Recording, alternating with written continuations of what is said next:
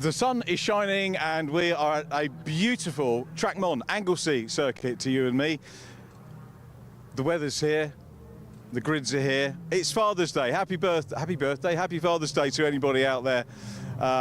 If you're missing your dad, I'm missing mine for sure, but I know we've got a lot of sons and dads and mums as well. It's a great family day, that's the key thing. Welcome to day 2 of the Brscc Summer Festival here on Anglesey. Yesterday we had 2 great Fun Cup races, 6 hours of sensational action. You can catch up on that on the various streams, and it's well worth doing that in the week if you get the chance to do it. Today though, our focus with some mainstay Brscc formulae, the 3 Mazda championships are going to kick off with the Gaz Shocks Mark 1 championship, and they're in the holding area here right now. We've got the Downforce Radio Clubman's, and we've got the Clapham North MOT Mazda MX-5 Super Cup. We've also got the Nankang Tyres BMWs and the Vinyl Detail Fiesta ST 150 championships to entertain you over the course of the day. Whatever you do, don't leave us, because we've got some great racing action coming up. We're going to head up to the commentary box in a few minutes, but before that, I thought we'd have a quick whiz round the tail end of the grid. Is that a politically correct thing to say? Maybe some of the drivers that struggled in the first race yesterday. First of which is Tim Storer. We're going to get a thumbs up from Tim. See if we can have a word. How you doing, Tim? Sun's out, all good. How's the story of the weekend for you so far? We weren't able to make the first race due to family commitments. We had a death on the Nile party, my sister-in-law. I'm sorry to hear that. Back in Rutland. No, it wasn't that bad, to be honest. It was her 60th, so we're all dressed up, and so we had to drive 4.5 hours back last night and then come back this morning.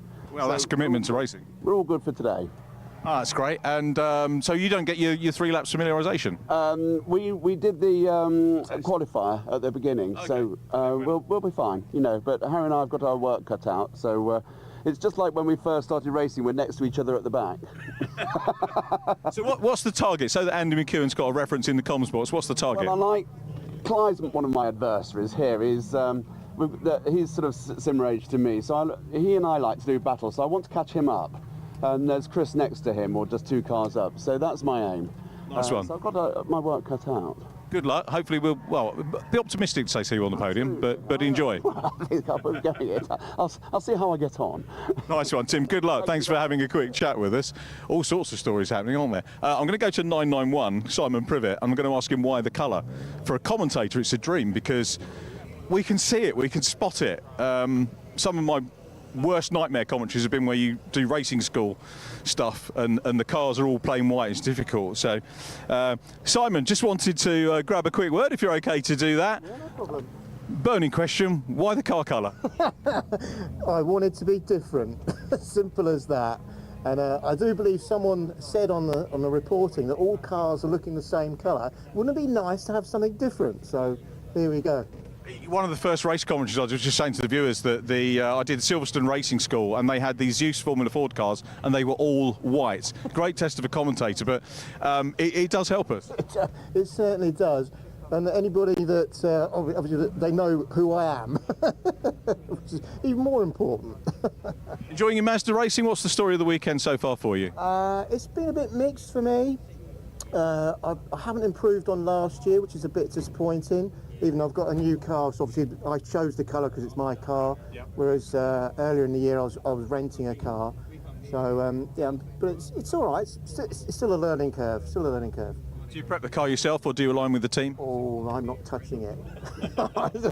This is my bit, and nothing else. That's the great thing about Mazda racing, isn't it? You can come in and you don't need to have any experience. You can rock up with the team. You can maybe learn bits yourself and get more involved if you want to. I'm not. I'm just doing this. But no, it is actually a really good series. And it's not, all motor racing is expensive, but as it goes, this is really good value for money. Even if you rent a car or buy a car, it's still very good value for money, the racing. I think it is anyway. Well, good luck for the race, and we'll catch up with you another time. That's good. At least we can spot that one out on track. The 991 car, absolutely immaculate. Should we go down a little bit further? I think we'll probably get the shout at some point. Let's have a word with Chris Thelwell if we can in the 577 car. Hi Chris, how are things? Right, stupid question for you. I'm asking stupid questions as I go around the paddock. Why the number 577? Why 3 digits? 5 May 77, Star Wars released. Oh, wow. You're a bit of a Lando fan then? Yeah. Looks like we've got to go because cars are coming out on the grid. Very short and sweet, but hopefully catch you on the podium sometime. Thank you. Thanks very much. That's Chris Thelwell with Go For It. We didn't get to ask Chris about the background for Go For It. We'll do that another time. Andy McEwen will do that. Talking of Andy, I think he's up in the commentary box. Let's go and have a chat with him.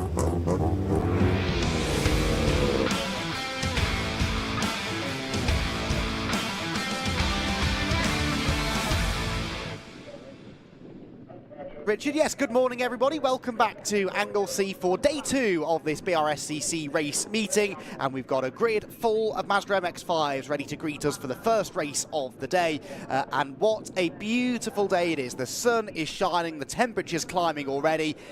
Whisper it might actually become a lovely summer's day. What a perfect day for racing here at such a picturesque venue as the Anglesey International Circuit that we're using for the full day today.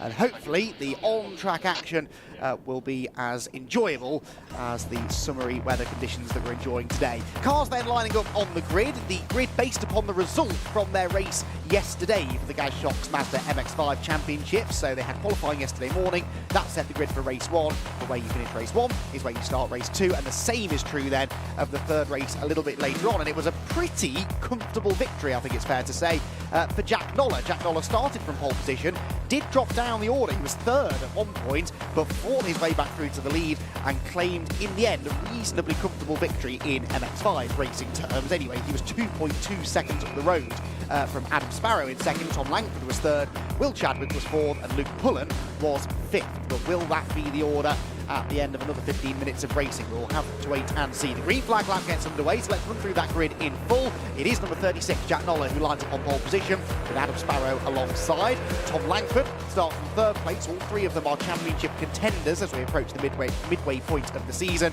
and they're all starting at the front of the grid again. Will Chadwick fourth, with Luke Pullen and Ollie Graham sharing row number 3. Fourth row then, Martin Tolley and youngster Ewan Thomas, with Tim Dorr and Neil Chisnell row 5. Tim Dorr made some good progress in yesterday's race. Levi Aisbett and Richard Button together on row number 6. Seventh row for Tom Walker and Graham Rumsey, with Chris Thelwell and Thomas Brown on the 8th row. Row 9 for Clive Chisnell and Simon Privet. And the top 20 then completed by Jonathan Fieldsend and Richard Bartlett. Jason Aisbett, Harry Storer and Tim Storer starting at the back of the grid. 20 minutes will be the journey, and as I said, a significant race this really in regards to the championship, because things are tightening up nicely now as we approach that midway point in the season. Into the weekend, it was Tom Langford from Luke Pullen at the top of the points, with only 9 points between them. Well, Langford obviously extended his margin over Luke yesterday, but Jack Noller, who was only a further 5 points back, will have now overtaken Luke Pullen. Potentially. It's a bit difficult to work out the drop scores because they get 3 drops, but I'm pretty sure he will have overtaken Luke Pullen now for second place in the championship. So that means that Luke in the number 27 car has a bit of work to do. Adam Sparrow also gained some ground on the front runners because he came home yesterday in second place, and he was fourth in the championship, only a few points further back behind Jack. So it is closing in at the top. And that's what we like to see, really. We want to see a close championship battle. This championship has produced some thrilling conclusions over the years. And I think 2024 could be shaping up much the same. Very different, really, to 2023, a season that was dominated by Steve Foden, who won the championship with a race to spare, I seem to recall, at Silverstone at the end of last season. This year, the MX-5 championships are all going to conclude at Brands Hatch as part of the Formula Ford Festival, which for a few years was the case. Then they moved back away to their own sort of separate finals weekend at Silverstone. Back at Brands Hatch this year for the last round, and that should be guaranteed entertainment. So the cars then lining up on the grid. Jack Noller, Adam Sparrow, row 1. And we saw yesterday, Noller really quick once the race got going, but wasn't necessarily all that rapid off the line. And Adam Sparrow was able to get past him at one point. Let's see whether or not that's going to be the case again in race number 2. The rest of them all pulling in line behind. Keep an eye to Ollie Graham as well. He moved through the order in race number 1 up into 6th position. Ollie is a former podium finisher. I want to say he's won a race in this championship before. He hasn't raced full time with us for a year or so. Pretty sure he's been on the top step of the podium before. But anyway, he made some good progress in yesterday's race and should continue to move forward in this one from 6th. If he does, then he'll be mingling with the championship contenders. And that is certainly going to spice things up as far as the championship is concerned. Right then, red lights are on. We're ready to go racing. A bit of creeping there from Tom Langford, I would say, from 3rd on the grid. That could be interesting. But anyway, the lights are out. Away we go. And it is once again Adam Sparrow who gets the jump from the outside of row number 1. And Sparrow will grab the advantage as they head through target corner for the first time. And Jack Nolan, the pole sitter, yesterday's winner, down to 2nd place immediately. Side by side then for 3rd position. That's Will Chadwick up the inside of Tom Langford. So Tom may have been creeping slightly on the line, but it hasn't benefited him, and he's lost a place actually as they exit the banking for the first time of asking. Pullen still there in 5th, then it's side by side for 6th. Around the outside, Martin Tolley in the Go For It racing car. He is going for it. He almost went for a ride on the grass. He gathered it together, loses his momentum, and then gets a real whack up the back from Ewan Thomas, which should propel him back ahead of Ollie Graham as they head for Rocket for the first time. So it should be Tolley who moves through into 6th position. Graham 7th, Ewan Thomas very early on the brakes. But Tim Dorr comes up the inside, clatters into his teammate, and Tim Dorr, with one of the saves of the century, gathers it together. But he really assaulted Ewan Thomas there. That was a lot very early on the brakes was Ewan, in fairness, not putting all of that on Tim. I think Ewan was quite early on the brakes and maybe caught Tim Dorr out, but they all got away with it. And as they head towards Peel, out wide goes Harry Storr. Well, he had gained a few places, but loses another one with a little wide moment up at Peel corner. Right then, down the back straight we go. Sparrow the leader, Noller in behind him in 2nd place. Chadwick, Langford and Pullen the top 5. Then Tolley 6th, Graham 7th. Here comes Tim Dorr again now. The inside, and this time almost gets into the side of Neil Chisnell, and Richard Wotton gets tapped into a slide as well. So very aggressive stuff on the opening lap in race number 2. A few of the drivers were saying that yesterday's race was a little bit tame by Mazda MX-5 standards. Well, they're doing their best already to make race 2 a little bit more lively, at least in the midfield. At the front, though, Adam Sparrow would love a nice, easy, quiet, uneventful run to a victory. Somehow suspect he's not going to get his wish, though, because Jack Noller is all over him at the conclusion of lap 1. Tim Dorr again in the thick of the action. They're battling with Levi Aismith, so he's gone back ahead of Levi there, back into the top 10, and now closing in on Neil Chisnell. Goes up the inside into the banking. Tim Dorr is just overtaking them as soon as he catches them, isn't he? Really good to see Tim in a feisty mood. Ollie Graham and Ewan Thomas here doing battle, so Thomas ended up 8th after that little skirmish up at Rocket. Trying to do something about that now. The number 9 AB Motorsport car has a slipstream, has a run on Ollie Graham, but Ollie, of course, getting a tow from the car ahead of him as well, which is Martin Tolley. Tim Dorr, meanwhile, defending now from Levi Aisbett. In fact, they've both found a way past Chisnell, so both Tim Dorr and Levi Aisbett getting ahead of Neil Chisnell, who's now out of the top 10. And Richard Wotton, the car in behind. I think it was Thomas Walker who got into him at the hairpin half a lap or so ago. Thomas is the 221 car just behind him. Then Chris Thelwell, Graham Rumsey, Clive Chisnell and the rest filing through as the leading pack heads for the Tom Price Straight. That had changed, hadn't it? I think Ewan Thomas had got himself ahead of Ollie Graham, possibly, as they went towards the hairpin. Yes, he has, and now having a go at Martin Tolley. Look, so Ewan Thomas, the ex-Carter, goes up the inside into the hairpin, and is this one going to work? Martin Tolley hangs it tough around the outside, ends up with 2 wheels in the dirt coming off the hairpin, and still they run side by side down towards the final corner. Now this should favour Tolley because it's a 90-degree left-hander. Ewan Thomas finds himself on the outside line, which isn't really the best place to be, but he's very late on the brakes and goes right around the outside. Fantastic driving from Ewan, and he does gain 2 places in half a lap. So Ewan Thomas into 6th position. Really surprised that he was able to pull that off, but clearly feeling pretty confident under braking is Thomas. Can he now set off after the leading group? Ewan said yesterday he wasn't particularly pleased with his pace, was disappointed to lose touch with the leading group. And in race number 2, he is doing his best now to get himself back on terms with them. Down towards Church Corner goes Martin Tolley then, now under fire slightly from Ollie Graham. Round the right-hander, the quickest part of the circuit, quickest corner of the circuit. Side by side here, meanwhile, and that is Tom Langford and Will Chadwick. That's for 3rd place, and Langford slipstreams through. Chadwick trying to come back at him into Rocket, but there's no way through, so that's Tom Langford back into a podium place now. They've dropped Luke Pullen a little bit over the last lap or so, and so that meant that Langford had no pressure, was completely free to attack for third place, and having got third place, he's already starting to get away slightly, I'd say, from Will Chadwick. Sideways, Martin Tolley comes through. There's Tim Dorr. He's got a bit of a gap back now to Levi Aisbit in 10th. With Aisbit the one really coming under threat now, isn't he? Here are the leaders, meanwhile. Jack Noller hunkered up behind Adam Sparrow. And for now, I think, content simply to follow Sparrow. You can see that they're pulling away from the cars behind, as they did yesterday, in the closing stages anyway. And I think Jack knows that he's probably got the pace to just bide his time, pick his moment. He will have a go at Sparrow later on in the race, of that I'm sure. But for now, happy just to build a gap over the third place battle. And then we can settle it amongst themselves. Across the line they go. What is that gap going to be from second to third? Well, Langford, interestingly, sets a new fastest lap. So 1:47.8 was a tenth quicker than the leader, 2 tenths quicker than Jack Noller.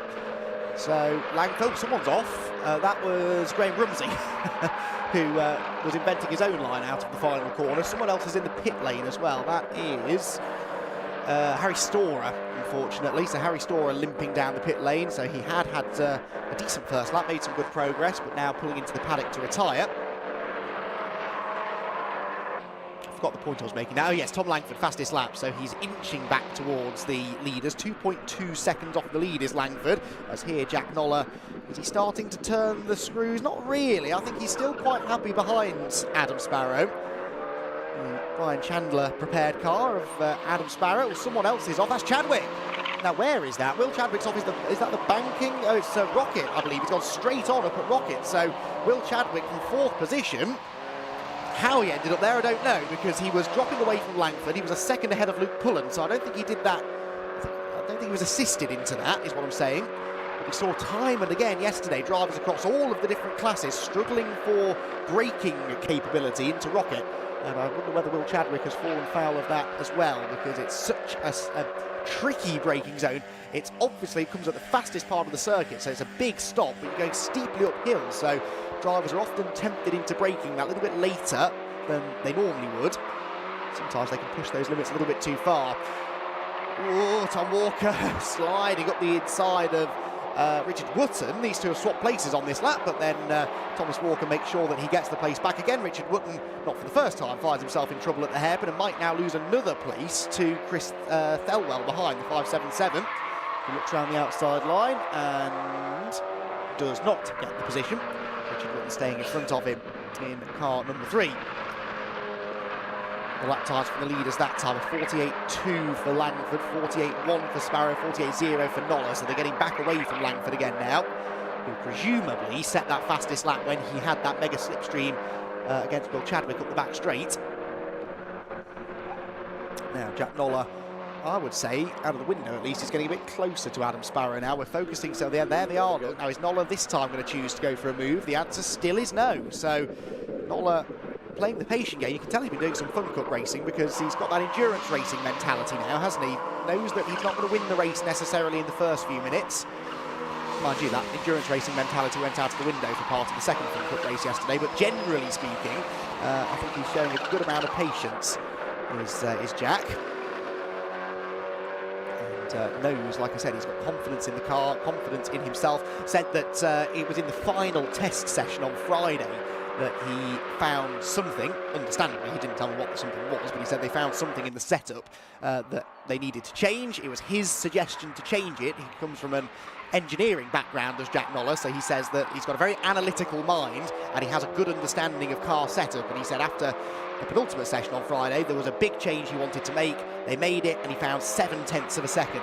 And that's, bear in mind he was on pole position by 6/10 of a second, has made all the difference really. And he has comfortably been the fastest driver on track this weekend.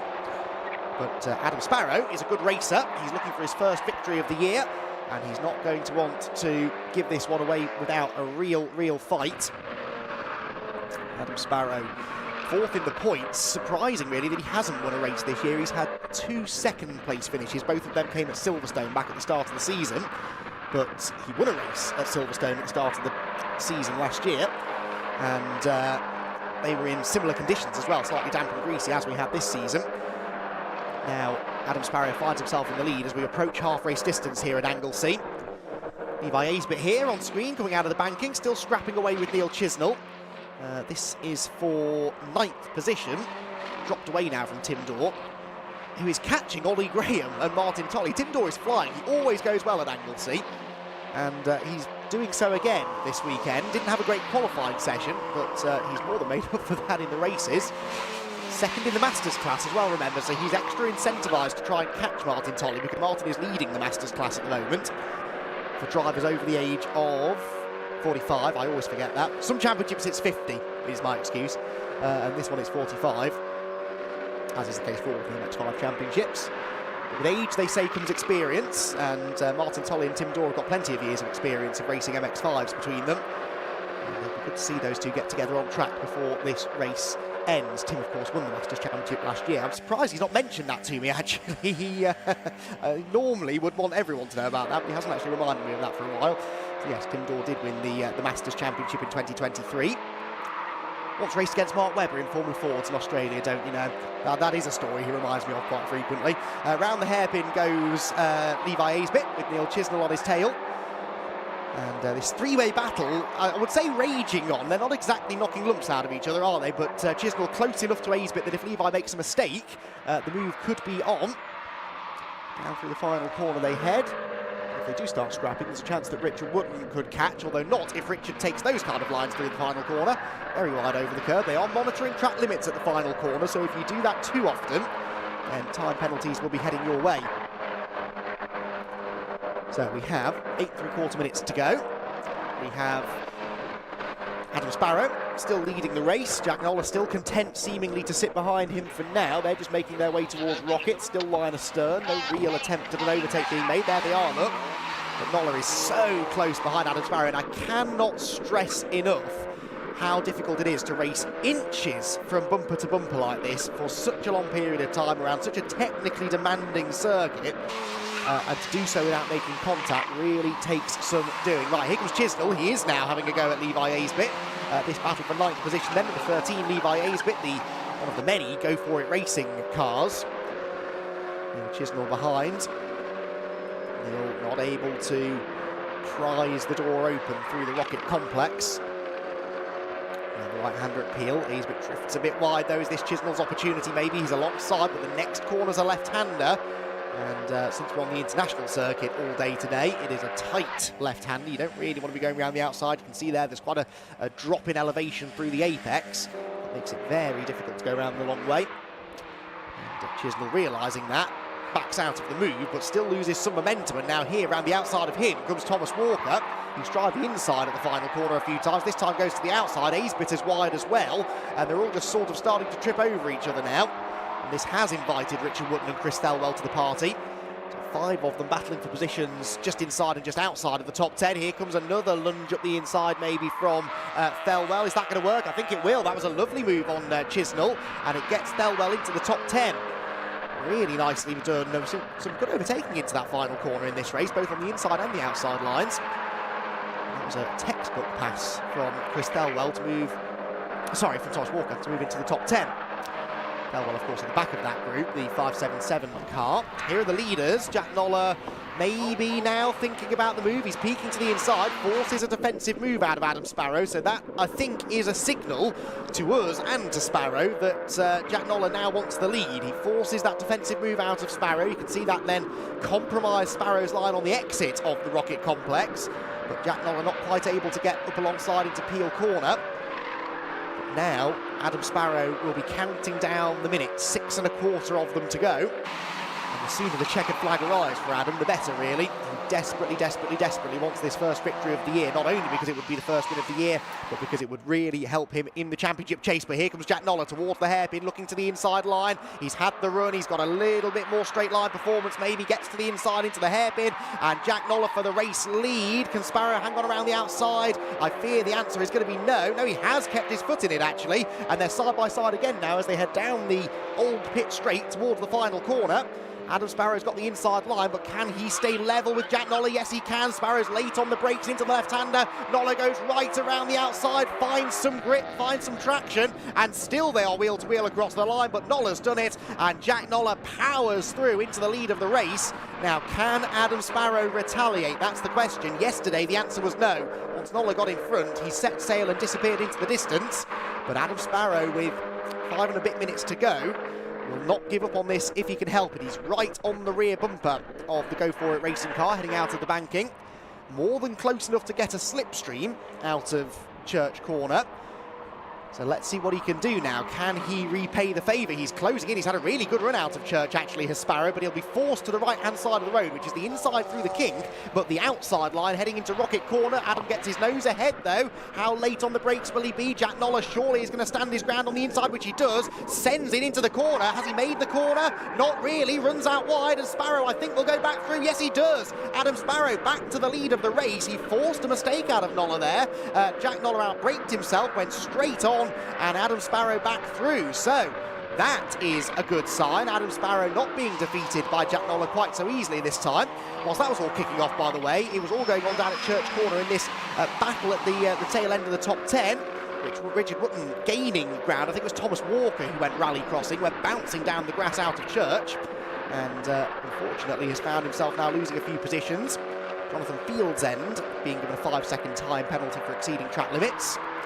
Will Chadwick, by the way, retired to the pit lane after that moment that he had up at Rocket. So, not sure what the issue was. Brake failure, stuck throttle maybe, whatever it was, he couldn't continue in the race, and so that's a shame. The top 5 finisher from yesterday not getting a result in this one. Leaders coming across the line, still Sparrow leading the way from Nolla in 2nd position. Here comes Richard Wotton. Defending from Levi Aisbett, who goes out wide at the hairpin. Back on the inside line is Thomas Walker, leans on Levi slightly. But is he going to have the overlap down to the last corner? I don't think he will. Forces a big defensive move out of Aisbett, though. This is a very entertaining scrap. May not be for the race win, but still an exciting little battle pack heading out of the final corner. It's growing now, actually, because Graham Rumsey has joined in the fun after his grassy moment a while ago. Right, leaders heading up the back straight. I think that might be where we need to focus. There they are, look, on screen as we speak, and Jack Nolla closing back in on Adam Sparrow, pulls to the outside line. They're level as they head to the braking zone. Can Sparrow avoid making the same mistake that Nolla made a lap ago? I think he will. That looks nicely controlled under braking. Sparrow defends the inside, drifts wide on the exit, though. That puts him on the inside line for the right-hand element of Rocket, and Nolla, I don't think, had the grip on the outside line that time to go right round the outside. He does have a better run off the corner, though, so forces Sparrow to defend into Peel. Adam really clever driving that. He was going to carry a bit too much speed into the corner for that line, so he just slowed the car down on the apex, parked it right on the front bumper of Jack Nolla's car, and would not let Jack get the run. Now, whilst they're scrapping, Tom Langford is definitely catching them now. He was only 1.9 seconds behind these two at the beginning of the lap. He's closer than that now as they go side by side again for the lead into the hairpin. This time to the outside line is forced Jack Nolla, and Adam Sparrow has to cover, but does it well. He's defending really nicely here. Arguably better than Nolla did, really. Nolla had a lap in the lead and then made a mistake at the way into Rocket. Sparrow so far not putting a foot wrong. He's going to have 2 more laps of this defending to be done, though. Can he hang on? The best thing that could happen, really, here for Adam Sparrow is that Tom Langford catches them, because that would then put some of the pressure onto Jack Nolla and perhaps relieve some from the race leader. Through turn 1 they go. Further back, Graham Rumsey's making electrifying progress through this battle pack. He might be inside the top 10 now. I think he's just gone past Levi Aisbett, was that, going into the hairpin, which by my reckoning would put him, no, maybe 11th at the line.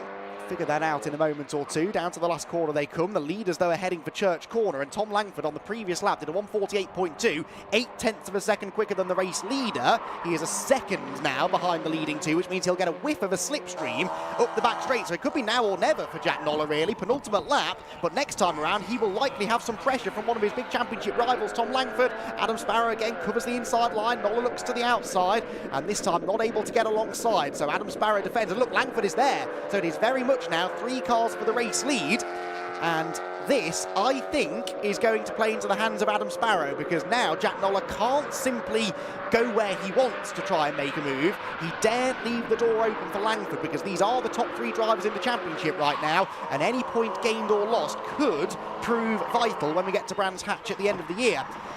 Ooh, big squeeze there from well, that was Graham Rumsey getting squeezed out, wasn't it, by Thomas Walker as they went up the back straight. The leaders, though, head towards the hairpin for the penultimate time.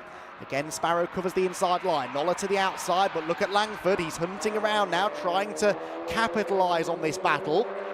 And of course, if they go side by side up the back straight this time, Langford will get a lovely double slipstream. And we've seen 3 wide does just about work up that back straight. So I wonder how much of a risk Langford will be willing to take. Sparrow defends the lead into the final corner. Nolla trying to get that better exit, which he does, but again, Sparrow just mirror driving, just hanging on the front bumper of Jack Nolla's car. They begin the final lap of the race with 5 seconds left on the clock. One more lap around the Anglesey International Circuit. Langford sideways up the curb as Sparrow defends again into the banking. He's just got to make sure he doesn't put a foot wrong. Don't leave the inside line open anywhere, and you've got your first victory of the season, Adam. But my word, will it have been a hard-fought one. Down towards Church Corner for the final time then. And this is the key area. A good exit from Church is required, and it's a good exit that Jack Nolla has had. He was best of the 3 of them through the right-hander, but where does he go? Is there a gap to the inside line? There is! Adam Sparrow has left him a space on the inside line, and Jack Nolla will surely cruise up the inside into Rocket and claim the race lead. Jack Nolla's got the inside line. Sparrow will have to try the long way round. That won't work, and Jack Nolla, yesterday's race winner, is back out in front. I don't understand why Sparrow didn't defend. He defended every other lap. He was in the lead, and on the final lap of the race, he left a gap for Nolla, and through goes car number 36, Jack Nolla in front, and Adam Sparrow now with limited options if he wants to try and get the lead back. Down into the left-hander at turn 10 they go. If he gets a good exit from here, he might be able to challenge into the last corner. But Jack Nolla will surely have that covered, and he's had a really good run off the turn as well, has Jack. But Adam Sparrow is going to be kicking himself for that. I know it's easy for me to say from the comfort of the commentary box, but he just left a Mazda MX-5 gap to his left. And in the end, that was all it took for Jack Nolla to go through. And Jack is now safely off the hairpin. He's heading for the final corner and heading for another victory. His 2nd win of the weekend this will be for Jack Nolla. It will be his 3rd of the season after his first one came at Snetterton a couple of months ago. Off the final corner he comes, a brilliantly driven race by Jack Nolla, who wins at Anglesey once again. Adam Sparrow will be frustrated with 2nd, no doubt about that, and Tom Langford in 3rd, with Luke Pullen a lonely, well actually not lonely, a distant 4th. He was caught by his teammate Ewan Thomas, who drove much better in that race by the end of it, and he finishes inside the top 5. Bit of contact further back there, I'm not sure what that was all about. Thomas Walker again getting involved with Graham Rumsey, I think, as the rest of the runners get across the line. Tim Dorr, by the way, did catch Martin Tolley and Ollie Graham, but just ran out of time to make a move on them. So it's Tolley 6th, Graham 7th, Dorr 8th, Neil Chisnell 9th, Richard Wood 10th. And then here comes the rest. We've got a bit of damage to one of the cars. That's the 221 car, isn't it, that's picked up a little bit of damage. Thomas Walker. Rear bumper hanging loose, but he gets to the flag all right, albeit down in 13th place, further down the order than he had been a little bit earlier on in the day. Well, fantastic race, much more like it, that wasn't it? That was a proper battle between the top 2. And yeah, the 3rd race later on is going to be an interesting one, isn't it? Because I think we're going to see a resumption of the battle between Sparrow and Nolla. Langford now looking like he's perhaps got the pace to challenge them as well. Wasn't able to get past them in that one, but if he could get away with them at the start of the race, he'll be starting 3rd on the grid, remember, will Tom? That could make all the difference. So, Jack Nolla, the winner. Adam Sparrow, slightly disappointed 2nd place, but still good points, still valuable points scored for the championship. We don't need to win the most races in order to win the championship. We say this time and time again, it is always true. And Adam Sparrow missed a consistency so far in 2024. Continues that run with another 2nd place. It was a win though for Jack Nolla, and Adam Sparrow 4/10 adrift at the flag, much closer than it was yesterday though. The top 3 covered by only 8/10 of a second. The 3rd of those 3 was Tom Langford. Luke Pullen 4th, Ewan Thomas 5th, and Martin Tolley in 6th was the winner in the Masters class, ahead of Ollie Graham and Tim Dorr, with Neil Chisnell and Richard Wood leading the top 10. Then Levi Aisbert 11th, Chris Stelwell 12th, Tom Walker 13th, Graham Rumsey 14th. 15th place was Clive Chisnell, ahead of Tim Storer, Tom Brown, Richard Bartlett, Simon Privet and Jonathan Fields to complete the top 20. Jason Aisbert was the last runner at the flag, with Will Chadwick sadly retiring after that off at Rocket, and Harry Storer retiring to the pit lane in the early stages. So, championship-wise, what does that all mean? Well, it means good things, I think, for Jack Nolla. He's most definitely going to be gaining ground in the championship after that one. But we'll have to wait and see exactly whilst what the drop score situation is. In fact, tell you what, I'll work on the points whilst Richard is hearing from the podium finishers. Richard, over to you. What a great way to start our day's racing here. Thanks very much, Andy, Jack Noller and Adam Sparrow. And apologies if you heard that from Jack. Sorry. You're too close to the mic. We had a conversation about expletives elsewhere, so one for another day anyway. But apologies. First of all, we'll get Adam over as well. Let's do 1 and 2, because I think when the cars go out, we'll get hastened up. Congratulations on the win, and you need to thank me because I'd written down Adam as the winner, but then you did all the business on the last lap, didn't you? Well, yeah, well, commentator's curse as always, isn't it? So yeah. Well, this gentleman was doing a fine job so far. Well, we were backwards and forwards so many times that race. We got a clean start, managed to break away, and then just worked together at the start, and then when time felt right, we start ding-dong at each other and backwards and forwards, backwards and forwards. A lot of respect given, a lot of space given. Not space when we didn't need to give space, but right on each other's door, lovely stuff. And this man just had a little slide going out of turn 3 on the last lap. I was like, okay, I've got an overlap now, here we go. And made it stick. But before that, you got the leads with a move at the hairpin. So obviously yesterday, all your Fun Cup racing was on the coastal circuit. You hadn't used that bit apart from in the Mazdas. So that was one of the few moves that we've seen up there. So that was good. But then you lost out. But talk us through that move at the hairpin first. Yeah, so there's a lot of loading up for that corners, and they can't use the excuse of me practicing that corner more. So I thought I'll do it there. So there's no excuses from any of the other drivers. So yeah, it was good fun. Made it work.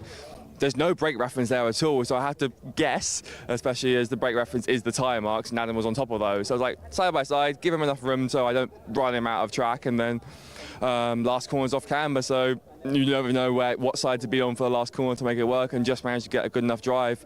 There was a little mistake, I think it was a little mistake that put Adam back past, like half a lap later on the straight at Rocket, yeah. I've been told to wrap up, so I'm very quick. I want to have a quick word.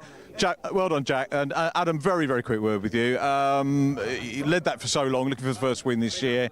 Frustrated, but P2, decent points, and you know you've got it in you. Yeah, I know I've got it in me. Great race for Jack. It was unbelievable. But yeah, it's a shame that I didn't manage to get the top spot. But yeah, Jack's had a bit of extra practice on the most of the track by driving the Fun Cup. So yeah, I'd like to say a massive thank you to my sponsors, the MX-5 Shot and Midland Tyre Shaving, and also a massive thank you to BC Cars Motorsport. The car's been epic all weekend. Great job, and superbly led for the majority of the race. Well done, and we'll see you on the top step a bit later, I feel sure. Adam Sparrow there, and Jack Noller, our race winner. 2 out of 2 for Jack, plus some great stuff in the Fun Cup. Let's hand you back to Andy McEwen with the Clapham North MOT Mazda MX-5 Super Cup. And want to say hello to George Grant if you're watching. George isn't with us this weekend, but he's still here via the sponsorship and patronage of the championships. Thank you, George. Hope you're well. Let's go up to Andy in the comms box.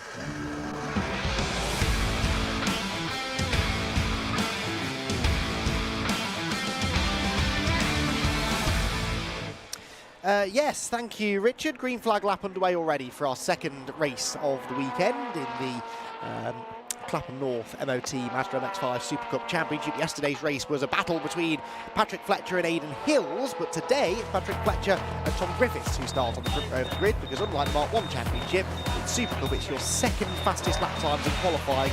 They give you the grid order for race number 2. So Patrick Fletcher starts on pole alongside Tom Griffiths. Lee Britton's not there, unfortunately, from third on the grid, so the reigning champion, Aidan Hills, has got row 2 all to himself.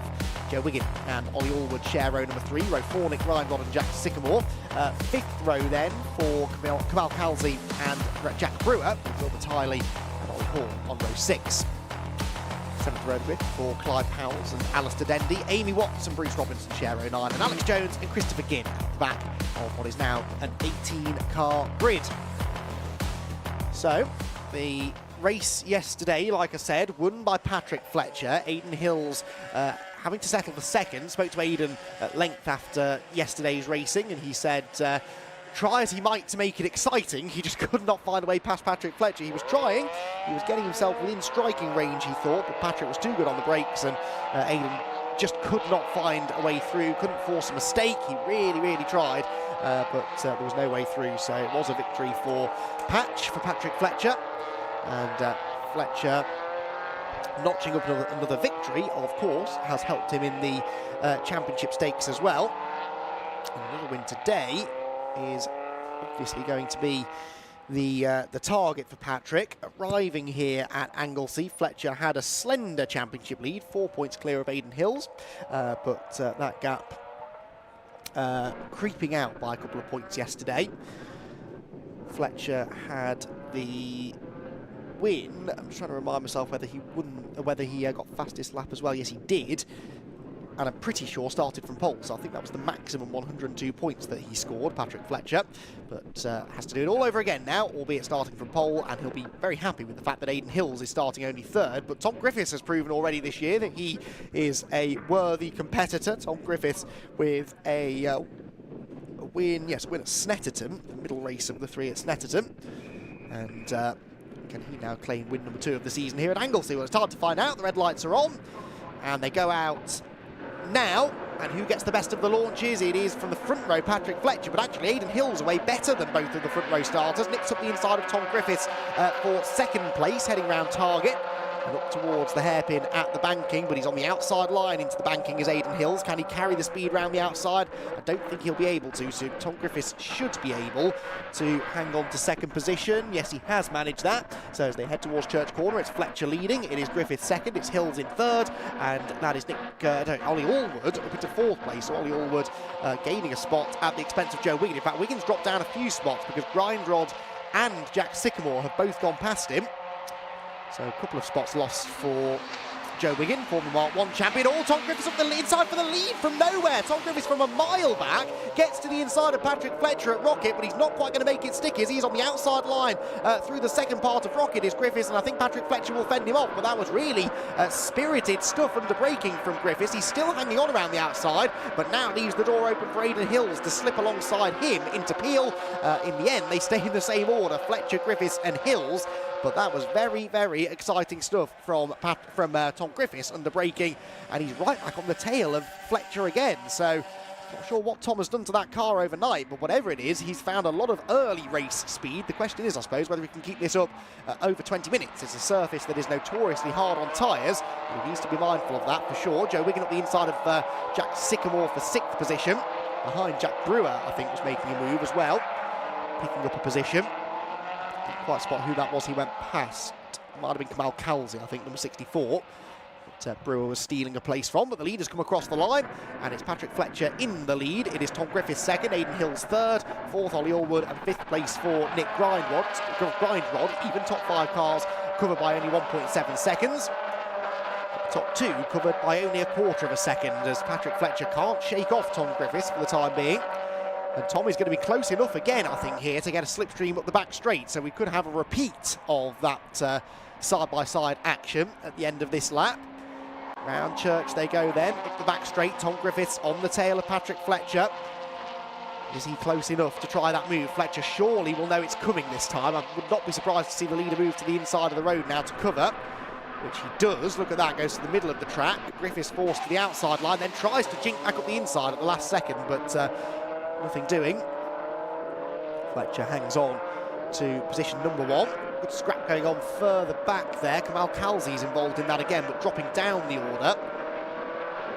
Next driver behind Kamal is who was that? So that would have been Wilbur Tiley, I think, maybe.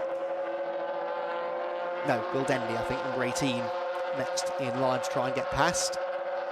As they drop downhill, there's a big cloud of dust just blowing across the track there. Someone's been off the road coming out of Peel. Leaders down to the hairpin. Here comes that big battle pack at the front of it, number 13. So that is Wilbur Tiley. Having got past Kamal Kalsi earlier on in this lap. And bringing with him 27 of Ollie Hall. So 2 more places lost for Kalsi.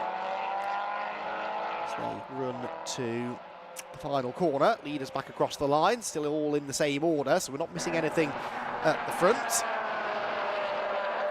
Down to turn 1 comes the battle. What are they fighting for? 9th place here. Wilbur Tiley at the front of this queue of cars, scrapping over 9th. Out of target into the banking. Really unique corner, tricky corner, so many different lines you can take through there. You can turn in early and use the banking to carry speed through the corner, or you can take a later turn in, carry the high line. try and carry the momentum down towards Church, but most of this group seem to take the same line. Right, leaders side by side again. Tom Griffiths almost side by side anyway, couldn't quite force the issue then. But this is much more like it from Griffiths. Actually forces a mistake out of Patrick Fletcher. Patrick Fletcher out wide. And, well, ironically, that's not going to benefit Griffiths because he was then tempted to go to the outside into the second part of Rocket. That left it all wide open for Aidan Hills, who almost came through. But once again, as happened a couple of laps ago, despite the side-by-side action, they stay in the same positions. Round to Peel and the international loop they go. Again, a big cloud of dust being kicked up by somebody in the top 10. That was the leader, I believe, Patrick Fletcher, we think, just dipping two wheels on the dirt.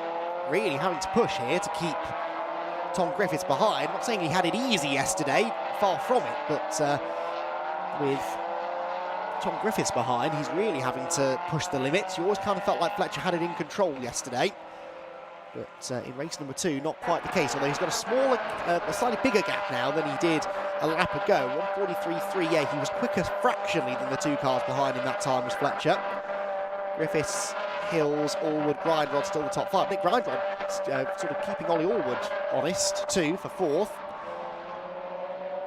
But Griffiths now, I think, just in danger of slipping out of range, isn't he? He's not going to get much of a slipstream from that sort of distance back. And Aidan Hills now starts to rub his hands with glee because he can see maybe an opportunity to move through and challenge for 2nd. Here's the battle for 4th then. Ollie Allwood having to really defend now from Nick Grindrod. Defensive move made into the Rocket complex by the 4th place man, who then gets a big slide, does Allwood, going through the second part of Rocket. Now, are we going to see Nick Grindrod force his way through before much longer? Allwood's car definitely looks a handful, doesn't it? Sideways wherever it goes. Look how the leaders have closed back in as well. So I really thought Griffiths had been dropped by Patrick Fletcher, but through the middle sector of the lap, it seems that maybe Tom is a little bit quicker. Not close enough to attack into the hairpin, but takes a much earlier turn in and actually almost got alongside Patrick Fletcher there. So Tom Griffiths, just as I thought he was down and out, very much proving me wrong, which I'm happy to see. We want to see a good fight between these three. And Tom Griffiths would love to try and net a 2nd win of the year. Again, takes an earlier turn in to the final corner. Across the line they go then. Fletcher, Griffiths, Hills, the top 3.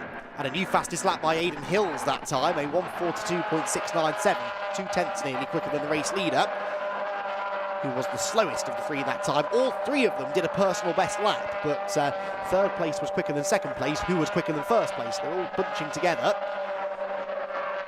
And the right-hander at Church, they're about to go, with 12.5 minutes to go. Up the hill again. This time Fletcher again has dropped back, although he's fractionally closer than he was a lap ago. So we'll see again if he can close in to the back end of Fletcher into Rocket. He's much later on the brakes, is Griffiths, isn't he? Carries more speed into the corner than anyone else, and that's how he almost got the lead on the opening lap, actually. At the time, I thought it was a bit of a banzai move, but I think he's just genuinely better on the brakes. But is he maybe working those brakes a bit too hard, and will that come back to bite him in the second half of the race? We're not even halfway through yet. Allwood and Grindrod continuing to do battle for 4th spot. The leaders out onto the international loop once again. This the 5th lap of the race. Where does the next attempted overtake come maybe from Tom Griffiths? Again, he takes that early turn in. Really interesting to see the different lines that the 2 drivers are taking. I'd be interested to know whether that's Griffiths deliberately driving more aggressively to try and distract Fletcher, or whether that is just his line into places like the hairpin and Rocket. He does seem to like to aim at the apex and then really rotate the car through the middle of the corner, whereas Patrick Fletcher's taking the more traditional wide sweeping racing line, which looks smoother and probably is quicker, but it just leaves that little inviting gap on the inside for Griffiths to try and have a nibble at from time to time. Ollie Allwood and Nick Grindrod being caught now by Joe Wiggin as well. Joe Wiggin on that lap did a 43.7, was the fastest man on the track apart from the leading trio, so quicker than both ahead of him. Joe Wiggin with wins already, last time out at Alton Park.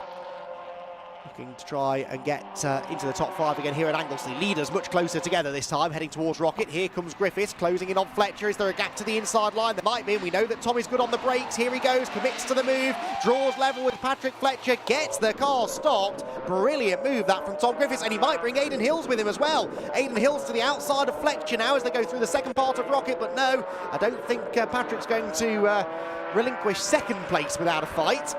But that was, you could see that coming. As soon as Fletcher got within that sort of range, with his ability under braking, there was no way really that Fletcher was going to be able to defend it.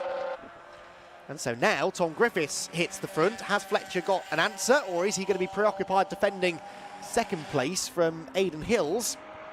Towards the hairpin they go. Is Hills going to try the lunge? Yes, he is. Takes that later. That early turning gets up inside of Patrick Fletcher. They maybe dropped a little bit of paint on the apex.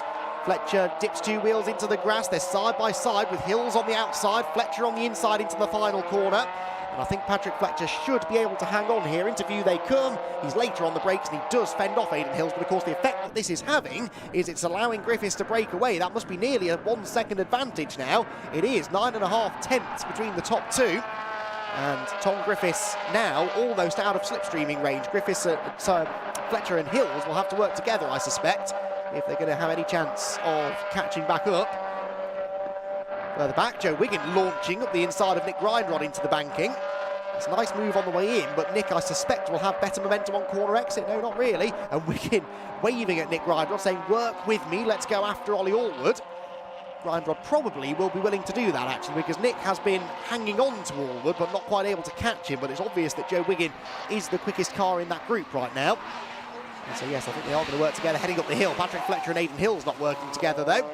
They run nose to tail through the Rocket complex with Aidan Hills once again applying the pressure. Tom Griffiths getting away now.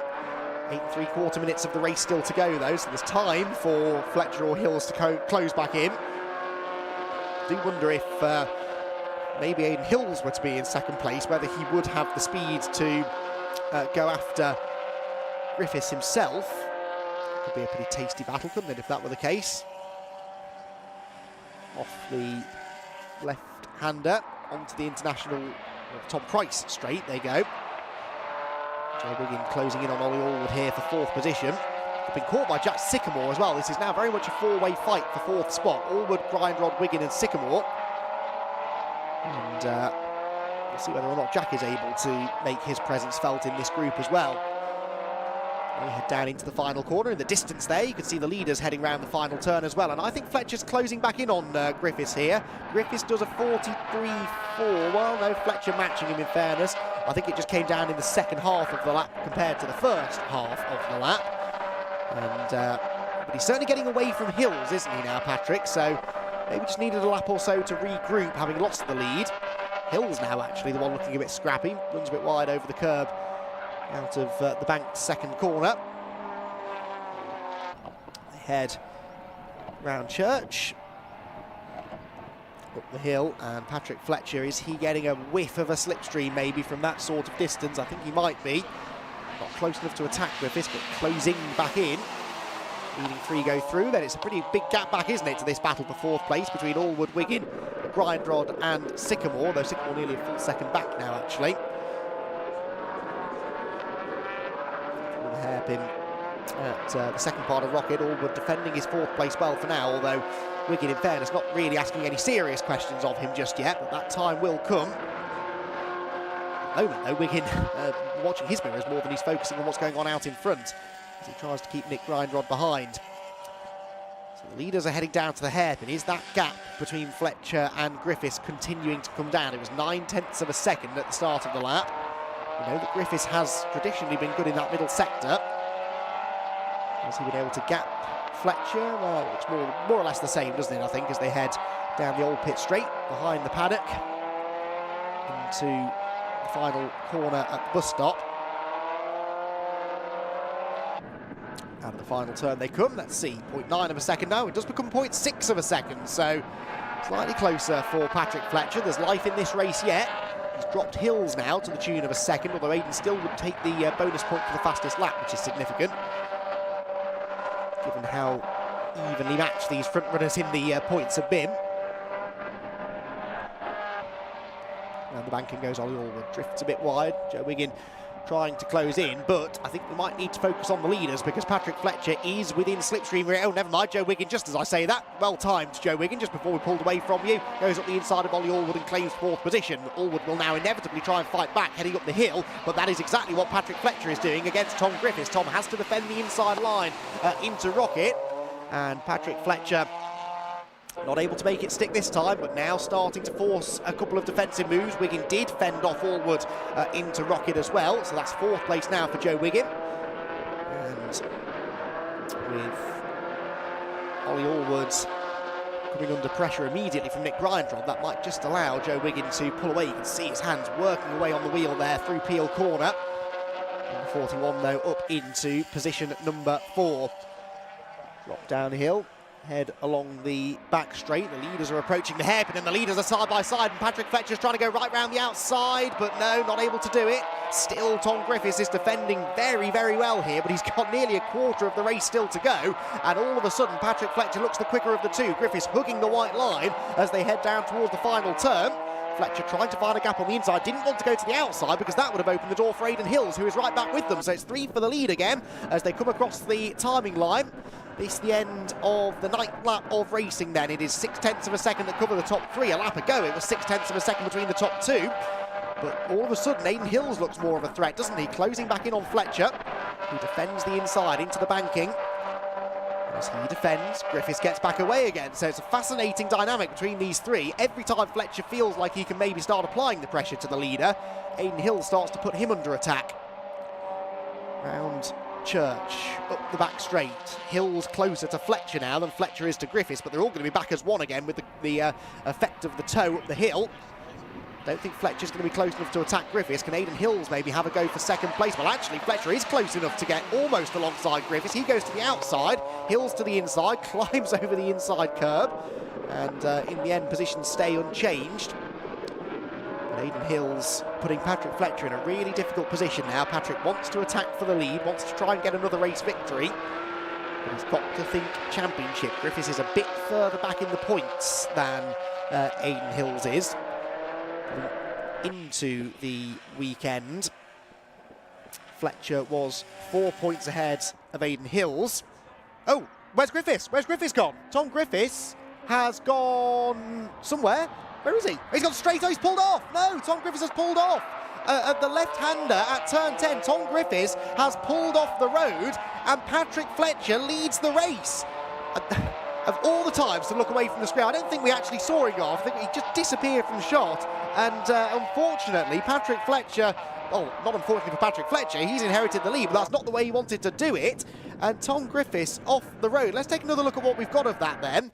Down the hill they went and just loses power completely coming out of turn number 10. Immediately he pulled off the road, put his hand out of the cockpit, and Tom Griffiths out of the race. Well, what drama, and now it's a repeat of yesterday's battle then between Patrick Fletcher and Aiden Hills for the win, but Tom Griffiths will be absolutely furious with that because that was a race win that's gone begging. I'm not saying he was going to have an easy run to the flag, but he seemed to have things under control, and now Patrick Fletcher under real attack from Aiden Hills, who's got a run on him coming out of Church Corner, pulls to the right-hand side up the hill, side by side for the race lead again, and Aiden Hills trying to make the move stick. He squeezes Patrick Fletcher towards the inside line. There's almost a touch between. I think they just avoided the contact, but it was very close indeed, and Aiden Hills goes back into the lead. So Aiden Hills through, but then he's slow off the corner as well. Patrick Fletcher almost gets into the back of him, and they're side by side. That time there was some tyre smoke as they rub body panels, but Aiden Hills remains in front. So Aiden Hills the leader, Patrick Fletcher right back behind him though as they drop down the hill in towards turn number 10, and Aiden Hills defending the inside line. Fletcher with a big lock up on the way into the corner.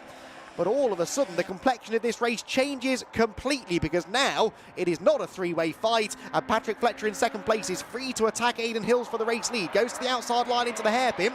There will be one more lap to go at the end of this one in what has been a topsy-turvy 2nd race in the weekend for the Mazda MX-5 Super Cup Championship.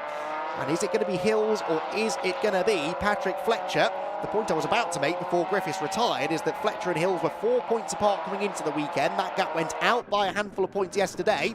And so it's quite important, really, for Aidan Hills to try and get some points back on Fletcher. Across the line they go, into target. 0.4 of a second between them. Oh, and Hills, a huge slide. That was very close to disaster. I'm sure he will tell us he had that completely under control, but that certainly looked spectacular from outside. But has he managed to keep Patrick Fletcher far enough behind now that Patrick can't get the slipstream up the hill? He's going to get a tow, but will he be close enough to attack into the Rocket Complex? This is it then, final time up the back straight. Aidan Hills weaving around, trying to break the slipstream, trying to prevent Patrick Fletcher from getting close enough, and it might just be working, you know. Into the braking zone they go. Fletcher fakes to the inside, but he's really too far back to even think about that, and Aidan Hills stays in front as they go through Rocket for the final time. Fletcher closing in though, pulls to the wide line, into Rocket out, tries to carry the momentum off the corner. Hills maybe just rattles the curb a little bit, but stays in front of Fletcher as they turn through the right-hander now at Peel. They're both sideways, they're both on the limit as they come over the hill and towards turn number 10. Further back, Kamal Kalsi is getting into the side of Alistair Dendy's car, but Alistair Dendy defending 10th position. The leaders, though, are heading down to the hairpin. This is it then, really. One more chance for Patrick Fletcher to attack. Can he make the move? Is there a gap on the inside? The answer really is no. Aidan Hills has got that one covered through the hairpin. A wider line in for Fletcher. But no, he's not got the momentum on corner exit, and I think Aidan Hills has more or less got this one in the bag now. One more corner to go. The checkered flag awaits, and Aidan Hills on course, would you believe, for only his second win of the season, and his first one since the very first race on the international circuit at Silverstone. It's win number 2 in 2024 for Aidan Hills at Anglesey. Second place goes to Patrick Fletcher, and on the podium again is Joe Wiggin out of all of that. Joe Wiggin third, it is fourth for Nick Reinrod, and then Ollie Allwood, gets squeezed out wide by Jack Sycamore at the final corner, and Jack Sycamore breaks into the top 5. But that was spectacularly good driving from all of them, really. That was a much better race than yesterday, a bit like in the Mark 1s, really. A lot more going on, a lot more overtaking, and a lot more drama, really. That was certainly a dramatic race, and you've got to feel for Tom Griffiths. Tom Griffiths really didn't do anything wrong there, but having made a couple of really good moves to get the lead, and then a couple of good defensive moves to defend it, unfortunately mechanical woes have taken him out of the race. And I know it's a part of motor racing, but it's always a heartbreak, especially when it's a race win that goes begging. Well, phenomenal stuff from the Mazda MX-5 Super Cup. Let's remind ourselves of the finishing result then, as Tom Griffiths probably doesn't want a reminder of this. Stood trackside looking disconsolately at his broken car. Aidan Hills the winner, Patrick Fletcher second, and Joe Wiggin comes home in third place. Nick Reinrod fourth ahead of Jack Sycamore fifth, with Ollie Allwood, Jack Brewer, Wilbur Tiley, Ollie Hall and Alistair Denby completing the top 10. While Kalsi was 11th ahead of Clive Powell 12th, Amy Watts 13th and Bruce Robinson in 14th position. 15th place then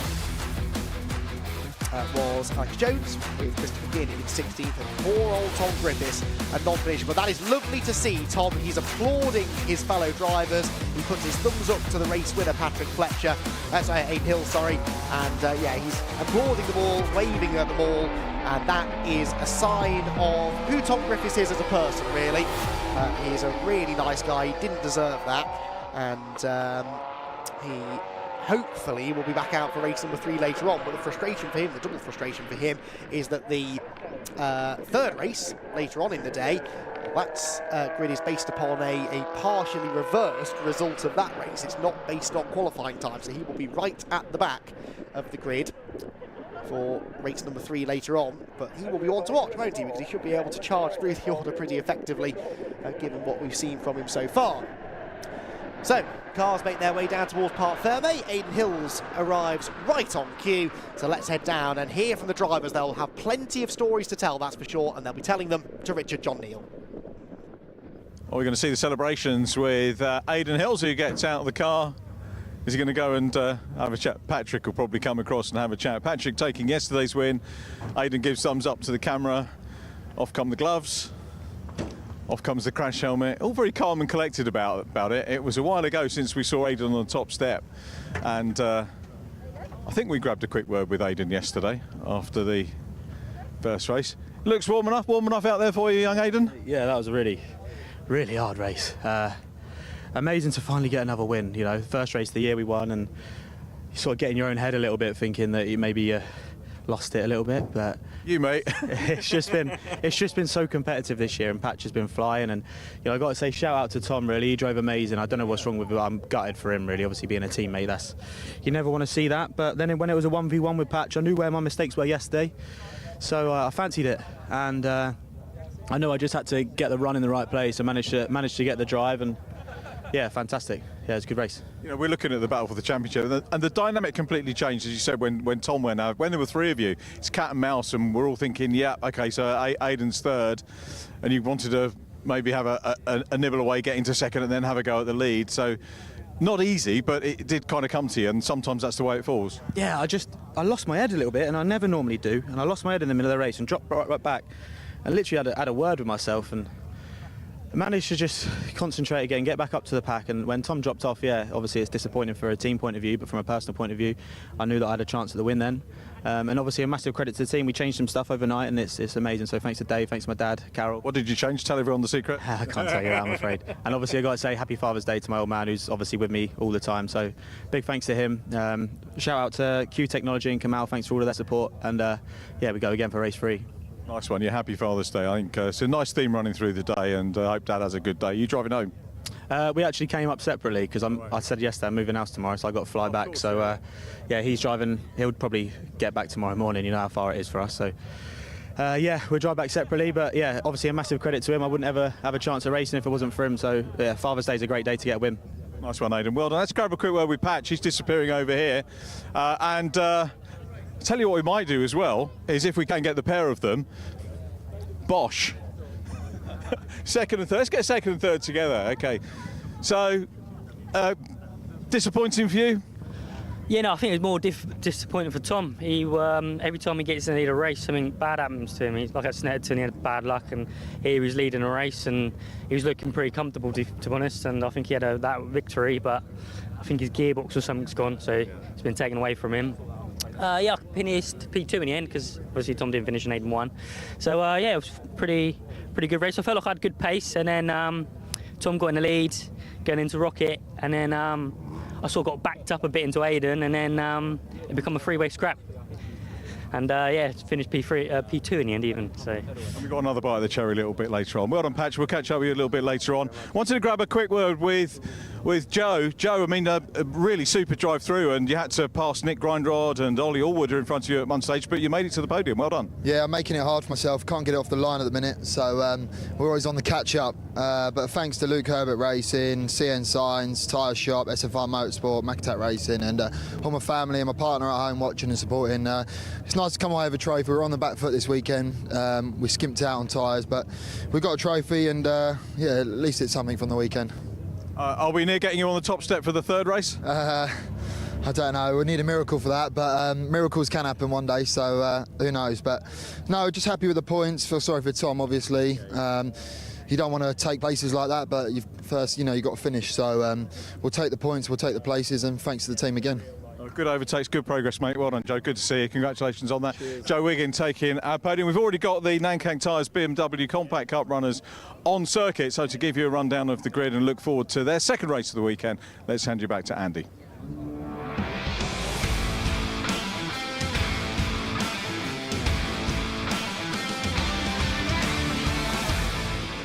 Thanks, Richard. Yes, cars on the grid then ahead of our next race, race 9 of the weekend, the Nankang Tyre BMW Compact Cup. They had a race yesterday won by Joe Doble from Stephen Daly by quite some way, actually. Joe Doble, pretty comfortable race victory for Doble Jr.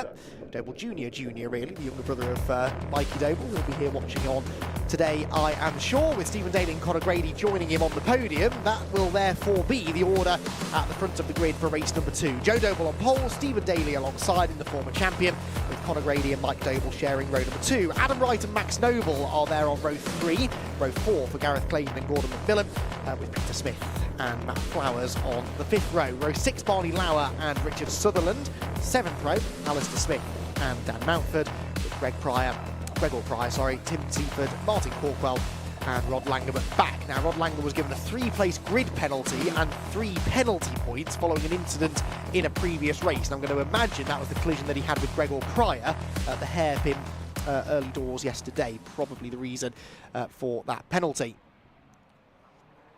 So, cars then weaving around, trying to get some heat into the tyres, and the Nankang Tyre BMW Compact Cup Championship that was probably the most finely poised of all of the championships here this weekend, coming into the weekend anyway. And race number 1, unsurprisingly therefore, when we had 3 drivers covered by 2 points coming into the weekend, has mixed things up slightly. Gordon McMillan was the leader by a point from Conor Grady, who was a point ahead of Joe Doble. Well, of course, that will have all changed around now with Joe Doble jumping to the top. Conor Grady will still be second in the points, but Gordon McMillan, the championship leader, dropping down from first to third because he was only 8th in yesterday's race. And yeah, only 8th in yesterday's race. He was 10th on the grid, I seem to recall, for that first race yesterday, Gordon McMillan. And so the championship leader then unfortunately losing a chunk of points after race number 1. Needs to try and get some of those back in the second race. We had a good battle between Adam Wright and Max Noble in that race that was settled in the end in the favour of Adam Wright, the 5th position. So we'll see a resumption of that scrap again in this one. Cars then up through Rocket. There is the number 21 car. That's Alistair Smith. KC Motorsport prepared car. KC Motorsport, the team Steve Daly essentially runs these days. He's brought Stephen so much success through the years. A whole host of cars out there, as always, in the Compact Cup. They've always been big believers in the BMW Compact Cup, which was a real phenomenon up in Scotland. And still race compacts up north of the border, but more and more of the Scots now coming down south to race in the National Championship. Stephen really was the first of the successful drivers to do that, and was a champion eventually, having won several championships in the Scottish series. Making a return this year, Stephen missed the first round of the championship because he wasn't planning on racing at all this year. Then he came out of retirement at Croft and unfortunately had a disqualification in race number 3. Now, you get 3 dropped scores in the season with Compact Cup. However, you can't drop a disqualification. So that is going to hamper his chances now massively of competing for another title. But he's out there just to have fun, really, I think, and enjoy his racing, enjoy being back part of the Compact Cup fraternity. And he will very much have his eye on a race victory again here today, if at all possible. But Joe Doble isn't going to make that easy for him. He will be looking for a good start at the front of the grid. The 2 blue and white cars, not teammates, but both similar liveries at the front of the grid. Joe Doble in the car that Mikey Doble won this championship in a couple of years ago. And Joe has that inside line into turn 1, but we've seen a few times this weekend. That's not always been the best place to be starting. Sometimes better to be on the outside line. That could play into the hands of Stephen Daly. Let's see if that is the case, though. The green flag is very shortly going to be waved to the back. We've got a gap towards the back, I think. I don't think Gregor Pryor is there, unfortunately, after having had that collision with Rod Langham yesterday. Rod got a penalty, and Gregor is there, actually, so I think there's somebody else missing. Not sure who.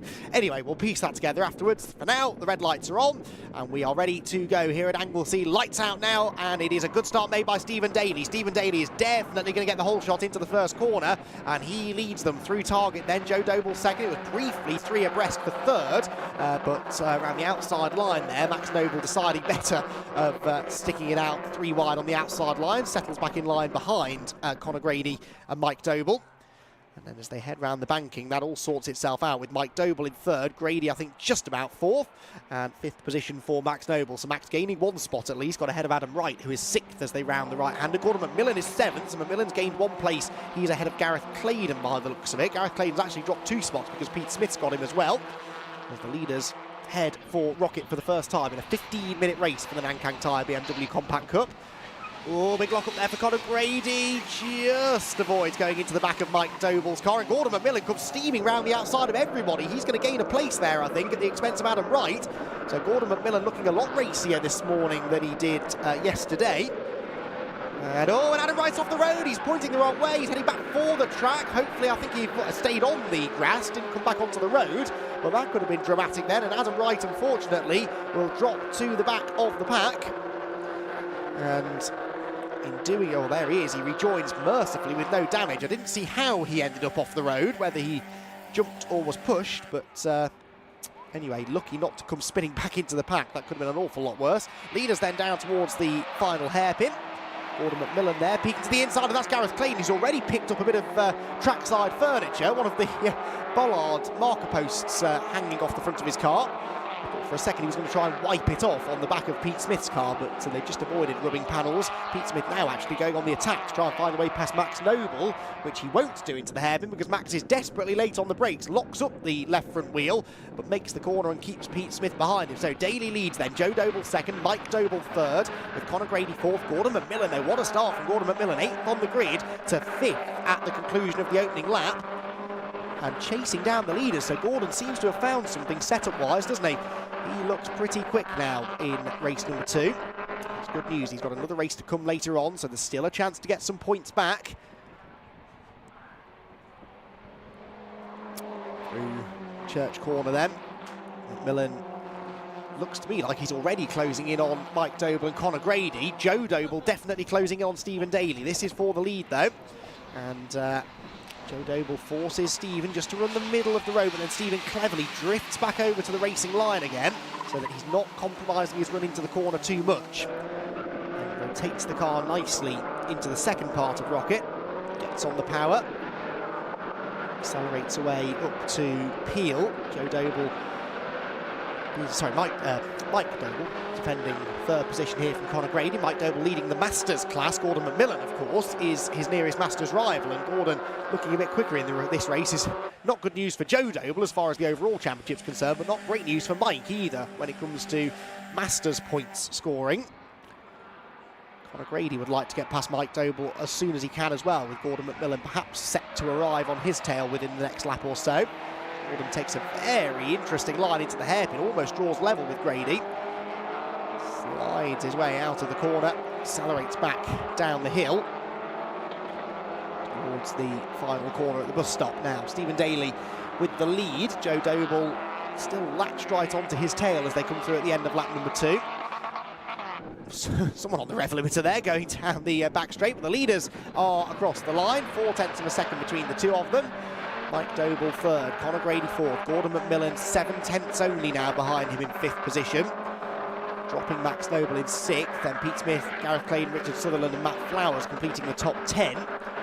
Where is Adam Wright after his spin? 15th after that spin that he had on the opening lap of the race. Round Church again then, up the hill they head towards the big overtaking zone into Rocket, and Joe Doble trying to do so, overtaking now, pulls level with Stephen Daly, but Daly seemed to get an extra little spurt of speed there. I think Joe Doble just touched the brakes maybe to bail out of that. Didn't want to take a big risk, knowing of course that Stephen Daly isn't realistically a championship threat this year. He doesn't necessarily have to win the race, Joe Doble. Second place would still net him 48 championship points, which is more than Conor Grady or Gordon McMillan are set to score. There's a good chance that Joe can beat them again in race 3 later on, so I think that's why we're seeing Joe driving with a pretty sensible championship head on his shoulders here. I don't think he wants to do anything silly, take a massive risk, when ultimately he is pulling away from the drivers that really matter in the championship fight. Through the hairpin we go again. Gordon McMillan again takes that very odd line going into the corner, but he's a bit further back this time from Conor Grady, so no side-by-side antics this time. Pete Smith there, the number 31 car, in behind Max Noble, as they head for the final turn. Max Noble not really under a huge amount of pressure. Round the left-hander then, across the timing line again, and still just under half a second between the two of them. So the leaders head for the banked hairpin. Any other battles going on further down the order, I wonder? There goes that third place scrap. Behind them, Noble and Pete Smith remain pretty close. I guess the driver really to watch for further back is Adam Wright, but he's not really involved in a battle at the moment. Down in 14th place as he is, he's not making quite the recovery drive that I expected him to. But we'll see if and when he does catch some of the cars, whether or not he's able to find a way past. I think we're hanging on to see where he is, but he's so far back now after that spin. He's only just going out of Church Corner. The next two that he's chasing are Dan Mountford and Barney Lauer in their battle for 12th place. That's not really the result that Adam Wright would have been hoping to be fighting for. There he is, just went through shot, and Adam Wright being chased down by Gregor Pryor, who is there. There was definitely a gap on the penultimate row of the grid. I'm trying to figure out who wasn't on the grid. Martin Courtwell and Tim Seaford were. Rod Langham and Gregor Pryor were. Dan Mountford we've seen, and Alistair Smith. So now I think we had, oh yes, we had all 18 started. I think someone just left a gap on the grid where they probably shouldn't have done. There goes Adam Wright, sliding his way out of Peel Corner. Very good looking car that is now. A nice livery on the number 27 car. Now he'll be enjoying seeing that battle going on ahead. Dan Mountford defending from Barney Lauer, and that is allowing him to close in slightly, as here Gareth Claydon has a little nibble at the back of Peter Smith, who in turn is getting sort of bottled in behind Max Noble. So the 6th place scrap looking reasonably entertaining. And we're going to see Pete Smith try a move here to the last corner. No, he's not really close enough, so shows the nose just to try and distract the car ahead, if nothing else, but not actually looking to try and get the overlap just yet. New fastest lap for Joe Doble on 50.564, but that was only 3/100ths of a second quicker than the race leader. I think I'm hearing that 77 maybe, Martin Courtwell, had a bit of a rotation on that lap. Not sure where. Has he got going again? I think he, yes he has. He's just coming down through the final corner now, so Martin Courtwell with a bit of a moment, and Martin's been struggling a bit this weekend, but comes across the line in the number 77 car, and yeah, it was quite a slow lap, so he had a quick spin but didn't lose a huge chunk of time. Leaders at Rocket, and this is Stephen Daly versus Joe Doble. Oh, good battle going on towards that part of the circuit as well, which involves Adam Wright. Dan Mountford and Barney Lauer are side by side in front of him, and Adam Wright is trying to buy into it. So that finally now, battle for 12th place is starting to burst into some sort of life. They have come out of the corner still with Adam Wright at the back of that group. They'll be arriving into shot here at Peel before too much longer, I think. There goes Gareth Claydon still with the bollard hanging off the front of his car. Attached itself pretty well, hasn't it, to the left front corner. That won't be too much of a distraction for him, I don't think. They head down towards the hairpin. As here comes that battle I was documenting. Way wide goes Dan Mountford, and this time I think maybe Barney Lauer will get alongside him. But Adam Wright looking to try and capitalise as well, and they go 3 abreast now. Adam Wright goes up the middle of both of them. This may only be for 12th position, but it's still pretty intense battling, and they're still 3 abreast as they get to the hairpin. They were all being a bit too polite with each other there, weren't they? Adam Wright could have stuck it in and gone past both of them. As it is, he might not actually gain any places, because Barney Lauer, I think, has got to the front of this group, and now Dan Mountford comes around the outside with some momentum. Way wide goes Pete Smith, meanwhile, out of the final corner. Gareth Claydon tries to take advantage. Can't do it on the way into target corner. Does that maybe yield an opportunity into the banking? Well, no, not really, because Peter Smith in 7th place, car number 31, defends the inside line. Round the right-handed hairpin they go. Up towards Church Corner, exiting Church Corner. Meanwhile, Joe Doble is closer to Stephen Daly than he has been for a while. Here they come up the hill, and this is Joe Doble's first genuine attempt, I think, to try and get the lead away. We are 10 minutes into the race, 5 minutes to go, and Joe Doble, no, not able to live with Daly under braking, so he drew alongside slightly in a straight line. But as they got to the top of the hill, not able to finish off the move. Down to turn number 10 they head. Here is Adam Wright on the tail of Barney Lauer now, which means he's probably gone past Dan Mountford on the first part of this lap. Yes, he has. As they head to the top end of the circuit, Adam Wright not yet able to find a way back ahead of Barney, but this would be only for 12th place. Novice cross at the back of Adam Wright's car, though, worth mentioning that, which means he is a relative newcomer to racing, which makes his performance so far this weekend all the more impressive, really. spin aside, he's been a top 5 contender really every time these BMWs have hit the track. Side by side here, Adam Wright to the outside now of Barney Lauer, going into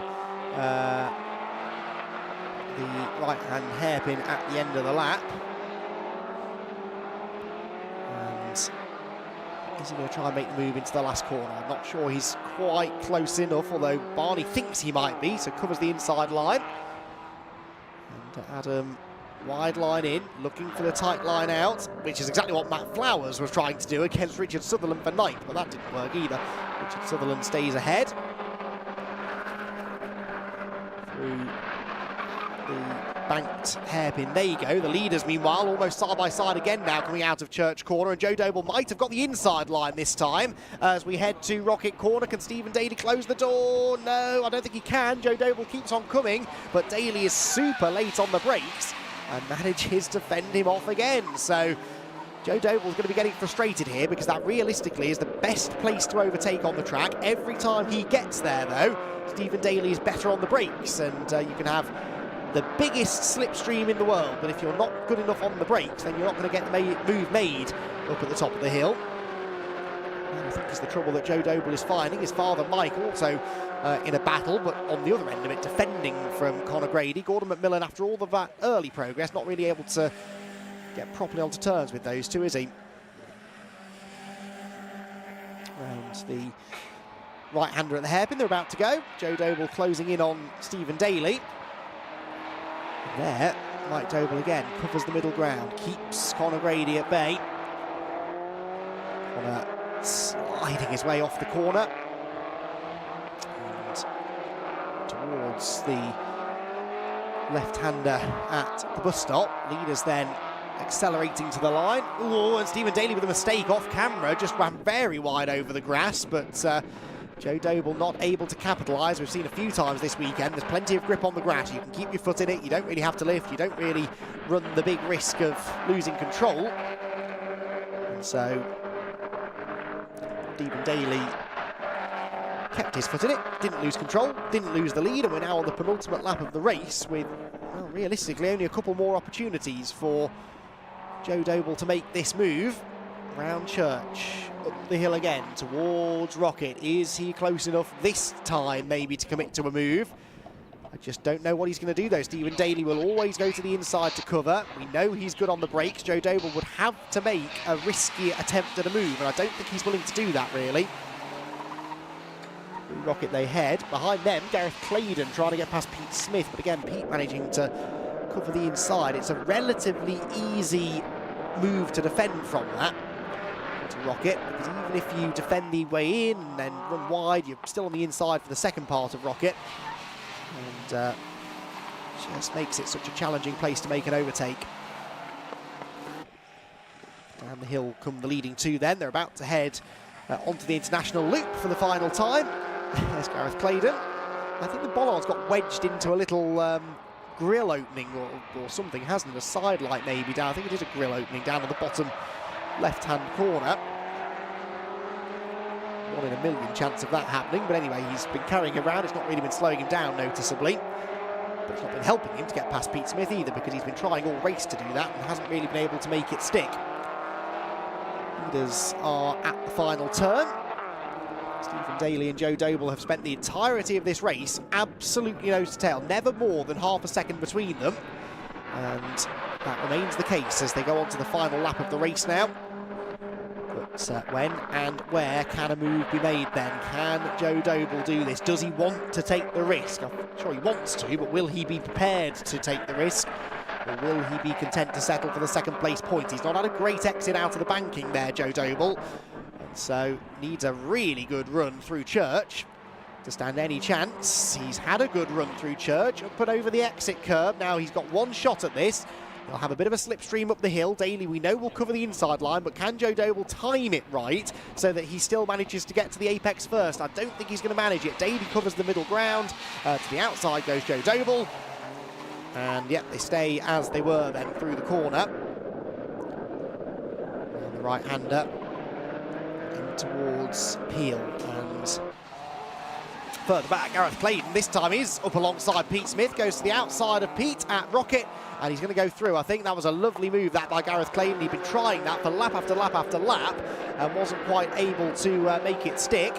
But now he might not have made it stick after all, because Pete Smith is back up the inside of him, into the right-hander at Peel, but he's gone wide, he slides offline. Gareth Clayton gets a run on him again coming down the hill, and they will be side by side into turn number 10, but turn number 10 is a left-hander, and that will favour Pete Smith, who stays in front. Stephen Daly, meanwhile, really having to defend the race lead into the hairpin for the final time, and has that maybe given a bit of a run for Joe Doble into the final corner. We're waiting with bated breath. On screen we're seeing Gareth Clayton back alongside Pete Smith again, but it's Stephen Daly who leads them into the final corner, and it's Stephen Daly who leads them out of the final corner. Stephen Daly wins race number 2 here at Anglesey. Second place goes to Joe Doble, and Mike Doble hangs on to third, so it's a pair of Dobles on the podium again, with Conor Grady and Gordon McMillan 4th and 5th. Max Noble comes home in 6th position, and then Pete Smith just fends off Gareth Clayton. Oh, bit of contact, bit of bodywork goes flying, and it is Pete Smith who hangs on to 7th, Gareth Clayton in 8th, Richard Sutherland comes through in 9th, and 10th position for Matt Flowers, who almost lost control of the final corner, but Matt Flowers does manage to claim 10th position. Alistair Smith is next. We had a spin, by the way, for Adam... yes, we had a spin for Adam Wright, and I think Alistair Smith was involved in it, because they both dropped down the order, actually, on that final lap. But they both, I think, collided at Church on the final lap, because I noticed out of the window Adam Wright recovering from a spin. Hadn't spotted that Alistair Smith might have been involved in that as well, but they both lost a whole number of places on the final tour. So... Martin Corkwell, last car to cross the line after his spin at the top of the corkscrew earlier on. And that brings everyone home at the end of an entertaining second race, but ultimately a race that was dominated by Stephen Daly, who led every lap, having got the jump on Joe Doble off the start. Joe, I think we will hear, when he chats to Richard John Neal shortly, I think we'll hear that Joe Doble was actually quite content to settle for second there, bagged the point. He was beating all of his championship rivals. It doesn't really matter whether Stephen Daly gets a race win. And Stephen Daly does get a race win, only by 0.2 of a second over Joe Doble, who hounded him to the flag. Mike Doble, his father, is third, ahead of Conor Grady, Gordon McMillan, Max Noble, Peter Smith, Gareth Clayton, Richard Sutherland, Matt Flowers in the top 10, with Dan Mountford, Barney Lauer, Gregor Pryor and Alistair Smith. Next, then it was Rod Langham, Adam Wright after another spin, Tim Seaford 17th and Martin Corkwell 18th, and last, but all 18 starters made it to the flag. So they will have another race a little bit later on in the day. The Compact Cup will hit the track again at about 2:15. We've got 2 more races before the lunch break. We're racing through the day's content so far, and it is another pair of 15-minute races. The Downforce Radio Mazda MX-5 Clubman Championship are next, and then the Vinyl Detail Fiesta ST150 Challenge. They will be the next 2 races to hit the track, and then it's the lunch break, and then we do it all again through the afternoon. Right then, let's head down to Parc Fermé, shall we? Hear from our podium finishers with Richard John Neal. Congratulations to Stephen Daly. Takes his gloves off. Helmet undone. It's always a... It's slightly cooler out here. I'm going to go this side this time and have a chat with Stephen. Stephen, congratulations, well done. Hard work though. Joe was with you all the way. It must have been the widest compact in the world there. Joe was pushing me the whole way. Made some changes over the car last night and it seemed to give me the legs up the straight. So massive thanks to the KC Motorsport team for going that extra mile just to find an extra little bit of pace in the car. Do you, I guess you'd have preferred a little bit of respite because you can't drive in an attacking way and try to build the lead if somebody's attacking you in return. Well, that was it. I was trying not to slow us up, but at the same time didn't want to let him pass because if he had got past, I think he would have just disappeared, if I'm honest, because he's just got serious pace this weekend. So I just had to try and keep him behind, which we managed to do, thankfully. So. Massive thanks to my daughter Emily, I know she's watching, and Nicola and all the rest of my family, friends that have supported me. That's just support's fantastic. Mega stuff. Much in the tank for race 3? Well, it's a reverse grid, so you never know. You never know. We could be at the back. Well, we could be at the back of 10 cars. So we'll see what happens. Well done, Stephen. Congratulations. Going to nip down, and we've had a bit of a Doble fest today because we had a chat with them, which in a segment that you're going to see in the lunchtime break. But we said it's lovely that it's Father's Day today. Stephen name-checking his family. Joe, well done. Thank you very much. How much of an issue is it here starting where you did? Because there's always debate at some tracks about whether pole should be one side or the other. Yeah, I mean, I don't get the best of starts myself, so it doesn't help. But I do think that outside line, because it's just, I'm not really sure, because if you hold it, then you have it for the next hairpin. Yeah. But it's down to me to keep him behind, and I couldn't. So, yeah, here's what it is. You were going for it. Andy McKeown in commentary was like speculating, you know, Stephen's not a championship threat for you, so is Joe going to be taking it easy? You weren't. You were having a look every lap, particularly a Rocket. Yeah, I was having a look. In the back of my mind, I knew unless I'd try and pressure him into a mistake, then I'll try and go through. But there was no real intent of banzaiing it up the inside or anything, just trying to pressure him into a mistake. That's going to be the same any race, isn't it, championship-wise or otherwise? You were going for it because you got the fastest lap as well. Oh, that's good. Well, it's another point to the tally. Yeah, no, happy to do that and to try and do some more. Okay, race 3, how's the reverse decided? Is it a ball draw or...? First, second, third go 10.98, and then the rest go into a ball draw. So I'll be starting from 9th. So a lot of work to do, lots of entertainment for us on the stream to watch anyway. Joe, well done. Lovely, thank you. Thanks very much, Joe Doble. We're going to get Mike, have a quick word with Mike as well. He's just congratulating Stephen Daly. Mike, we finally get the proper live podium interview and the Masters win, so congratulations on that. Moving the switch obviously did the job for you. Yeah, no missed gears and no switching the engine off in that one, but that was really, really tough. Connor pushed me all the way, and I had to drive 100% the whole time, and at my age and a bit overweight too, it's pretty tiring, I can tell you. I was really pleased to see that checkered flag. Does fitness play a key part, do you think, in racing? I think it does for me now. Now I've got on a bit, and I need to probably shed a few pounds, and I'll be right. I mean, once I'm in the car, it's just, I'm all right really. It's just that race did take it out of me because I was just full on the whole time. There's no rest time at all. Entertaining to watch, and we've got even more entertainment with the partial reverse that I was chatting to Joe about. Do you enjoy those as much as fastest off the front?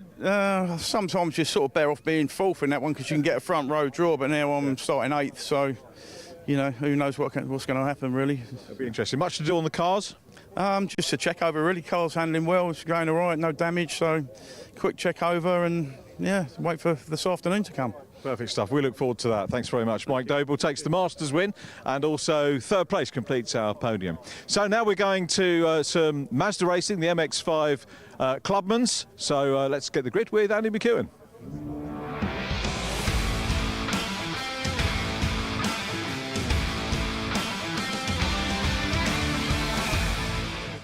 Thanks, Richard. Yep, cars on the grid. They'll be released very shortly for our next race of the day, the Nankang Tyre BMW Compact Cup. And, for the Mazda MX-5 Clubman Championship, sorry. That was the wrong grid sheet in front of me. I will give you the grid now for the MX-5 Clubmans because it's going to appear on screen. It's an amended grid after a grid penalty for one of the drivers. We'll get to in a moment, but it was not affecting any of the front runners. Johnny Greensmith on pole and Paul Bateman alongside him with Jack Murray and Alexandros Katoulas. Sharing row 2. Alexandros had a strong run yesterday with Martin Tolley and Jamie Turner on row 3, sorry, row 4. I'll get some of this right in a minute. Row 4, Bo Parry and Simon Waterfall. Row 5, Pete Smith and Adam Lawrence with Del Pace and Nick Ledoy on row 6. Row 7, Russell Halley and Jake Pace. The 8th row of the grid, Matt Crozier and Ryan Farley. Jonathan Fieldsend and Peter Williams are together on row 9. 10th row, Simon Privet and Oscar Trapez. He was the driver given a 5-place grid penalty and 3 penalty points for causing a collision in the previous race after getting out who that was with. Either Matt Crozier and David Snowler at the back of the grid. 21 of them. It was a good race yesterday for the MX-5 Clubmans. It was a race won by Johnny Greensmith by only half a second though over Paul Bateman, with Jack Warry only about a second behind him. And those 3 set to do battle again at the front of the field in this one. Alexandros Katoulas started at the front, didn't get a good launch off the line, and then picked a number of places up as we went on through the race.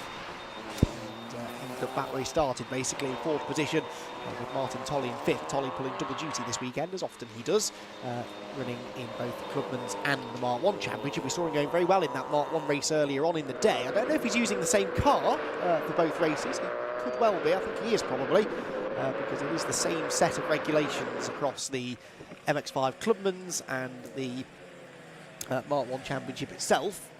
So there is a very good chance, I think, that we will have the same car for Martin Tolley, and if that's the case, then it's a quick car. He's a quick driver, hugely experienced driver in Mazda MX-5 racing, and he knows a thing or two about how to win these races, so I expect to see, again, a pretty feisty drive from him, and hopefully he can get up there and challenge some of the podium runners. It's a glorious day here at Anglesey.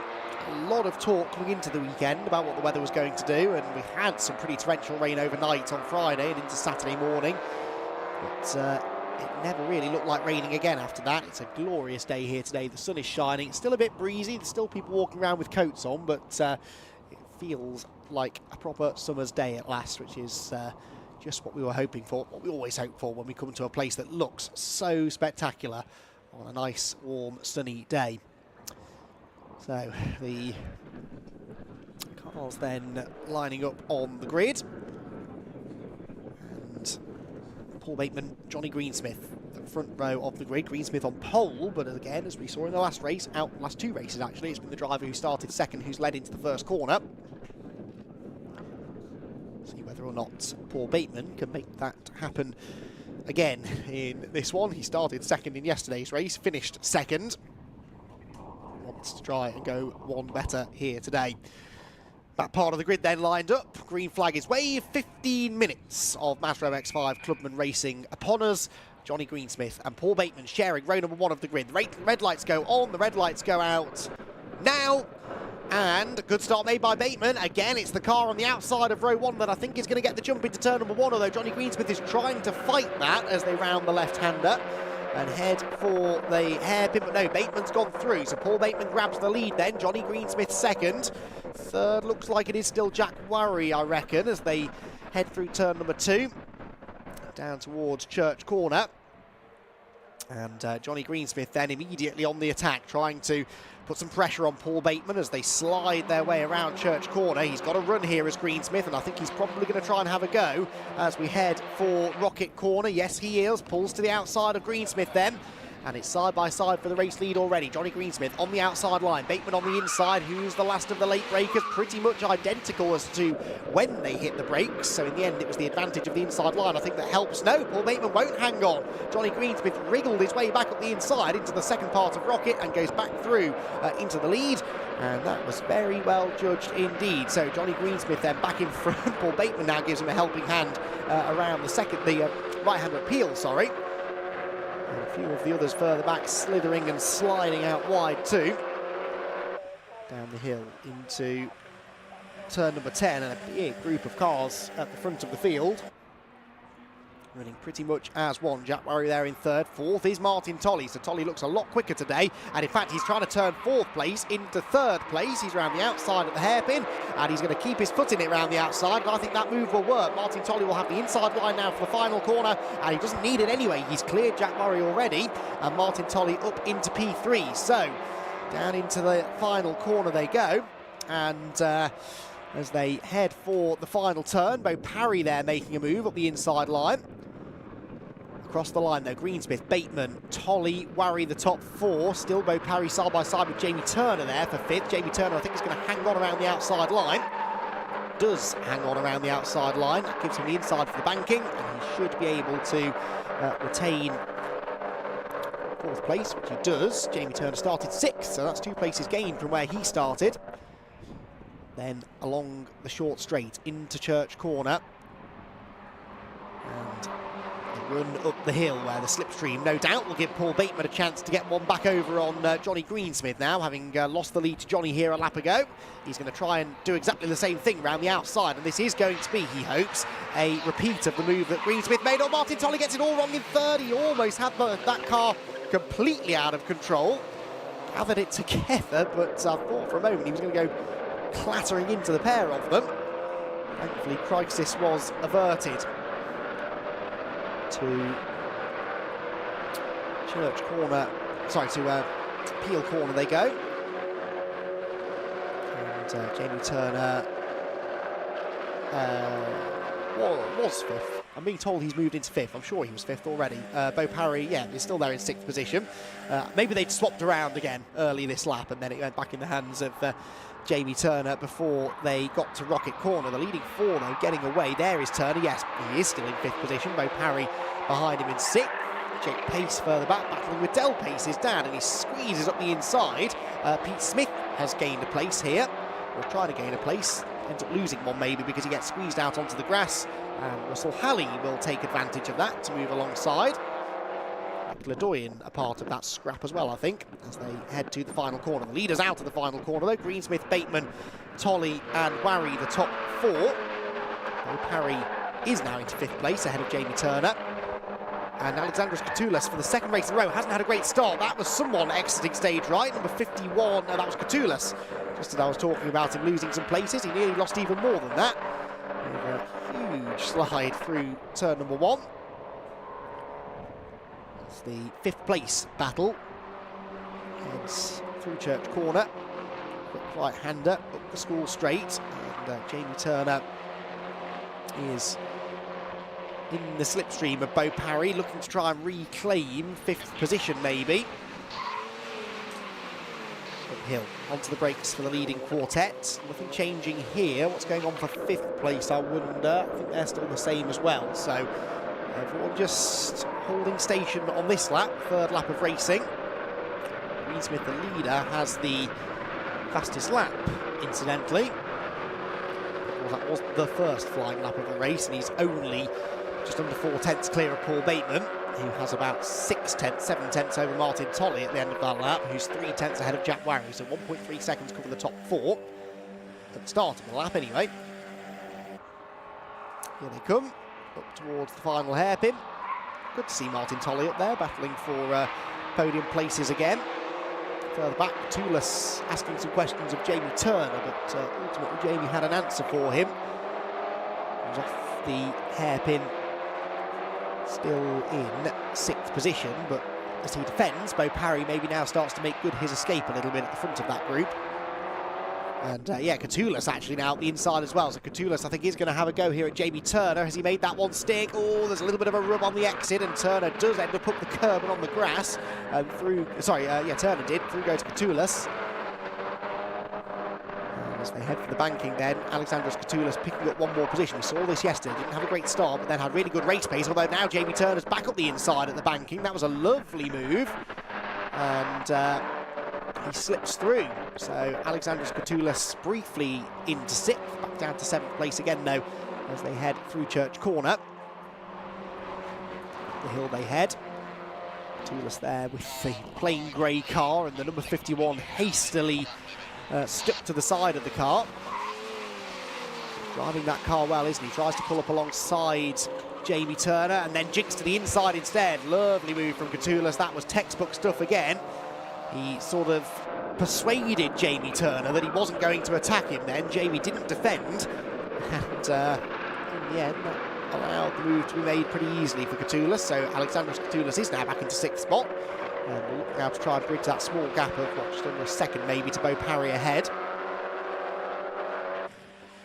Ooh, now that's Paul Bateman going wide. That was Paul Bateman. I think he'd had a go. No, he'd been attacked by Martin Tolley, but Paul Bateman's made a big mistake here, and Martin Tolley's up alongside him. So for 2nd position, Tolley trying to squeeze around the outside into the hairpin. Again, locks the rear axle up, does Tolley, but I think he's made that move stick with some proper Martin Tolley car control there. He will go past Paul Bateman. Bateman now under threat from Jack Warry. And of course Jack Warry also a go-for-it racing driver, Martin Tolley's team, so those two likely to work together. Jack Warry's not got up the outside of the pair of them. What happened there? So Jack Warry from 4th to 2nd, and Martin Tolley's down to 4th again. I'm not entirely sure what happened then.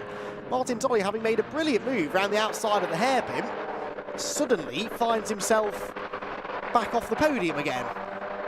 He just seemed to leave that. It was like he was almost trying to let Jack Warry through, and then sort of inadvertently went off the track completely and waved Paul Bateman by as well. Of course, Jack is 3rd in the championship and is driving for Martin Tolley.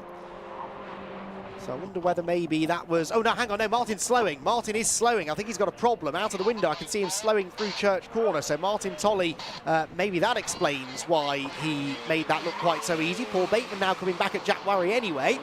And Jack Worry at the inside line trying to defend that second place. He sort of ushers Bateman out to the edge of the road. And Paul Bateman has to settle in third. But that's a real shame for Martin Tolley. Just saying, it's nice to see him up there fighting for a podium place, and sadly he's fighting for it no longer, as there he is limping around through Rocket, the number 23 car, going no further. Now at this point I hope it's not the same car that he's running in the Part 1 Championship, because if it is, then they haven't got a huge amount of time to get that car sorted. I think they're the first race after lunch, aren't they? So only an hour and a half or so away, if that, from the second Mark 1 MX-5 Championship race. Here come Bateman and Worry meanwhile. They're getting very well acquainted through the hairpin. A little bit of blue paint transferred from the front of Bateman's car to the rear of Jack Worry's machine. But nothing too aggressive, just proper hard Mazda MX-5 racing between the pair of them. Here comes Tolley continuing to limp. He's waving other people by. Obviously got a problem, which perhaps was creeping in for a lap or so before that, because it did look like he was struggling to get the car stopped, so maybe a braking issue of some sort for Martin. So all of that means that Greensmith now has a 4.2 second lead over Jack Worry in second, Paul Bateman third, fourth is Bo Parry, and then this the battle for fifth, Alexandros Katoulas and Jamie Turner, who have been battling away pretty much since the start of the race. And Church goes the second place scrap, then Parry sort of on his own still in fourth, Katoulas fifth, Turner sixth, Del Pace doing well in seventh, eighth Nick Ledoyen, ninth Simon Waterfall, and Jake Pace completing the top 10. Johnny Greensmith, of course, the overall race leader, also leading in the Masters class. So Paul Bateman, his nearest rival, nearly now 5 seconds behind him, and a couple of places behind him as well. And as they head for Peel Corner, here is that fight for second place, and Paul Bateman into the side of Jack Worry, who is tapped sideways, and well, that's one way to do it, Paul, I suppose. It moves into second place, but and has no intention of giving that place back. I think Paul Bateman is going to argue that one with the clerk of the course later, because I have seen penalties given for much less than that. But anyway, it might still resolve itself on track, I suppose. Jack Worry might well feel the need to pay him back now into the hairpin. Is he going to try and get to the inside? No, chooses not to. But Bo Parry closing in on them as well. So you'd expect nothing less from Paul Bateman. He is a feisty driver and saw a chance to get to the inside line and has made his move stick. But now Jack Worry coming back at him into the final corner. Bateman late on the brakes though, manages to get back in front. So across the line they come then. And Paul Bateman being cheered on by Ali Bray from the pit wall, moves into second position. And that's not the racing line that Del Pace should be taking. He went off in the background. But Paul Bateman up into second spot in pretty robust fashion.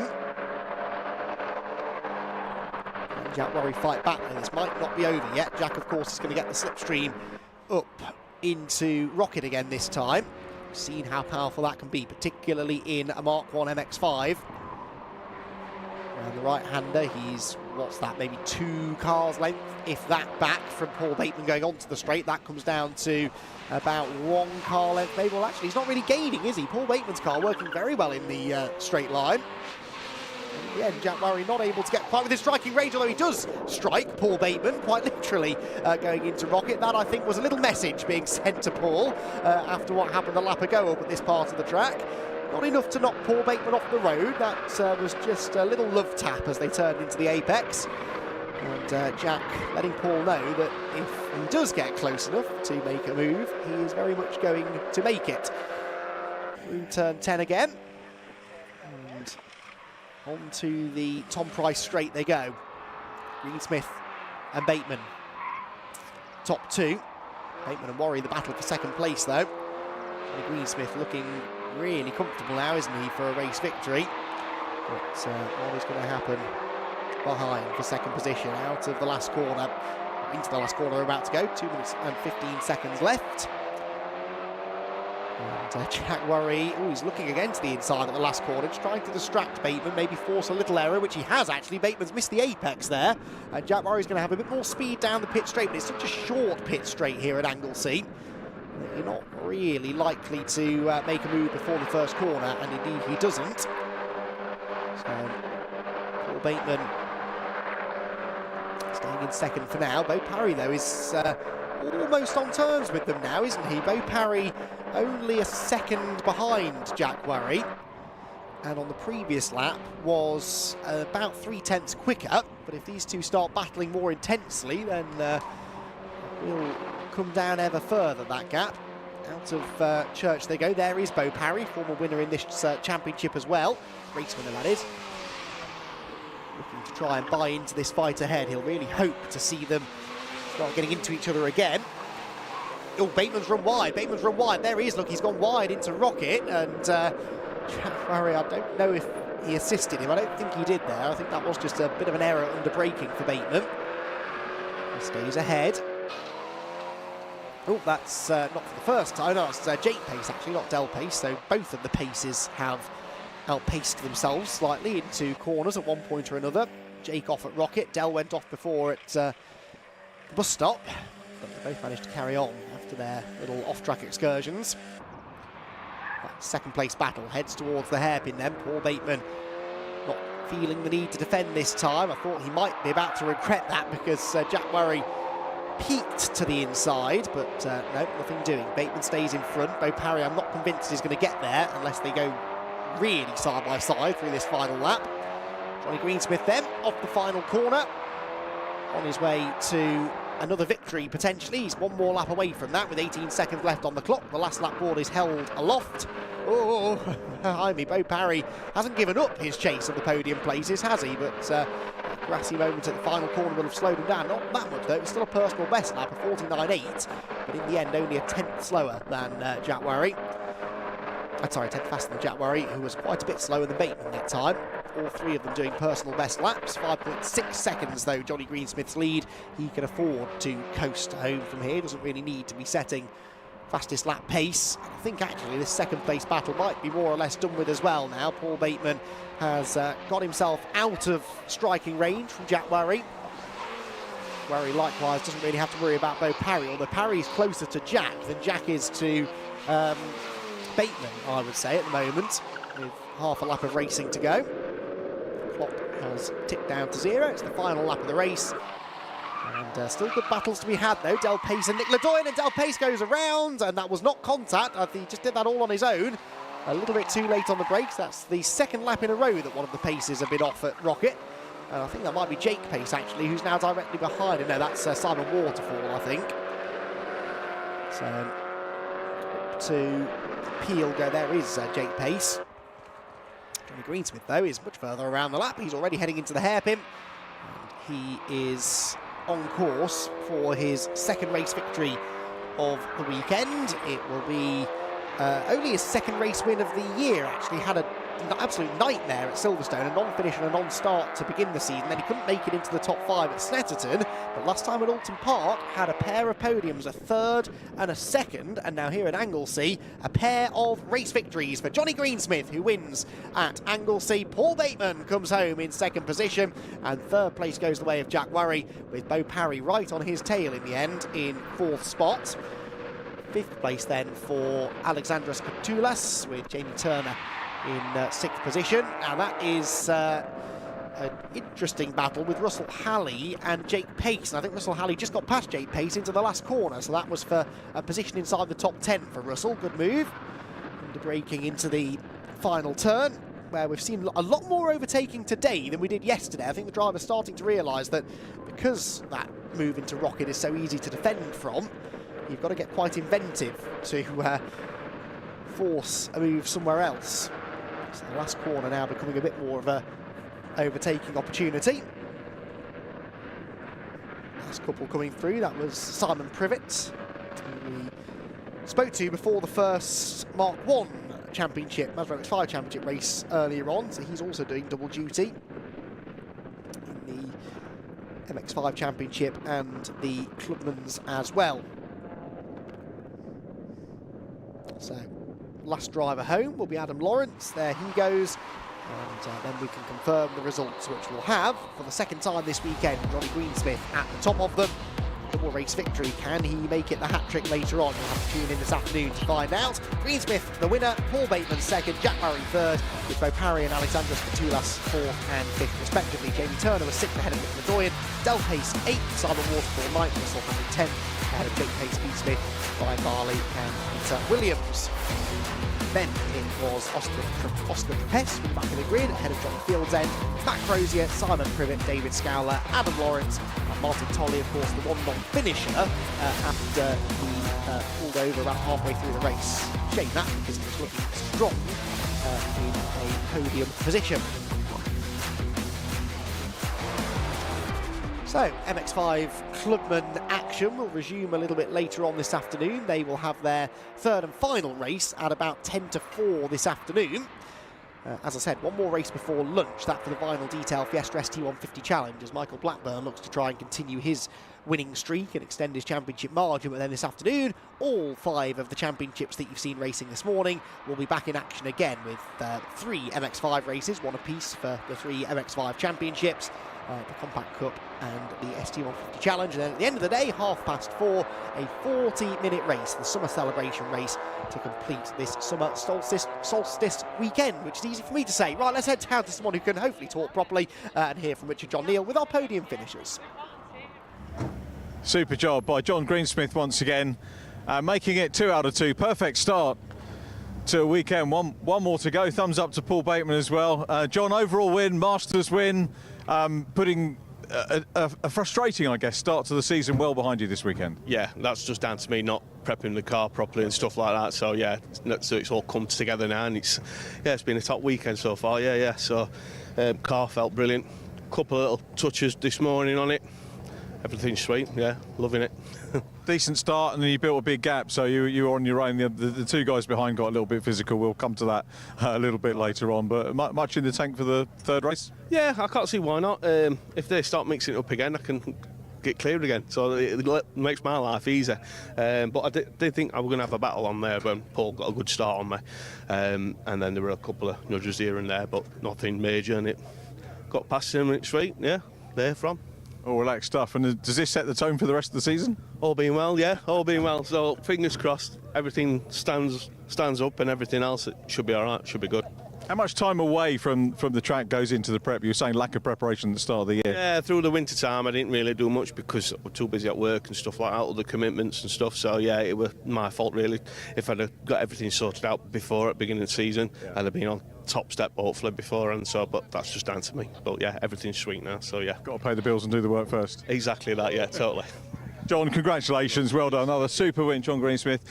Second place goes to Paul Bateman. I was going to risk maybe getting second and third coming. You know what I'm going to ask you, don't you? Yeah, what happened? What happened? I made an error up here at the downhill, missed the apex, and the track's very, I don't know if it's my tyres or the track, but I haven't got his grip. Okay. I'm there, but they're very loose. It's very loose, but hard work. And did Jack come and say hello yet? Because you had a little bit, and he had a nibble on the back as well, didn't he? Yeah, well, there was lots of nibbling going on and blocking and brake testing me, and then the door was open, and I went for a gap. And, you're all races, aren't you? Well, the gap. I was almost alongside, and I hope he doesn't take too much umbrage from it. But it is Mazda racing. I'm sure you guys are sorted out and you'll be shaking hands in the bar afterwards. Oh, of course we will. Of course we will. We're all nice people. Yeah. It's certainly, mate. Cheers, mate. Thank you very much, Paul Bateman. I wanted to grab a quick word with Jack. Have we got time? We've got cars going out on the grid. And let's see if we can. Just a quick one. I promise it'll be quick. Jack? Is Jack? Jack. There he is, sorry. Just a quick one. Yeah. Incident with Paul? Yeah, a little bit of close racing, shall we say. It happens. It's Mazda's. That's what he said. Yeah, it's all part of it. It's all part of the fun. It happened. He got past it. I think he would have got past inevitably anyway. But it was a good battle between the two of us. I stayed with him. I'll stay with it for the next one. As long as I stay with them in the next race, it'll be fine. I'll be Nice one. Well done. Congratulations. Good podium. Jack Worry again taking the podium. Apologies for taking a little bit longer. I thought it would be nice to get both sides of the coin. And as you can see, things get a little bit heated, but they're fine. They'll shake hands in the bar afterwards, as we said a little bit later on. Next up, the first race of the weekend for the vinyl detail Fiesta 150 STs. Looking forward to this one. So too is Andy McEwen.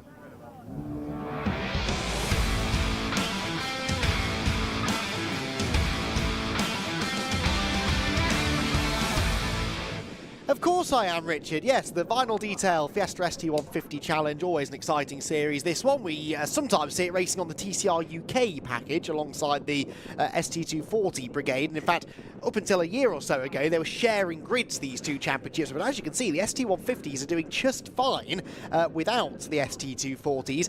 And actually, the further north we come, rather than what happens with a lot of other championships, the further north we come, the bigger the grid becomes, because a lot of these drivers are northern based, and so Anglesey, Alton Park, Croft, Cadwell Park, always well subscribed events, and Anglesey in particular a mainstay on this Fiesta calendar, and so not a huge surprise to see so many of them piling into Anglesey this weekend. In fact, we've got 26 of them on the grid, so let's go through that grid now. It is the championship leader, Michael Blackburn, who has a very healthy championship lead as well, it must be said, who leads the way on the grid as well, with Max Buxton alongside him.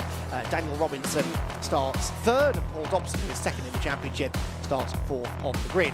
Row 3 for Sam Watkins and Dan White. Fourth row then for Dylan Davis and Jamie Luthwaite, with Matt Pimlett and Mark Blunt completing the top 10. Liam Browning had a clutch change yesterday morning. Will start 11th for race number 1 alongside Alec Townley, with Jade Goodwin and Aidan Vickers on row number 7. Row 8, Greg Spate and Chris Chisholm, and Anthony Sullivan and Tudor Nachita sharing row number 9.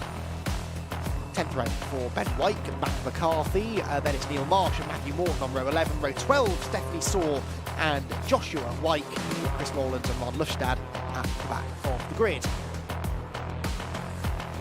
So green flag lap underway then. The Fiesta's looking beautiful in the Anglesey sunshine as they wind their way around the track. The marshals waiting for them on the grid, and again, a big shout out to the marshals as always. Their hard work this weekend. They'll be slowly baking out there, I'd imagine, today, but they'd rather it was like this, I think, than miserable, wet, cold and windy as it has been at other times this weekend. Sunshine glinting off the cars as they drive past the sea and up towards Rocket Inn. I suspect, as in all of the races this weekend, we'll see a fair bit of action. Great circuit, Anglesey, great one for spectators as well. No matter where you go on the track, you can see quite a lot of it, and if you want to get up close to the track, there are places where you can do so. If you want a higher vantage point, there are places where you can get one of those as well. It's a great place to come and have a wander, especially on a day like this, and take in the sights and sounds of British motor racing at its absolute finest here in North Wales. So the championship then, Michael Blackburn has done a lot, but not all of the winning. In fact, he's won the first 2 races at both of the first 2 rounds of the championship, Brands Hatch and Croft, but then race 3, which is the reversed grid, he's not always come out on top of those. In fact, he's had difficult results in the third races at both occasions. So the race 3 victories so far have gone at Brands Hatch to Sam Watkins and at Croft to Sam Watkins. So Sam Watkins and Michael Blackburn sharing the victories. Someone's out enjoying some water sport. Not really water sports, is it? That's just a nice leisurely day out sailing on the Irish Sea. And what a brilliant, brilliant day for it. Nice wind as well, to nice level of breeze, I'd imagine, for sailing. He says never having sailed in his life, but I would imagine it's not too strong, but just strong enough to keep you bobbing along. And maybe they're heading over to the Anglesey Circuit to enjoy a good day of racing. Let's talk about something I do know something about, which is Fiesta racing, because the cars are lining up on the grid, and 15 minutes on the clock then to come, with our championship leader Michael Blackburn on pole position, and set, hopefully, he hopes anyway, for a 5th victory of the season. And come on, can he do it? If he can do it again, then this 52-point lead that he's got in the championship is only going to start increasing. I don't think they've taken the dropped scores into account yet, though. No, they haven't. So he's probably dropping a similar amount of points to Paul Dobson, actually, in total. So maybe that won't make a huge amount of difference, but they've only had 6 races. After this weekend, I'm sure they'll probably start to calculate those drops and we'll get a proper look at what the championship picture is. Right then, green flag waves at the back of the grid, 15-minute race for the final detail. Fiesta ST150 Championship gets underway now, and it's a good start made by Michael Blackburn from pole position. He's going to retain the lead, I think, heading towards target corner, but there are a lot of them to fit through target corner. They're all going to get through in one piece. They're 3 abreast in the midfield, but yes, good driving, clean driving from everyone, and they all head towards the banking for the first time, with Blackburn leading the way then. Buxton had a little look at the inside of him into turn 2, but not able to make that move stick. 3rd place for Paul Dobson, 4th place Sam Watkins, I think, although back round the outside of him is going Dan Robinson, and sideways for Paul Dobson, saves it. Fantastic stuff. Cold left rear tyre, I suspect, the culprit there, and Paul Dobson did really well to gather that together. He was challenging for 2nd position, but that's not going to be the case now. He's being swarmed from both sides. Dan Robinson, the black car, and Sam Watkins, I think, the red car, both trying to take advantage of that, and in the end, Dobson hangs on to 3rd place. A little bit of touchy-feely stuff in the mid-pack. They're all through Rocket just about in one piece and heading up towards Peel Corner. Great to see this championship in such strong health at the moment, with 26 cars on the grid, just about the biggest grid I think this championship's ever had. And as you can see, it's a good place to come racing. Always close, there's always a good fight to be had. There's a adventurous line taken by Mac McCarthy up through Peel Corner. That may well cost him a place by the time they arrive down at turn number 10, where again there's a bit of grass tracking going on, dust being kicked up. But as they arrive at the hairpin, it once again is Paul Dobson in the middle of a battle. Dan Robinson looking to his outside. Sam Watkins actually is going to take advantage of that, though, to move up into 4th position. So Sam Watkins, the double winner so far this season. Oh, there's a half spin further back, and there has been a collision. Oh, and more collisions, I'm afraid. And that is the number 42 car of Jade Goodwin, and 66 of... who's 66? Oh, Stephanie Saw, isn't it? Stephanie Saw, I'm afraid, has been involved in that as well. There's another car pulling off down in the next corner, Aidan Vickers, I think, who was also involved in that, and this is going to be a safety car, almost certainly. If not a race stoppage, because those cars are both in pretty dangerous positions. Now more contact, and Paul Dobson goes around, or almost goes around, for the 2nd lap in a row. He has a brilliant save, this time at the banking, and loses some more positions, gets squeezed onto the grass there by the number 21 machine now, Dylan Davis. But all kicking off, and yes, the red flags are out, the race being stopped. And that is not really a huge surprise, with those 2 cars both in dangerous positions up at the hairpin, and the marshals will have to head out there and make sure that they're okay. So the race then is being stopped. I'm not sure where the cars are going to be sent to, possibly pit lane, I suspect. And we'll wait for confirmation of that, but that's our first red flag of the weekend. That's a shame. I think some drivers haven't had the message yet, though, as Paul Dobson's charging around the outside of people up at Peel Corner. There's a lot of overtaking going on, given the fact... Oh, Dan Robinson. Dan Robinson's out as well. Now, that's significant. Dan Robinson 3rd in the championship. He wasn't involved in that, though, so where's Dan pulled over? He is... I can't see him out of my commentary box window. I'm not sure where that was, but Dan Robinson had pulled off or gone off. There's a slow car at Church. Is that Dan having now rejoined? No, it's not. So that's Robinson. Where is he? I think it's the banking. Yeah, it's the banking, isn't it? That's turn 2. So Dan Robinson has stopped at turn 2, but did he go off or has he pulled off? That's the slow car I could see at Church. That's number 8, Neil Marsh. Broken steering, broken left front suspension, so he's going to be going no further in this race, dragging the car home. But there is the scene at the hairpin.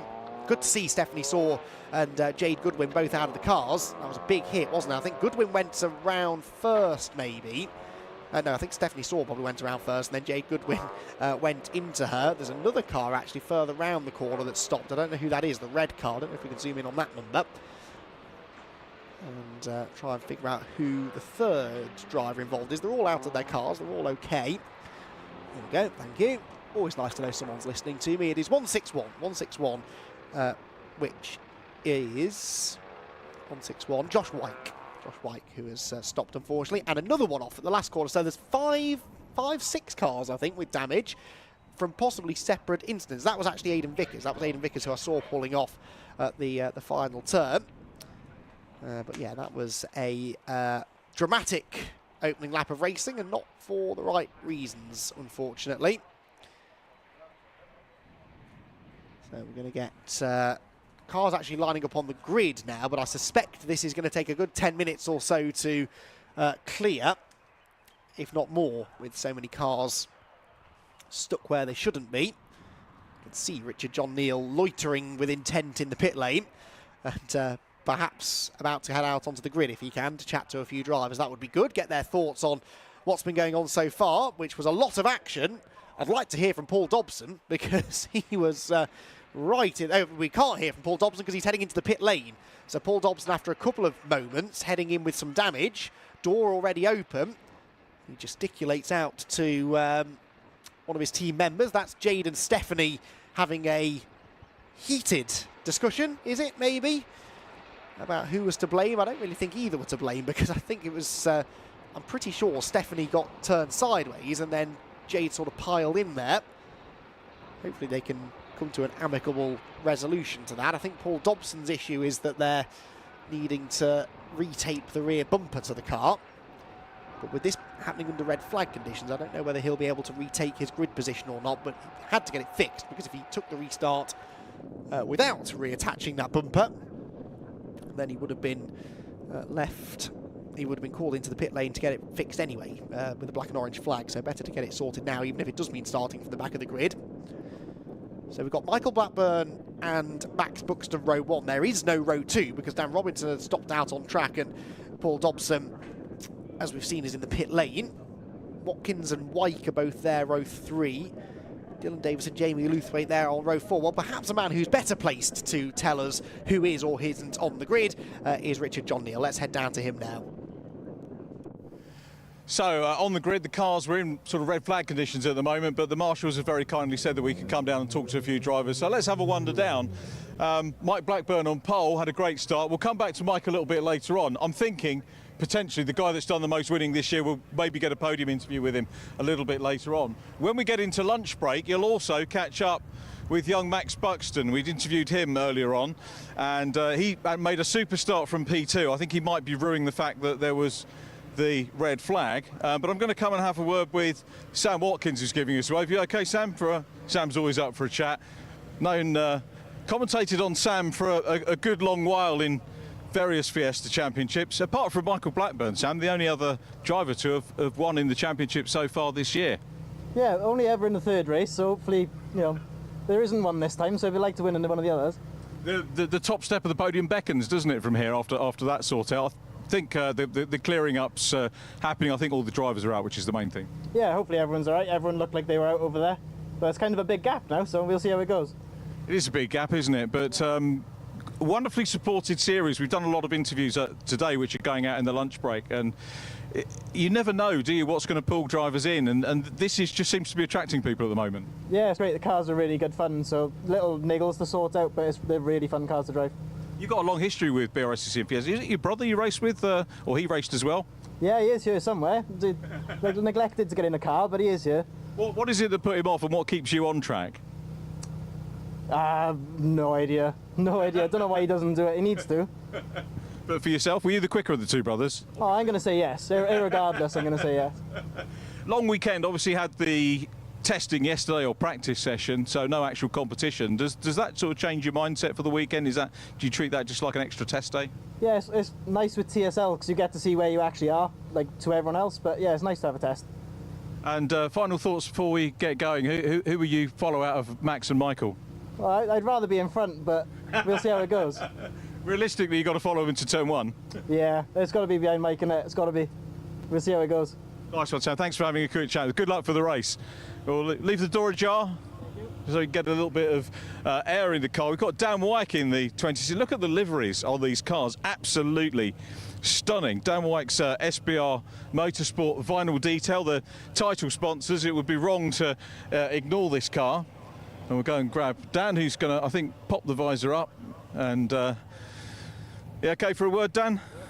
Very near the front now. Yeah, I was, and then I had a shocking start on the last lap, so hopefully do a bit better this time. A practice start something that you do? It's hard. We don't really get the opportunity to do many, to be honest. So yeah, it's just improve whenever you can. At least you get a second bite of the cherry on this one now, and within sight of the podium. Yeah, I think these guys are a bit quick, but we'll see what we can do. I've mentioned before we've got a little segment going on with interviewing a number of drivers for the lunch break, assuming we get a lunch break with the delays now, and everyone full of praise for Vinyl Details work. People use you as a company as well as you valuably sponsoring the championship. They like your work. Yeah, no, we do really well. I think since we started a couple of years ago, the grid's just looking better and better every year now. Everyone's going for wraps and great livery, so enjoy it. It's good. That's great. Good luck with the race. Thanks for having a chat with us. Cheers. Thank you. Dan White there, lined up P4 on the restarted grid. I'm going to nip over to back on the inside. We've got Dylan Davis in the 21. Recovery going on over there, so we probably have two. Sam Watkins fanning his door in and out to try and get some air. So let's grab a quick word with Dylan. I didn't ask him whether he's okay. I'm just being very rude. Dylan, I apologise for being rude and sticking the microphone in your face. Obviously moving up from karts into car racing. How's the transition been for you? It's been okay, to be fair. It's quite similar, the race, and it's just learning the gears and everything. It's a bit more complicated, but I'm getting there. A lot of drivers will move away from karting earlier to go into junior formula, and I was having a conversation with a couple of guys in the pits who've got young sons coming up. They've gone straight into, or looking at going into, senior racing at 16, which you can do. There's that overlap, isn't there, of 16 you can come and race a senior formula, but you can also do juniors as well. What's your recommendation and approach to getting into seniors rather than doing junior cars? Well, the racing's a lot more, everyone's a lot more experienced because they've been doing it a lot longer, so there's less bashing about and everything. Obviously, what's just happened's just happened, but yeah, it's a lot more cleaner and fair, I'd say. And I guess possibly more cost effective as you're running in the ST150. The Brscc have found a home for all these cars, which is great. And it's a very fiercely competitive championship, isn't it? Yeah, it's very competitive. I mean, I was quite lucky at Brands Hatch to get third, but it's the top 6 is very close, I'd say. Luck doesn't come into it, mate. You were there, you got the car home. Yeah, that's true. Tell us about karting. I mean, how long were you in karting for a start? I started when I was about 8 years old, and I just did like a arrive and drive karting, like Club 100 and Daytona. Yeah. But I did the D-Max 2-strokes and won a few championships in that, and then yeah, just started doing this. And how much of is it a big step to take? I mean, do you sort of turn it over in your mind? Do you think about, where am I going to go? What am I going to do? Well, I just think racing's racing, so whatever you drive in, it's all the same really. You manage to get your head around it, so it's not too bad, to be honest. Final question, because I know you want to probably focus on getting on the race rather than having a microphone in your face. Tell us about the team support you've got here and what they do for you over a race weekend. Oh, it's amazing. I mean, at Brands Hatch, my engine went, and within an hour and a bit they managed to get that swapped and sorted. So they're amazing. They're really good, they are. Fantastic stuff. Dylan, good luck for the race. Thanks for taking the time to talk to us. Dylan Davis in 21, newcomer to the championship this year. Again, we'll leave the door ajar so that it gets a little bit of air. I'm going to have a quick word, I think, with... should we have a Matt Pimlott moment? That'd be quite good. You okay, Matt? You all right there? You like to grab a quick word? So, I've got to say, I'm not being rude, a little bit further back than we're used to seeing you. Yeah, it's not been very good recently, to be fair. We've not been having the best luck, shall we say. We've already done an engine swap this weekend. Yeah, from yesterday. And I've got a heavy vibration now, so you never know, do you? It's racing. So was the vibration there yesterday, or was it just the engine problem? How much time did you do yesterday? The vibrations now. Right. Time-wise, I was well off yesterday because we also had an ABS fault afterwards. Yeah. And then today I just managed to get our time. I think it was 9th. And then I'm just going to try and fight my way to the front again now, hopefully. You have to take weekends like that on the chin, don't you? But the big picture is that it's a long championship, lots of different circuits. Is this one that you enjoy, Anglesey? I do actually really enjoy it, but obviously those guys in front of me enjoy it more, don't they? So, what can I say about that? No, they're quick drivers, and it's getting quicker and quicker at the front of the grid. Yeah. So it's great, though.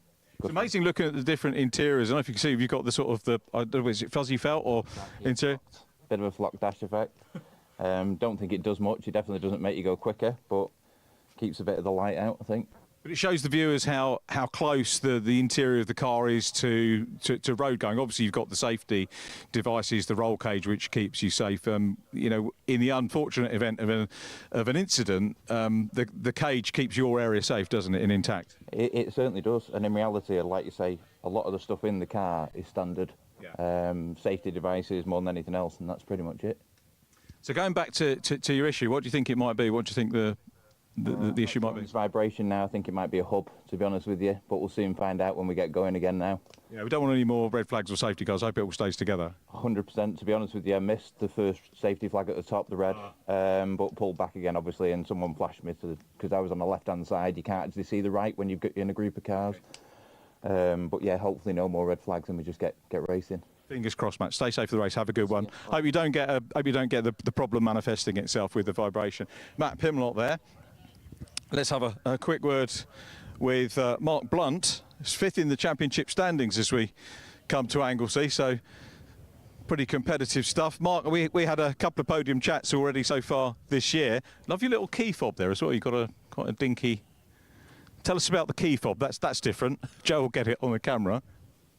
That's one of the lads who used to race in the STXR Championship. He printed all the keys with the individual drivers' numbers on them. I've got another one at home somewhere. Good stuff. Season going well. I mean, it's always a pleasure to catch up with you in terms of championship and podiums. Disappointing to get a stop, but nice for us to catch up. What have you been up to since last time we saw you out of the car? I don't think I've actually done anything. We do a bit of rallying as well, but between Croft and now, I've not done any other events. So just maybe getting the car ready and stuff like that. We were having a look at Matt's car and Dylan Davis' car. Dylan's car pretty well stripped out. You've got the sort of fuzzy felt, as I call it, on the inside there as well. The other thing we can see here is the ballast, which we've got over to your left, bolted on the floor. Are there other places that you can put the ballast? As far as I'm aware, it's got to be in the passenger well, where the passenger seat would be. So for a lighter driver like yourself, it kind of means you sort of got a passenger in, so it can upset the centre of balance for the car? It balances it quite well, to be honest. Oh, cool. So, expectations for the race today? I'd like another podium, but I just can't get to grips with this circuit at the moment. Yeah, it's a difficult one to learn, isn't it? But 5th in the championship, happy with that so far? Yeah, definitely. Especially before we went to Croft, I think I was down in 12th or 13th. Yeah. I can't remember, but yeah, the podiums at Croft really did help. Oh, that's good. It was good to see you there. Enjoy continuing to learn Anglesey. I'm sure you will. It's a great track, great venue, and when the sun's shining, it's fantastic. Good luck for the race. Mark Blunt, thanks ever so much. Again, we'll just push the door to Alec Townley we spoke to this morning. So assuming we get the lunchtime segment, we'll catch up with Alec a little bit later on. But Liam Browning's here as well. Andy was saying on the commentary earlier on that Liam had some issues. Unfortunately for Liam, it does seem to be a sort of common thread, doesn't it? So, some issues for you. You will get a meeting, I promise, where you don't get any problems. But what's happened so far this weekend? We thought it was gearbox the whole year.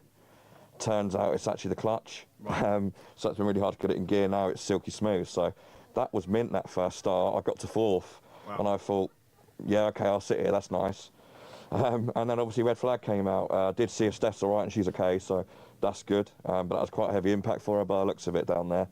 But it's been, I'm happy enough with the results when we've actually finished. Obviously, Croft was 2 DNS. One of them was a flange failure. And then obviously the other one was, again, the shifter popped off. So, but when we finished, we're doing all right, Richard, to be honest. I'm pretty happy with the pace we're at, so. That's really good. I've been talking to a couple of dads. It's Father's Day, so we're talking to some dads about their juniors coming into racing. And you came through City Car Cup. You could come into Fiesta STs, can't you, as a newcomer? But City Car Cup, equally a great place to start. Yeah, I'd say so. So these drive quite similar. Obviously front-wheel drive, but they've got so little power that it's just literally nail it everywhere. These, you've actually got to learn to be kind of patient. We haven't got a diff at the front. So you just got to be so patient. As soon as you heat them tyres too much, like my qualifying today, my fastest lap, my second lap out. Apart from that, it was just understeer everywhere as soon as I got overheated. So I adjusted the pressures. Now it feels all right, to be honest. So I think we should be all right for the race now. So having sorted the clutch out, can you settle in? Is this a favourite circuit for you? We haven't had the best of luck before in City Car, if I'm honest. I've done 2 engines here in one meeting, so but that was me over revving it, to be honest, being a bit hasty. But we'll be all right. Let's just get out there again. I'm ready to go. I'm pretty pumped off that first start, to be honest. So I want to get going as soon as we can, but I know they've got a lot of work to do. So thanks to the marshals sorting that out. Yeah, top man. Thanks, Liam. Good, really good thought, and good luck. Now you've got your clutch problem sorted out. Head in the right place. Podiums and wins beckon. I hope so. I hope we can get it here again if we get up to 4th. I think we'll be all right. Nice one. Good luck for the restart. Liam Brownie, thanks ever so much for having a chat. We're really getting to know the grid, which is great. So Alec Townley there. I'm guessing we've got signal to go a little bit further. We're not that far down, are we, really, at the moment? Looking over in the distance, rescue truck going out, I think, to collect the final car, or possibly get into place, actually coming back to the paddock, very possibly, as we come down. So now is that going to... Oh, we've got a car over there. Beg your pardon, we've got a car over there, which is good to know. Good to know that Steph Saw is okay. That's the last car that we are recovering. Let's have a word with Chris Chisnell. We can go a little bit further. Are we okay? You can. The guys can shout at me if the signal starts to break up. Chris having a little Marshall moment at the moment. So, Chris, you up for a quick chat? Oh, I love these. These drivers are just really so friendly. Really appreciate it. Chris. It upsets the rhythm, doesn't it, of a driver? Obviously, our main concern is the drivers involved in any incident, but mentally, it sort of puts a stop-start scenario into your head, doesn't it? Yeah, it's a little bit tricky. I think it's just a big grid, really, and we all bunched quite a lot on the first lap, and it was just trying to find a bit of room, not trying to bump into anyone, but trying to keep up with everyone. So it creates those scenarios where unfortunately, sometimes it does happen. I tapped Alec going into the hairpin on the penultimate lap before the red flag, and it was, just one of those things. Really unintentional, but you're racing so close. It's just tricky. But yeah, like you say, having a big weight now is not ideal, but I understand there's a lot of recovery going on, so it just takes time. Plenty of teams that are here to help drivers that maybe want to come into the Vinyl Detail Championship. You've got the 10 Sport Performance sticker over there. Tell us about the team support that they give you, and maybe how you interact with your teammates on a race weekend. Yeah, it's been really good, actually. I've been used to race a long time ago, but I've got back into it recently. Chris Grimes, who runs 10 Sport, really nice chap, runs a good team there. I hired his car, the one that's behind me now, for a couple of rounds a couple of years ago, and then I actually bought this car off a friend of his. So just really friendly, really helpful, gives you support when you need it, and I sort of run under their banner whenever I come racing now. That's good to hear, and it's a nice, good, clean, tidy presence, and one actually with I think the first team that I saw when I came into the paddock actually, so very well positioned. Indeed, yeah, he always knows where to park the truck, does Chris, yeah. Summary of the championship for you so far this year? Oh, this is my first outing this year. Yeah, I'm just doing a couple of rounds.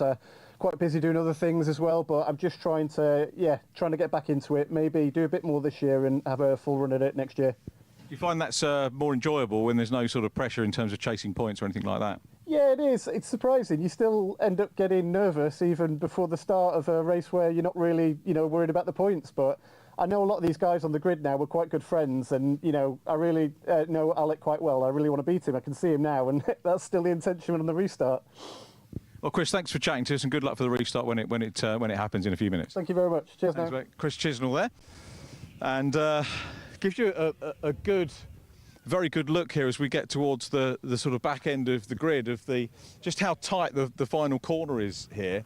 We had issues yesterday in Fun Cup when the drivers were coming obviously down the corkscrew. They were using the coastal circuit, which is the shorter, not the shortest, but the shorter of the 2 circuits we're using this weekend, and coming round into pit lane, and some of them were having to pull up quite quickly. We're getting engine started, so it's probably time to get away from the grid. We're going to head over this way, over to our right, because that will take us into pit lane safety. Thanks for the marshals for letting us on, and thanks to the drivers for their very generous time as they got ready for the race. They've got other things on their mind, but that's it from here. We're ready to go. Let's go back to Andy. He'll run you through the runners and riders that are remaining and take you through the race, and we'll see you in Parc Fermé afterwards.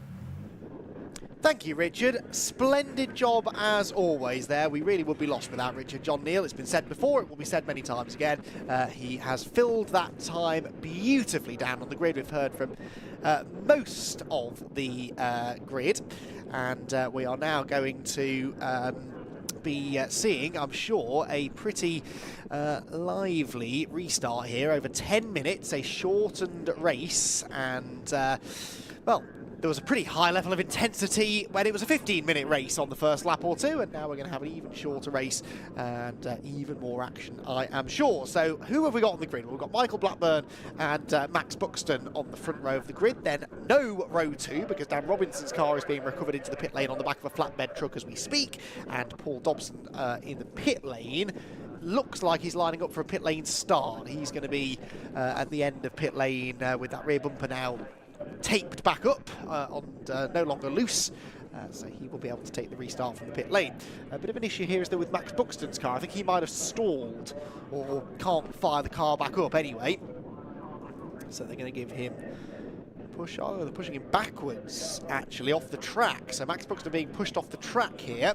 They're gesticulating towards the little short circuit loop that they're going to use that for well, for the purposes in the first instance of getting the car out of the way, but maybe to give him a bit of a run-up, perhaps, when they try and give him a push start. I'm not sure. Anyway, Max Buxton being pushed off the road. Hopefully, he's going to be able to get fired up. Well, he's just rolled the car onto the grass, which I don't think is what the marshals wanted him to do.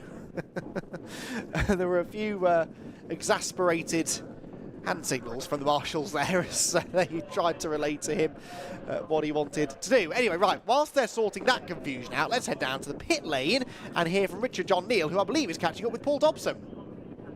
Thanks very much, Andy. Yeah, Paul Dobson, second in the championship. Look at the damage on the car first of all. We've got the good old tank tape, which we were talking about yesterday, and the key thing is getting him out. OK, we've got a whistle blown, so Paul, going to have a very quick word. Can you tell us what happened? You're OK? Yeah, everything's fine. I just covered the inside into the hairpin and Dan outbraked himself and knocked into the back of me. It was nothing deliberate, it was just one of them things. Frustrating for you to restart from the pit lane, but the race is there to go for now. Yeah, absolutely. I thought the best thing was to come in the pits and tape it up. I didn't want to risk getting a warning flag to have to come in for mechanical fault, so start from the back and see what happens. Sound thinking. Very good luck with the restart. Thank you very much. Thank you. Thanks, Paul. Paul Dobson, second in the championship. Let's just push the door to. The whistles are blowing. Had quite a good run there, haven't we, with a nice chat with drivers on the grid. Paul Dobson about to go towards the end of the pit lane for the restart. Back to Andy McEwen once again. Thanks, Richard. Yes, green flag waving then. Cars being released onto the green flag lap. And drama for Max Buxton, unfortunately, who looks as though he won't be taking the restart. So that means the second, third and fourth place grid slots are going to be empty. Paul Dobson will either be starting from pit lane or he'll be released at the back of the grid. I'm keeping an eye out of the window. He's still got a red light on in the pit lane at the moment, so not being released onto the track yet. And so I think he's going to have to take a pit lane start. So it's going to be a very empty look to the front of the grid, but I'm not sure what the issue is with Max Buxton's car. But he's not going to be able to take the start of this 10-minute shortened restarted race. And that is a big shame because we wanted to see a little bit of competition at the front of the field, but Michael Blackburn's going to have this a little bit easier now, I suspect. There is Buxton's car being towed away. So they pushed it down into the that little short cut through, but it still wasn't under its own power, so he's now having to be towed back into the pit lane. If the team can get it fired up, I wonder whether maybe they'll again allow him to start in the pit lane, but they'll have to work on the car pretty quickly. I can see the team are ready and waiting to receive the car, and hopefully we will see a number 14 car out on track before too much longer. The team immediately move in, they unhook the tow rope from the car themselves and go to work, hopefully trying to give him a push start, I presume. The marshals obviously weren't willing or able to give him a push start, and now a couple of other team members appear. They're going to push him down the pit lane, and Max Buxton hopefully will get that car started. If he can't, then he's going to be another non-starter, unfortunately, for this 10-minute restarted race. There you can see him being pushed along down the pit lane. And marshals ready and waiting to receive the front row, but there's only going to be one car now on that front row because we are missing a handful of the front running cars. And, well, this has already been a very, very dramatic final detail Fiesta ST150 race. I think we're going to have 10 minutes of entertainment once again as and when we get the race restarted. as the field heads out of the final corner then, we have Blackburn on pole. And we have no one second, no one third, no one fourth. We have Sam Watkins and Dan Wyke on row 3, which now becomes row 2, but of course it's still in the third row. So there's some way back for Michael Blackburn, who's probably never had a an easier run into the first corner, you would say. I say that hesitantly because I'm getting visions of him stalling or something now, but really there is no reason why Michael Blackburn shouldn't lead into the first turn, really by quite a healthy margin. But let's see what the championship leader can do as we get this race back underway over 10 minutes then. Red lights go on, out now, and away they go. And yep, unsurprisingly, Michael Blackburn is going to lead them into the first corner. It is going to be who in second? Sam Watkins, I believe, into second place, and Dylan Davis up the inside into third. So Dylan Davis with a really good start up into third position then. Left-hander at target they go, up towards the banking, and top 3 single file, top 4 single file actually, I think. Dan Wyke was up there in 5th, I think. Yes, he was. And then Liam Browning, by the looks of it, charging around the outside as they head down towards Church Corner. He's not going to make that one stick, though. Again, a couple of cars getting sideways on slightly cold rear tyres. Matt Pimblett it was who he was battling with. Go to the back straight then, up towards Rocket for the first time of asking. Here comes Sam Watkins. Well, now that didn't take him long to catch Michael Blackburn, did it? So Michael Blackburn may have had that advantage on the line with the 3 cars behind him absent from the grid, but all of a sudden that gap is right back down again as they get to Rocket. So we've got a battle on our hands again for the lead here. And Rocket out they go towards Peel. Liam Browning then up the inside of Matt Pimblett does now make that move stick, so that was a little move made at the top part of the track. Chisnell there battling away with Sullivan. Anthony Sullivan that was, who started 17th-ish on the grid. Down the hill they come then towards the hairpin at the opening end of the opening lap. Michael Blackburn, Sam Watkins top 2, third position then for Dylan Davis, who made up the inside for Pimblett. That's actually a defensive move against Mark Blunt, who he keeps behind him. Then Alec Townley in the Rapid Fit-inspired livery on his number 3 car. Well, there with a damaged rim, isn't there, further back. And the final corner they come then. Leaders out across the line. Michael Blackburn leads the way. Sam Watkins, second position.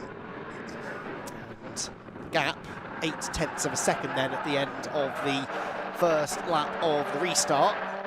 Ooh, sideways for Watkins over the curb, a few more getting a bit leery in the background as well. Around the banking.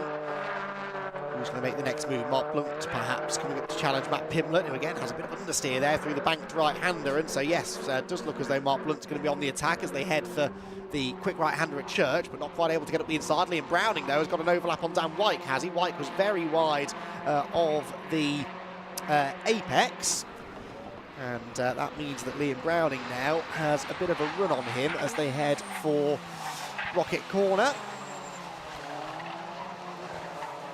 So through the left and the right, Rocket in, Rocket out, Dan Wyke hanging on after that little moment from attack from Liam Browning. Browning started, grid sheet a bit irrelevant now I suppose really, but he started 11th initially, up into the top 5 now. So Liam Browning, former City Car Cup driver, chatting to him at length yesterday. They had been fighting a gearbox issue. They'd put, I think, a total of 3 new gearboxes in the car so far this season.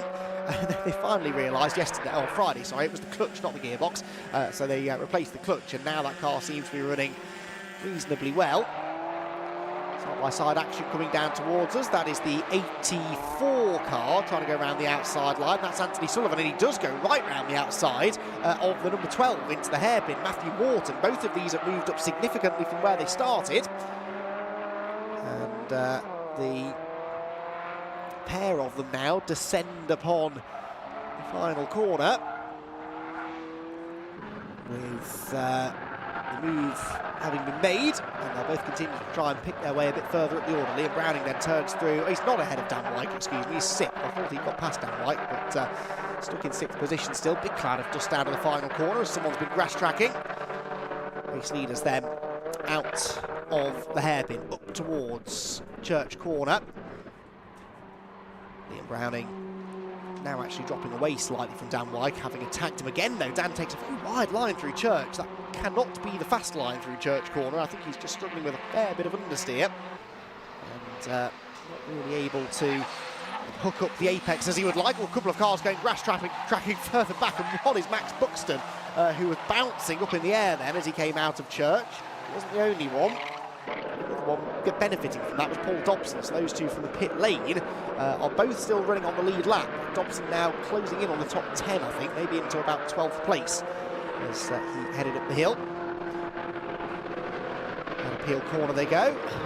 That is Jamie Luthwaite, and that is a slowing Dylan Davis. Dylan Davis from 3rd place slows out of Peel Corner. I think that was a missed gear maybe, because he's straight back up to speed again as they drop down through turn 10, but suddenly lost pace, and so Jamie Luthwaite moves through into 3rd, and Dan Wyke now moves alongside Dylan Davis for 4th position into the hairpin, and on the inside of both of them attempts to go Liam Browning. This will be a big squeeze on the apex. There is inevitable contact, but Liam Browning could gain 2 places. More of a hip check, this time from Dan Wyke, and Dylan Davis will be thinking, hang on a minute, how did that happen? I was 3rd a couple of corners ago, and now he's down into 6th position as they head for the final turn. But Liam Browning read that situation well, got his elbows out and picked up 2 positions. So Liam Browning is now into 4th position and chasing down maybe a podium finish. Dylan Davis there almost at the inside of Matthew Pimlett into the first corner. So Dylan Davis then, after having that slow moment out of Peel that cost him 3rd place, then got roughed up at the hairpin, and now might get roughed up again at the banking, because that is Mark Blunt up the inside of him. It's all unravelling for Dylan Davis, this, isn't it? It was looking so good until half a lap ago, and now suddenly he's down in 8th place, from 3rd to 8th in half a lap. That has not gone to plan for Dylan Davis, who only now has 3 3/4 minutes left to try and recover the situation. Here he goes. This is where perhaps that recovery will begin then, as he looks to try and challenge into Rocket Corner. Launches to the inside line very late on the brakes. That was a nice move if he gets the car stopped, which he does. Runs wide, but that's okay. The next 2 corners are right-handers, and I don't think Mark Blunt is going to be able to go around the outside of him through there, which he can't. So Dylan Davis does regain one of the places that he's lost. Just needs to make sure he gets off Peel Corner a little bit better this time. Does seem to have done, as the best looking car on the grid. I make no apologies for saying that. Alec Townley with the number 4 car, and that car always looks pristine, doesn't it? And Alec usually in and around the top 10, which is the case again this afternoon. Michael Blackburn, by the way, had a 2.3 second lead at the beginning of this lap. Oh, Mark Blunt back at the inside of Dylan Davis at the hairpin, and is Dylan going to get another bit of rough treatment at the slowest corner on the track? No, not this time. They kept it clean. Dylan will try to retaliate now as they head for the final turn. He's got the inside line, should be able to see off that challenge from Mark Blunt, which he does. Turn through the final left-hander, come across the line, and begin another lap number 5 then of this restarted race. 3 seconds out in front is Michael Blackburn now, and a 5th victory of the season, surely heading his way. We've seen before, okay, this is only a double header this weekend, not a triple header, but he always has won the first and second races of a weekend, but not been able to win race number 3, which is the reversed grid. Now, I'm going to guess they're still doing a reversed grid today, even though it's only a double header. I'm not actually sure how that works. If they're not, and Michael Blackburn's going to be able to start from pole position again, then that is ominous for everybody else, isn't it? Because he is very likely to convert pole position into another race win, you would imagine. Sam Watkins, of course, has won both of the reversed grid races so far. But this would be his best non-reversed grid race result, I think, of a 2nd place. There's Liam Browning on the tail of Jamie Luthwaite now, so Liam Browning is not a million miles away from snatching a podium finish. He's driven really well in this race and has gained a bit of time on Jamie Luthwaite this time around. Over the hill, down into turn number 10. Around the left-hander come Luthwaite, Browning and Wyke, 3rd, 4th and 5th places respectively. Matt Pimlett on his own really in 6th. With Dylan Davis, Mark Blunt and Alec Townley continuing their battle behind. Greg Spate is in 10th position. not that far behind them, actually, I don't think, in the A-fan. Here he is, he's right with them and being overtaken by Paul Dobson. Sorry, that's Chisney, excuse me, 83. So this is for 11th place. Paul Dobson trying to claim 11th place, gets shuffled off to the outside edge of the road.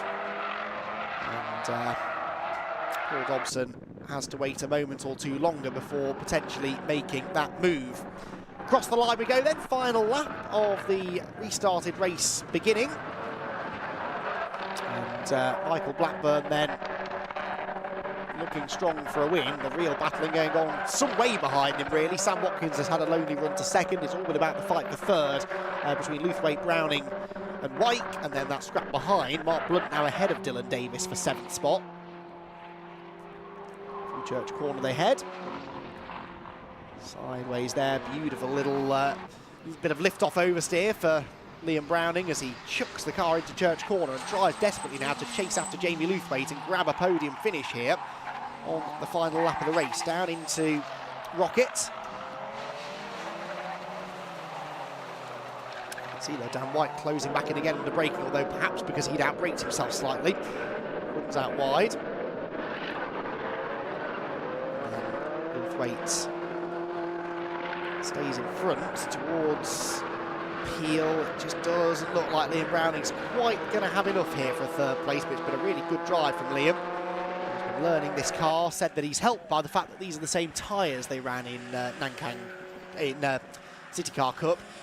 Oh, and he's off the road now, just I'm saying nice things about him. Liam Browning goes grass tracking out of turn 10, but let's hope he hangs on at least to a 4th place finish. Michael Blackburn, though, heads out of the hairpin towards the final corner and towards checkered flag number 5 of the season then.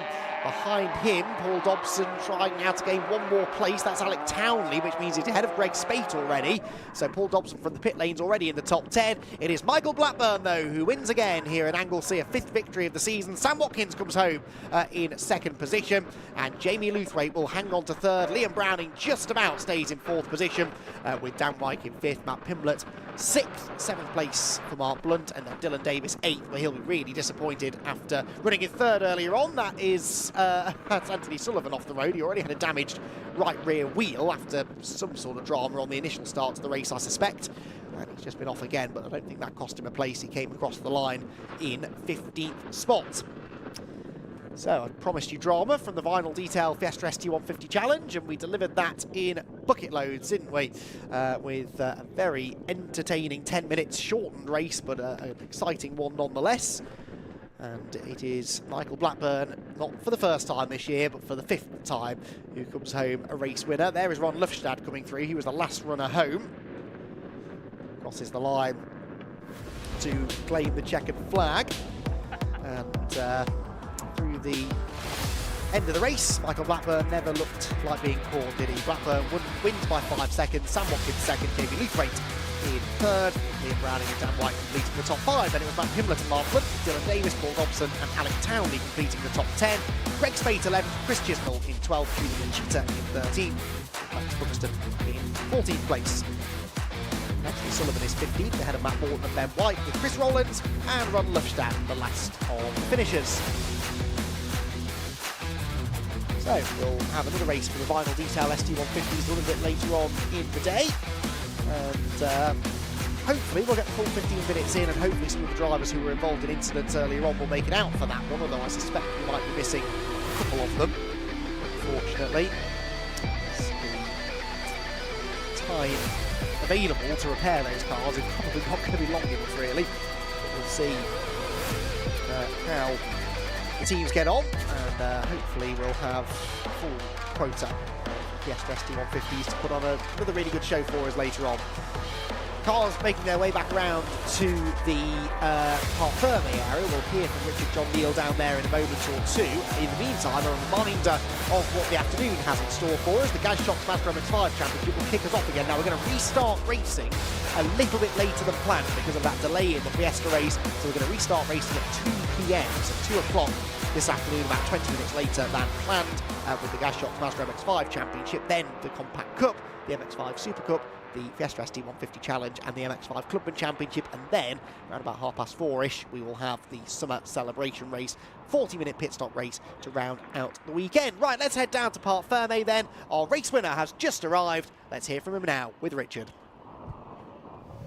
Familiar sight, Michael Blackburn leading the cars into Parc Fermé, victory lane. Call it what you will. We can call it whatever we want, can't we? Within reason. So Michael's 5th win of the season, flanked by Sam Watkins and Jamie Luthwaite, and get to talk to Sam for her first fastest off the front podium for the season. Michael takes off the gloves.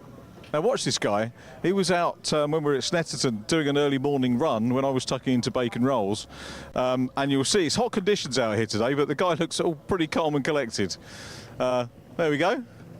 I said, Michael, that you'll have done a race and you'll look calm and collected. You did. Congratulations, 5th win of the season, and 5-6 second gap. Not a bad way to start the racing weekend. No, it was made it easy for me with guys falling off at the front. Just hit me markers. You can see how much time you lose when you're fighting. Yeah. So no, although I was pushing, I wasn't having to do all the other stuff, fighting people around me. So no, a pleasurable win that. We're getting to see this. It's always good to see a driver exert dominance in a championship. We can call it dominance in terms of the Brscc championships. All the other ones coming into the weekend, the gaps, first to second, 3 points, 4 points. Yours, double figures plus. Yeah, I'm on a good run. Last year I had, the exact opposite. Yeah. It comes in waves. I'm working just as hard as I was, or no harder when we were having all the bad luck last year.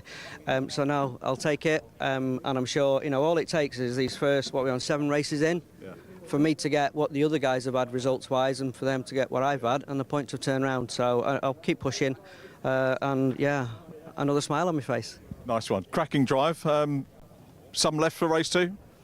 No, I was pushing then, but I was gapping. Yeah. So, yeah, I'll have a think about it over a cup of tea and see what we can do for race 2. That sounds like a plan, a cup of tea. Michael, well done, win number 5. We'll see you again. I've no doubt on the podium. Masters win as well, of course, let's not forget. Overall, the Masters, love that about the Brscc formulae. Sam Watkins, let us see. Sam disappeared. Has he disappeared? Where is he? We're all looking round. Don't know where Sam Watkins has gone. And Jamie Luthwaite as well. The incredible disappearing drivers. Where's Sam? Let's get Sam and Jamie. We'll have a word with Jamie anyway. So, Jamie, how you doing? Well done. Let's get you in front of your car and get a bit of exposure for you. So walk this way through here, and fantastically liveried car as many of the others are. Congratulations on the podium. Was that expected? No, it wasn't expected at all, really. I think I just sort of got lucky because there was 3 or 4 cars ahead that dropped out, so I suppose luck was on my side today. Well, you say luck, but you've still got to pedal the thing home, and I think Liam was maybe approaching in your mirrors, so he was getting to grips with his car, so new names getting onto the podium, which is great. We've got a little bit of time going into the lunch break, which is a bit unusual here, but tell us about your backers and sponsors. Great looking car. Well, I'm teaming with his SBR Motorsport.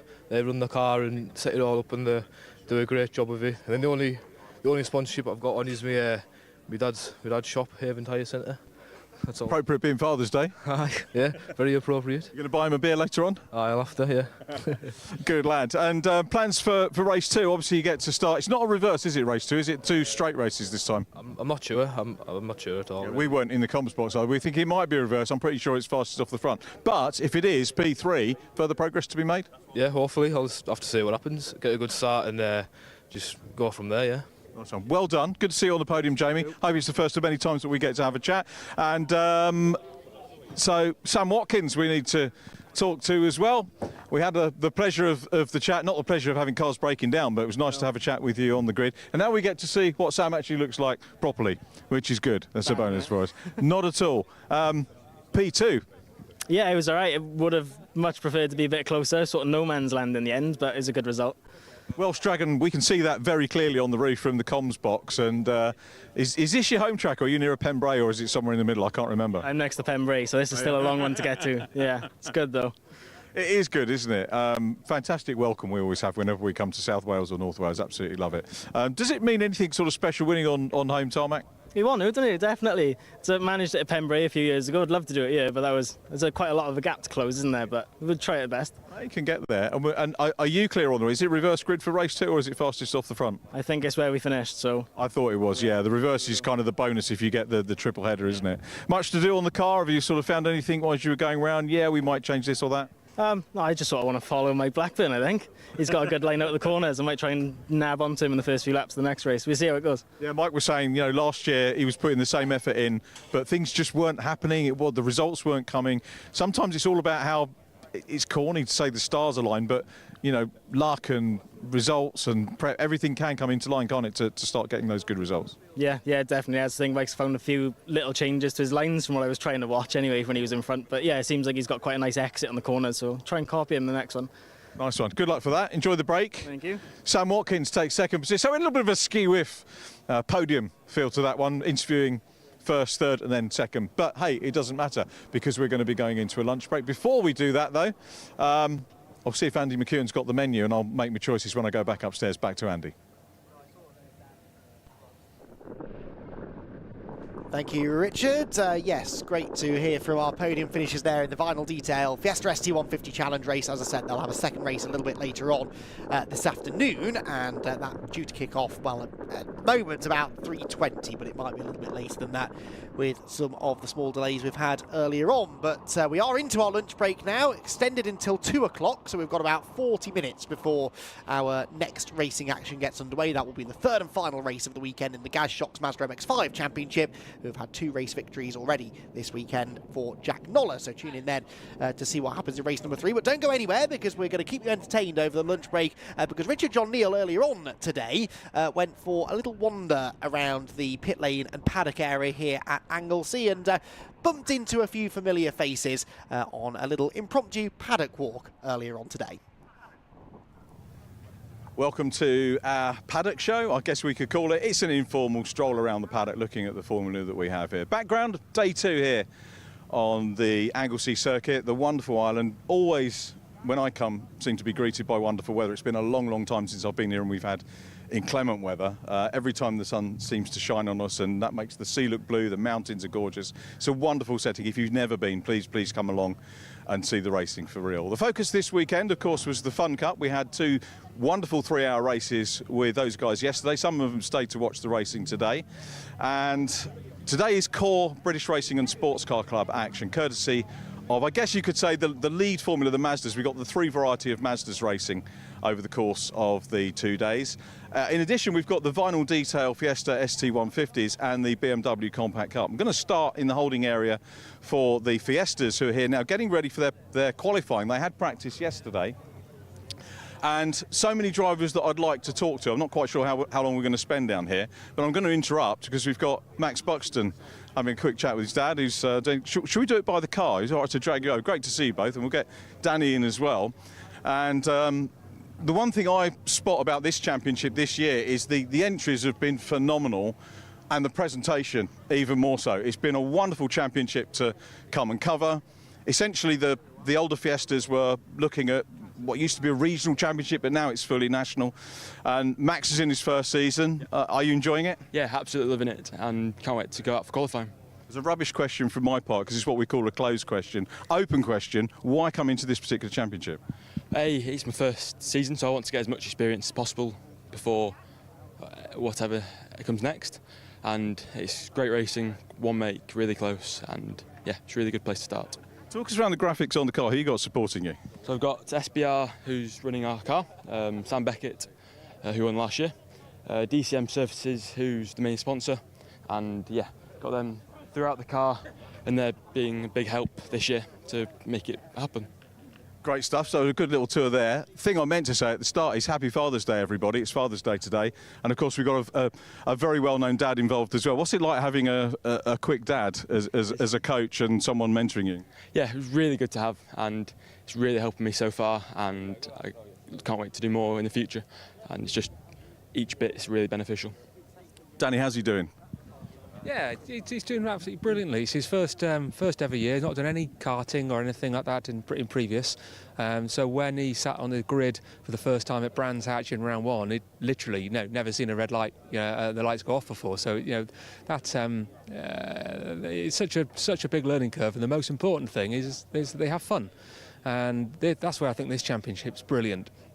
Brscc do a great job. The numbers on the grid are just fantastic, aren't they? And I think I put in my Father's Day card to my dad this morning, who's somewhere around here, saying, well, where else would you rather spend your time on a Sunday? Look around, it's brilliant. The 25, 30 car grid. Max is in his third ever race, and if we can get inside the top 10, top 6, he'll have done a fantastic job. Just want to come back to that point that Dad just said about you didn't do any karting or anything, and how was that possible, given that your parents are well versed in motorsport? It's just timing, and just didn't have the possibility to do that, but now we have, and yeah, so happy to be on the grid. It's a nice thing actually to see youngsters that maybe haven't had that journey, and it underlines to me the fact that you can come in, you don't have to have that background. Of years and years of, a lot of youngsters will say, oh yeah, I've been doing it since I was 6, but you don't need to do that. Exactly, and it's shown possible this year. So hopefully we can have a good qualifying for Father's Day as well, and have a good 2 races. Yesterday it's a long weekend for you guys, isn't it? Because you had a little bit of practice yesterday. How was that? Any problems? No, it was good. Had a good 30-minute practice. Got some good banker laps in and a few longer runs. So hopefully we should be looking good ahead of today. Brilliant. Max, well done. Lovely to talk to you. Thanks very much indeed for chatting to us. I think the next time we speak will be on the podium. Danny, thank you as well. Happy Father's Day to everyone. Let's have a quick look around the other cars in the paddock.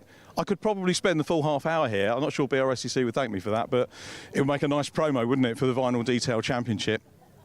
Sam Watkins is here, one of 2 race winners. I'll probably try and get some people that maybe we might not get to talk to on the podium. I want to have a word with, let's see, can I have a word with Ron? Hello. Hi, I'm Richard. Good to see you. Ron, mainstay of the championship. A long time. Yeah. Good to see you. How are you enjoying your season, first of all? Yeah, it's good. Yeah. And I'm usually towards the back, but yeah, I still enjoy doing it. So it's only about 36 years I've been doing this championship. So, so did you start off with the original, I think was the XR2s? XR2s, yeah. And then XR3s, and then these. What got you into racing originally? We went to racing school at Alton Park for a number of years and found it was going to be a bit expensive just keeping on going to the racing school. Okay. And so we decided to buy a car, which was an XR2, original Ford Credit XR2. I mean, that takes us right back, doesn't it, to the roots of the championship? 1988. Yeah. So Likes of, since then. Silly question now, maybe. Do you know whose car you bought from that championship? It was Jim Smith from Furrows at Telford. Okay. And I've still got his number. Oh, okay. So was that just a thing, the car had the number on it, you just registered with it? So a thing of convenience? Yeah. What do you do business-wise, Ron? I own a garage in Sandbach, Cheshire. Have done for 50 years. So I think it's quite an old school thing, isn't it, for like garage owners to get involved in racing? Probably seeing less of new people doing it now. The younger ones have seemed to have come with teams and everything, but the original guys, most of them had garages. Yeah. Do you prep the car, or do you get any help with setup or things like that? Don't get any help with setup really. No, just do it all myself. All from your knowledge. Yeah. Who've been your favourite drivers to compete with over the years through the XR2s, the XR3s, and these? There's a number of guys. One of them's still here now, Chris Rowlands. Yeah. He's not been doing it very often, but he was one of the original guys. And there aren't many. Mike Blackburn did it originally, but other than that, that's about it. It's all newcomers mainly. The change to the 150s, how has that been for you? I mean, the grid here has been superb this year from our point of view. Yeah, it's good. It's picking up well. We've got 26 on the grid today, so yeah, should be exciting. Ron, sorry to interrupt your conversation. Thanks ever so much for chatting to us. Good luck today, and thanks for entertaining us over the course of the season. Ron Lofstad in the 35 car. Great to catch up with Ron. Let's have a quick look round. I did spot another couple of cars that we wanted to look at a little bit earlier on, one of which might be Alec Townley. Let's see if we can have a word with Alec. Have a word with Alec? Over there, right, okay. Good to see you. I'm Richard. What a great iconic livery you've got here. What's the inspiration? Well, the classic rapid fit Mondeo, I suppose. So when I was looking at what I wanted to do with the car, we were thinking about which old liveries we could use. My friend with Auto Tune and Pro Track wheels, those guys have clubbed together with me. It's wonderful. So yeah, with the performance blue car, it was mega to go with the rapid fit, and it always gets a mention. Everybody loves it. I think it just, and great job by Vinyl Detail as well, who did the wrap for me. That's great, isn't it? Real synergy going on with sponsor and teams working together. This, to me, as well as being a race car, shortly a bit of a show car as well. I wouldn't go that far. I wouldn't look too closely at it. But no, for me, it's important that, you know, everything's neat. It doesn't have to be sparkling, but it has to neat. Everything's checked. It needs to be reliable. That goes with it being tidy. So, yeah, try and keep it looking nice enough. Do you get people coming up in the paddock saying, I remember that livery? Yeah, lots of people comment on it. Lots of people comment on it. Even on the trailer going home, people waving at you and stuff. Yeah, I know I've never been in the fortunate position of owning my own race car to be able to put it out in the livery, but I can think of several liveries that I would like. Was that an ambition of yours to do it? Yeah, I certainly wanted to go with that one, and you know, I'm of that generation as well, where the Super Tourers were, you know, I had drawings that I'd made of, you know, Volvo 850s and that type of thing, you know, on my bedroom wall where I'd stenciled over a photo and things like that. So yeah, it's super cool to have my own imitation, pale imitation, but yeah, nonetheless. It's not a pale imitation. It's great. It attracts a lot of attention. What's your background? How did you get here? In motorsport. Bought a track day car in 2011. Eventually decided to take the plunge and did some arrive and drive in Scotland. And then, yeah, just been sort of running my own car on and off and doing things with others in between. Done a little bit out at the Nürburgring, at the VLN and RCN and stuff, and a bit in the UK. And this is just the best series that you could hope for. You know, I mean, I'm outside the top 10 at the moment based on the practice times, and you know, sort of 4 tenths. That'll get me in the top 10, and then you know you've got tenths and hundredths at the sharp end of the top 10. So it's super competitive. For you, a natural progression coming through from track days into racing, and was this your first Formula? No, I'm Scottish XR2s in 2016. Some other bits and pieces in. Was I commentating on it then? I don't remember. Perhaps no. So yeah, I did a great time up with PCR Motorsport up in Scotland at Knockhill. I used to live up there, and then when I moved down south, I met Dave Fairclough at Auto Mech. His garage is near me, and I saw the race cars. So I said, "Oh, Dave, what are all these race cars about?" And he explained to me that he ran the championship here. So I got some bushes off him, because when these cars were just being brought in, Polybush gave 5 sets of bushes, and they said 3 bushes for the first 5 cars. So I said, give us a set of bushes, then I've got to build a car. So then I built the car and came racing. So here we are, yeah. That's a good story. The Scottish Championship, it was a great pleasure to work on that, I think for about 10 years. And, you know, essentially based at Knockhill. They're spreading their wings a little bit now. But this is effectively a national championship, isn't it? You're getting the chance to go all over the country. And I think the way the formula's developed, traditionally, this was a Northwestern Championship, but now very much national, and well supported wherever it goes. Yeah, we've got drivers from all over now.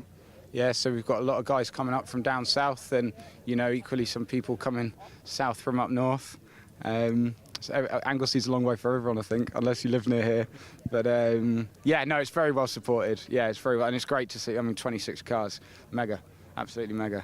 Final question before we go, put you on the spot, but who's the favourite driver to race against in this paddock? Well, my favourite driver to race against, well, I've been trying to go toe-to-toe with Chris Chisholm, I think, this weekend. If I can keep up with Mark Blunt and Aidan Vickers, I'll be happy.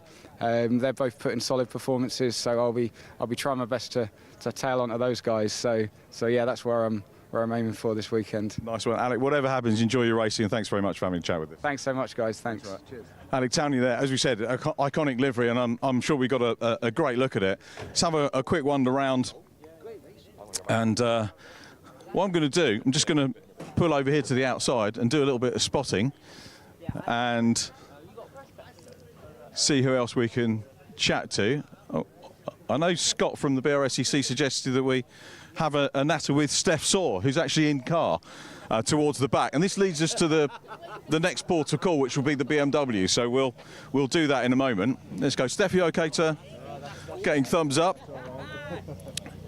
Now, we saw Steph on the podium at Brands Hatch, so not our first catch up, but Steph, how are things going with the car this weekend?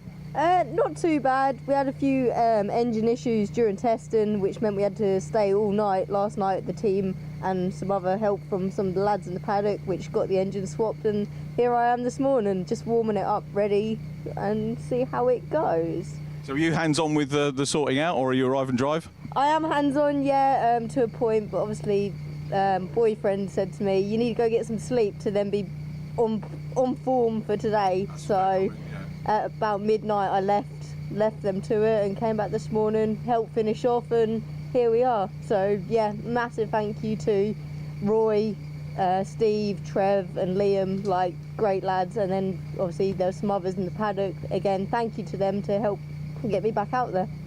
Great you're back out. I guess if you do have a mechanical problem, it's better to sort it out in testing, but it does take away a little bit of familiarisation with the weekend and getting your head in gear, doesn't it, from that day? So maybe not as much positive experience of the weekend so far as you might like. No, but I really enjoy the track. It's a great track to come to, obviously a long way to come, but yeah, got to enjoy the experience while I'm here. Got to ask, you got Bayliss and Harding on the car. We're seeing that name right the way up the top in levels of motorsport coming through. What's the connection? I ran Freddie Slater last year. I was his #1 mechanic when he won the championship in Ginetta Juniors, and I'm running Alfie Slater this year. So I've got a really good connection with Adrian and the whole of Bayliss and Harding and his family. So Racing runs through their blood, doesn't it? yes, it definitely does. They love it. Even the little ones coming up at 5-6 year old, they're going to be ones to watch again later on in the future. Freddie's done so well. He's kind of bypassed a lot of the stuff that I work on, and we saw him in F4 a little bit. But Alfie, I think, is here in a couple of weeks, so will you be giving him some tips on the circuit for the G-Fest in 2 weeks? I'm not sure about tips, but I'll make sure his car doesn't break down. So yeah, we'll go with that. So you're working with R Racing? Yes, R Racing, great team. Been with them now for 4 or 5 years. So yeah, really good team, great atmosphere, and everyone helps everyone to get the job done. Chase Fernandez just made the move there, hasn't he? Yes, he has. Yeah, he's, well, good driver, and we've sorted out the car to our spec. And yeah, he's really good. He's sort of making the others look a bit silly, really. Yeah. But no, again, once you get a good driver with a good package, then happy days. And yeah, sorry to witter on about Ginetta, obviously trying to get a bit of your background. Ginetta is a Brscc formula as well, so we're okay with that. And we're running the meeting in a couple of weeks here, which we'll see. Coming back to Fiestas, what's the aim? Obviously we saw you on the podium at Brands Hatch, which was mega, and it's probably a silly question, you probably want to be back on the podium. Absolutely, everyone wants to be on the podium, but obviously only 3 people can in each race. The main thing is to start and finish every race, so then, you know, hopefully be consistent enough to get somewhere in the championship. First year in it, so top 10s would be great. Not enough females in this particular championship? No, there isn't, but there is another one, which is obviously good. A lot of championships have no females, so it is nice to have another female out there. Jade, she's from karting and stuff, know her quite well. Yeah, lovely girl, and can't really ask for anything better to have another female out there. Do you get fed up with that attention? Because, I mean, it's a difficult one, isn't it? Because we like to be, media-wise, we're told, you know, be gender neutral, but it's a big story, and we want to open it up to, you know, to more girls coming into the sport. Yeah, absolutely. There's so many now female, like, only scholarships or, like, you know, paths into it. You've got obviously the F1 Academy, you had Women's Series, Formula Women. You've got all of these different, like, aspects that are now opened up, which there is a lot more females in it than when I very first started in 2017. There was near to no females out there, and even the mechanical side, there's a lot more courses you can do that are so gender neutral. Like, there's, yeah, a lot more diversity coming into it. I'm going to let you get your head round qualifying because you're going to be going out in about 5 minutes. I've spent far too long down here with the STs, but it's a great paddock. Steph, good luck. Hope to see you on the podium. Thank you very much. See you later. Steph. Steph saw, and the engines are sort of beginning to rev up a bit. We're going to do a little bit of a height now. Thanks again, Steph. Do you want me to shut the door? Let's get that done. Normally I completely mess up there. So great grid, so many more people that we could talk to. I'm not sure how far we are into our walk, but we're going to have a walk through the paddock, maybe get a little bit of BMW chat, because we didn't get to talk to too many drivers yesterday in the BMW Compact Cup. Again, a big success story for the Brscc over the years, and great that you come to these meetings. Whenever you come to a British Racing and Sports Car Club meeting, you're looking at the greatest variety in racing that you can possibly see. Great value for money for the drivers, great value for money for spectators as well. And all levels of racing catered for. If you're at a TCR meeting, obviously you've got that very top level of getting involved in touring car championship racing, and then it can go right down. I don't really like using the word down, but you can come to entry-level motorsport, like the C1s, which we'll see from time to time in the Brscc Championship meetings as well. My son is actually looking at maybe doing a couple of those races in a few weeks' time. Just walking past the Mazda paddock. I'm seeing if we can get any drivers here. We can't at the moment. And we have a flick when you drive up to, or down indeed, to Anglesey. You'll see a lot of that kind of stuff going on, the wind generator. That was actually the first one I ever saw, believe it or not, anywhere. Richard Peacock, who owns the circuit, was very keen on being green, and eco-credentials when they built the track were very much in evidence. So, okay, still in Mazda territory. Bit of work going on there on the 848 car. That's Matthew Crozier's car there. Lots of prep. The Mazdas had one race yesterday. The Fiestas didn't, which is why I wanted to spend a little bit of time with them. Now the BMWs are kind of over that way, so you'll excuse the walk through. The other thing you'll see is when we've got great weather, it's a fantastic... Morning guys, you all right? It's a great paddock, good friendly paddock. Waves everywhere. Nick Grindrod, he's now I wouldn't normally go and interview Nick, but he's just sold the car, so that's going to be, I think, in the hands of Martin Tolley next time we see it. Nick, I think, leading the Masters Championship at the moment. Right, some BMWs up here. The Nankang Tyres Championship were out yesterday, and one of the drivers we need to catch up with actually is Mike Doble, who got the Masters win. But we didn't get the interview, so it'll be righting a wrong if we didn't chat to, or if we did get to chat to Mike Doble. Very busy family. They've got the similar journey. They come from Surrey, Coulston. Their business is based down in Surrey, which is geographically, if you know Gatwick Airport, that's a good landing point for geography references. And around about sort of 10 miles north of that is Coulston, which is where the Doble Motorcycles concern is. And they're a very busy family. Mikey obviously racing in the British Touring Car Championship this year, former champion in the BMWs. It looks like the car's on the move. Oh, okay, they're just parking it. And this is another one that Scott Woodwiss asked me to have a look at. So Mikey's busy, so they've got the journey. What I was getting around to saying was they've got the long journey up from Coulston next weekend to Alton Park. I thought when I was coming up on Friday that once you get to Alton Park, it's about another half hour to get to Anglesey Circuit. I'd forgotten it's actually another 100 miles or so, but hey, there we go. Right, let's see. Is Mike about? Because we didn't do the podium interview yesterday, so we'll get a bit of background. So this is the team, and they've conveniently parked as far away from everybody else as we can to make me walk. Mike's actually in car. We'll talk to Mikey first, actually. Mikey, here we go. Former champion, so you've got bring a lot of knowledge and technical knowledge, racing knowledge of the circuits we race on in the championship. How much of that do you have to impart, or do you just let the guys get on with it? I think, like, this being our 7th year in the championship now, the guys like my dad and Joe have obviously been around the championship whilst I was racing and me and my dad were racing, so you pick a lot of it up as you go along, and we're getting really dialed in now with the setup on the cars as well. So I think pretty much where we're at is as good as one of these cars is going to go for now, but we said that 3 years ago and things still evolve. So yeah, I mean, I think they're in a good place at the moment.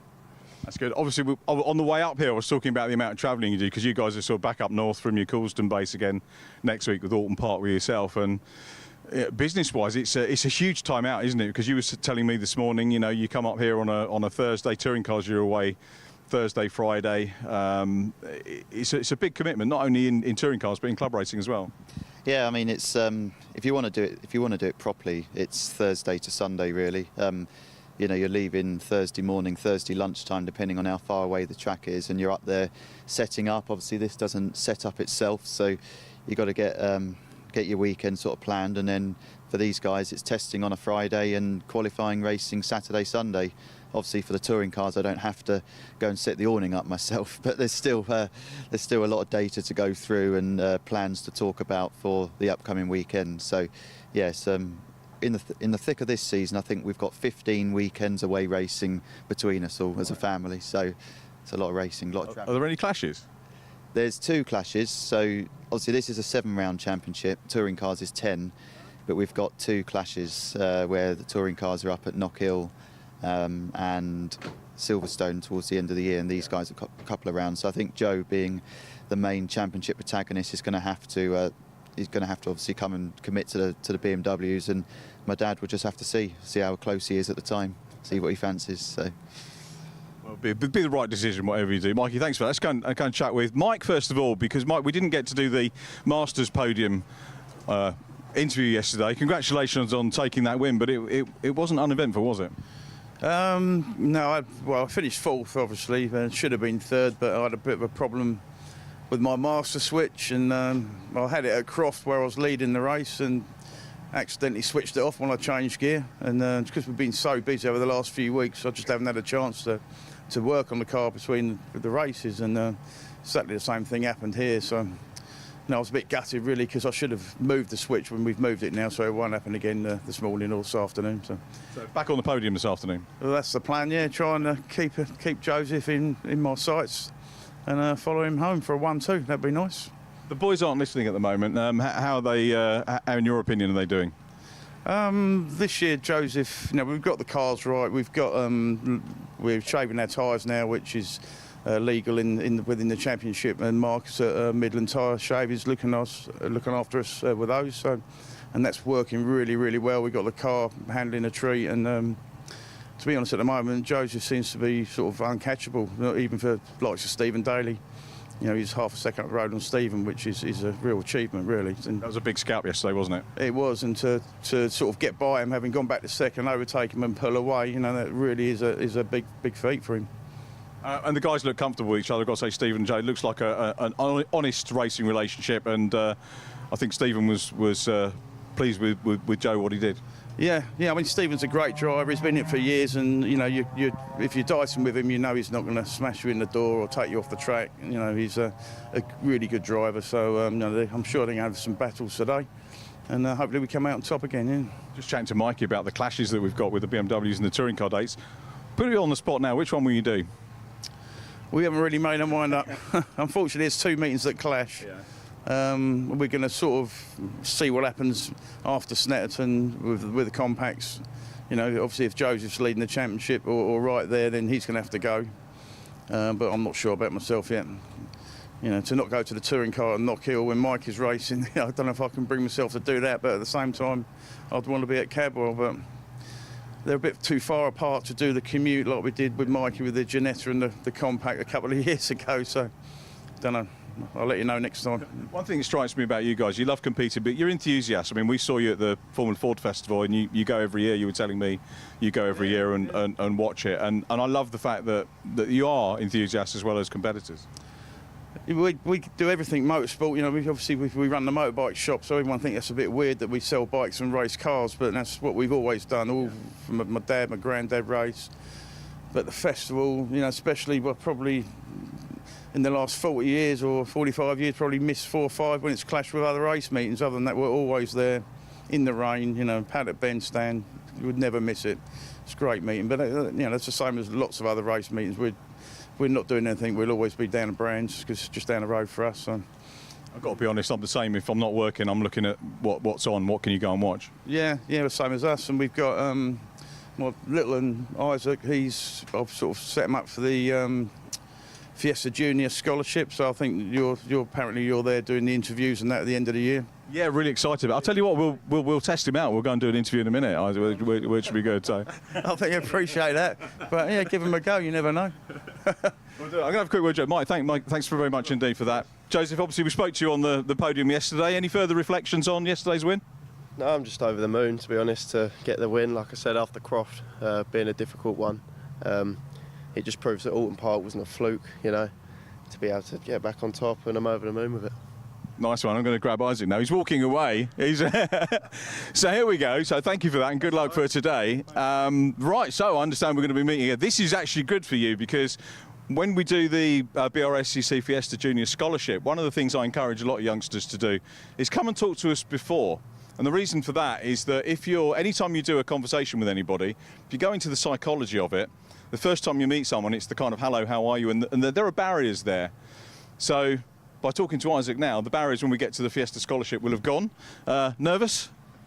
A little bit. I mean, most of it's about the car driving. If I can get that right, then it should be going quite well. What's the experience up to date, Isaac? I mean, I haven't drove a car quickly at all yet, but I've got a sim in my house, which will give me quite a good bit of practice for it, hopefully.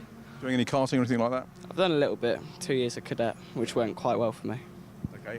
One of the questions we tend to ask is any funny stories about the family you can come out with, or funny stories about yourself? Don't know, maybe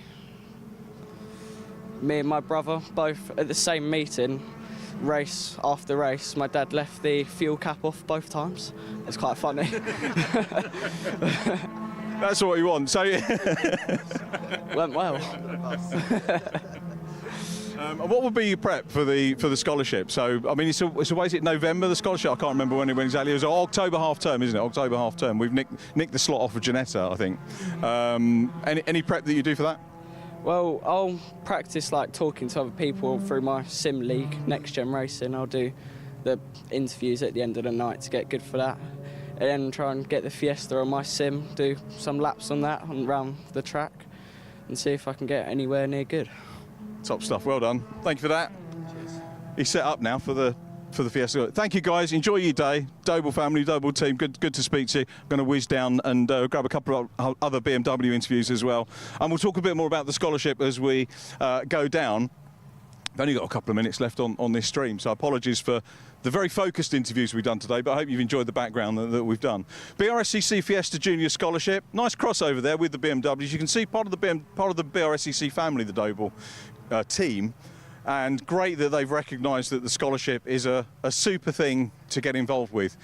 If you've got a youngster who's interested in doing it, it's not a huge outlay. Even if you maybe don't want to come and race or can't commit to come and race, just come and take part, have fun. Last year we had the best driving coaches. We met Danny Buxton earlier on in the show. Danny's one of the instructors with us. The likes of Paul O'Neill, we had Matt Neal with us. Just an absolutely mega group of people, and the Brscc put so much effort into making people feel welcome and giving them value for money on the Fiesta Scholarship weekend. So that will be the half term, October half term. Look at the brscc.co.uk to find out more information. If you don't want to do it yourself, maybe ping it on to someone who you think might be good enough to come and race with the Fiesta Juniors, and follow in the wheel tracks of Daniela Sutton, who won this year's scholarship and is out there, got her first top 10 last time out. So yeah, have a look at that. Racing time now, sun's out, blue skies, absolutely perfect, lighter breeze than we had yesterday. I don't think we're going to get time to do any Mazda racing, so we filled up. Again, apologies for the focus on the Fiestas and the BMWs, but I hope you found the content interesting. Enjoy the rest of the racing. Let's get onto the grid.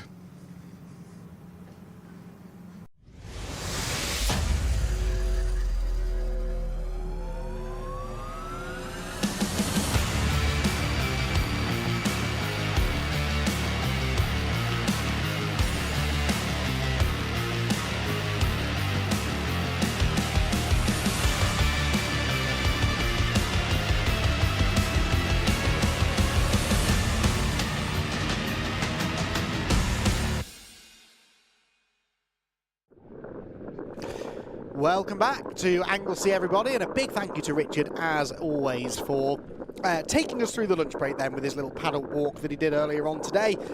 It is always a great thing to come and have a little wander around the paddock at a racetrack, particularly at an event such as this one where it's all so open, so welcoming. Anyone here, trackside, who is listening along and wants to come and have a little wander around the paddock, there are still quite a lot of teams around, because of course all of our championships still have a second race to come this afternoon. But at any point, any event here at Anglesey, the paddock is completely open. You can come and have a little walk around, chat to some of the drivers, speak to some of the teams if you're interested in getting yourself racing again, and it is a really welcoming environment, particularly here at the Brscc, I must say. Right then, we are about to go racing for our afternoon's programme. There will be 6 more races to go today, 1 apiece for all of the championships that we've seen already today, plus the summer celebration race to come at the very end of the day. But this will be the 3rd race of the weekend then for the Mazda MX-5s. Coming up next, it is the Gasshocks Mazda MX-5 Championship, their 3rd race of the weekend, coming up in a few moments.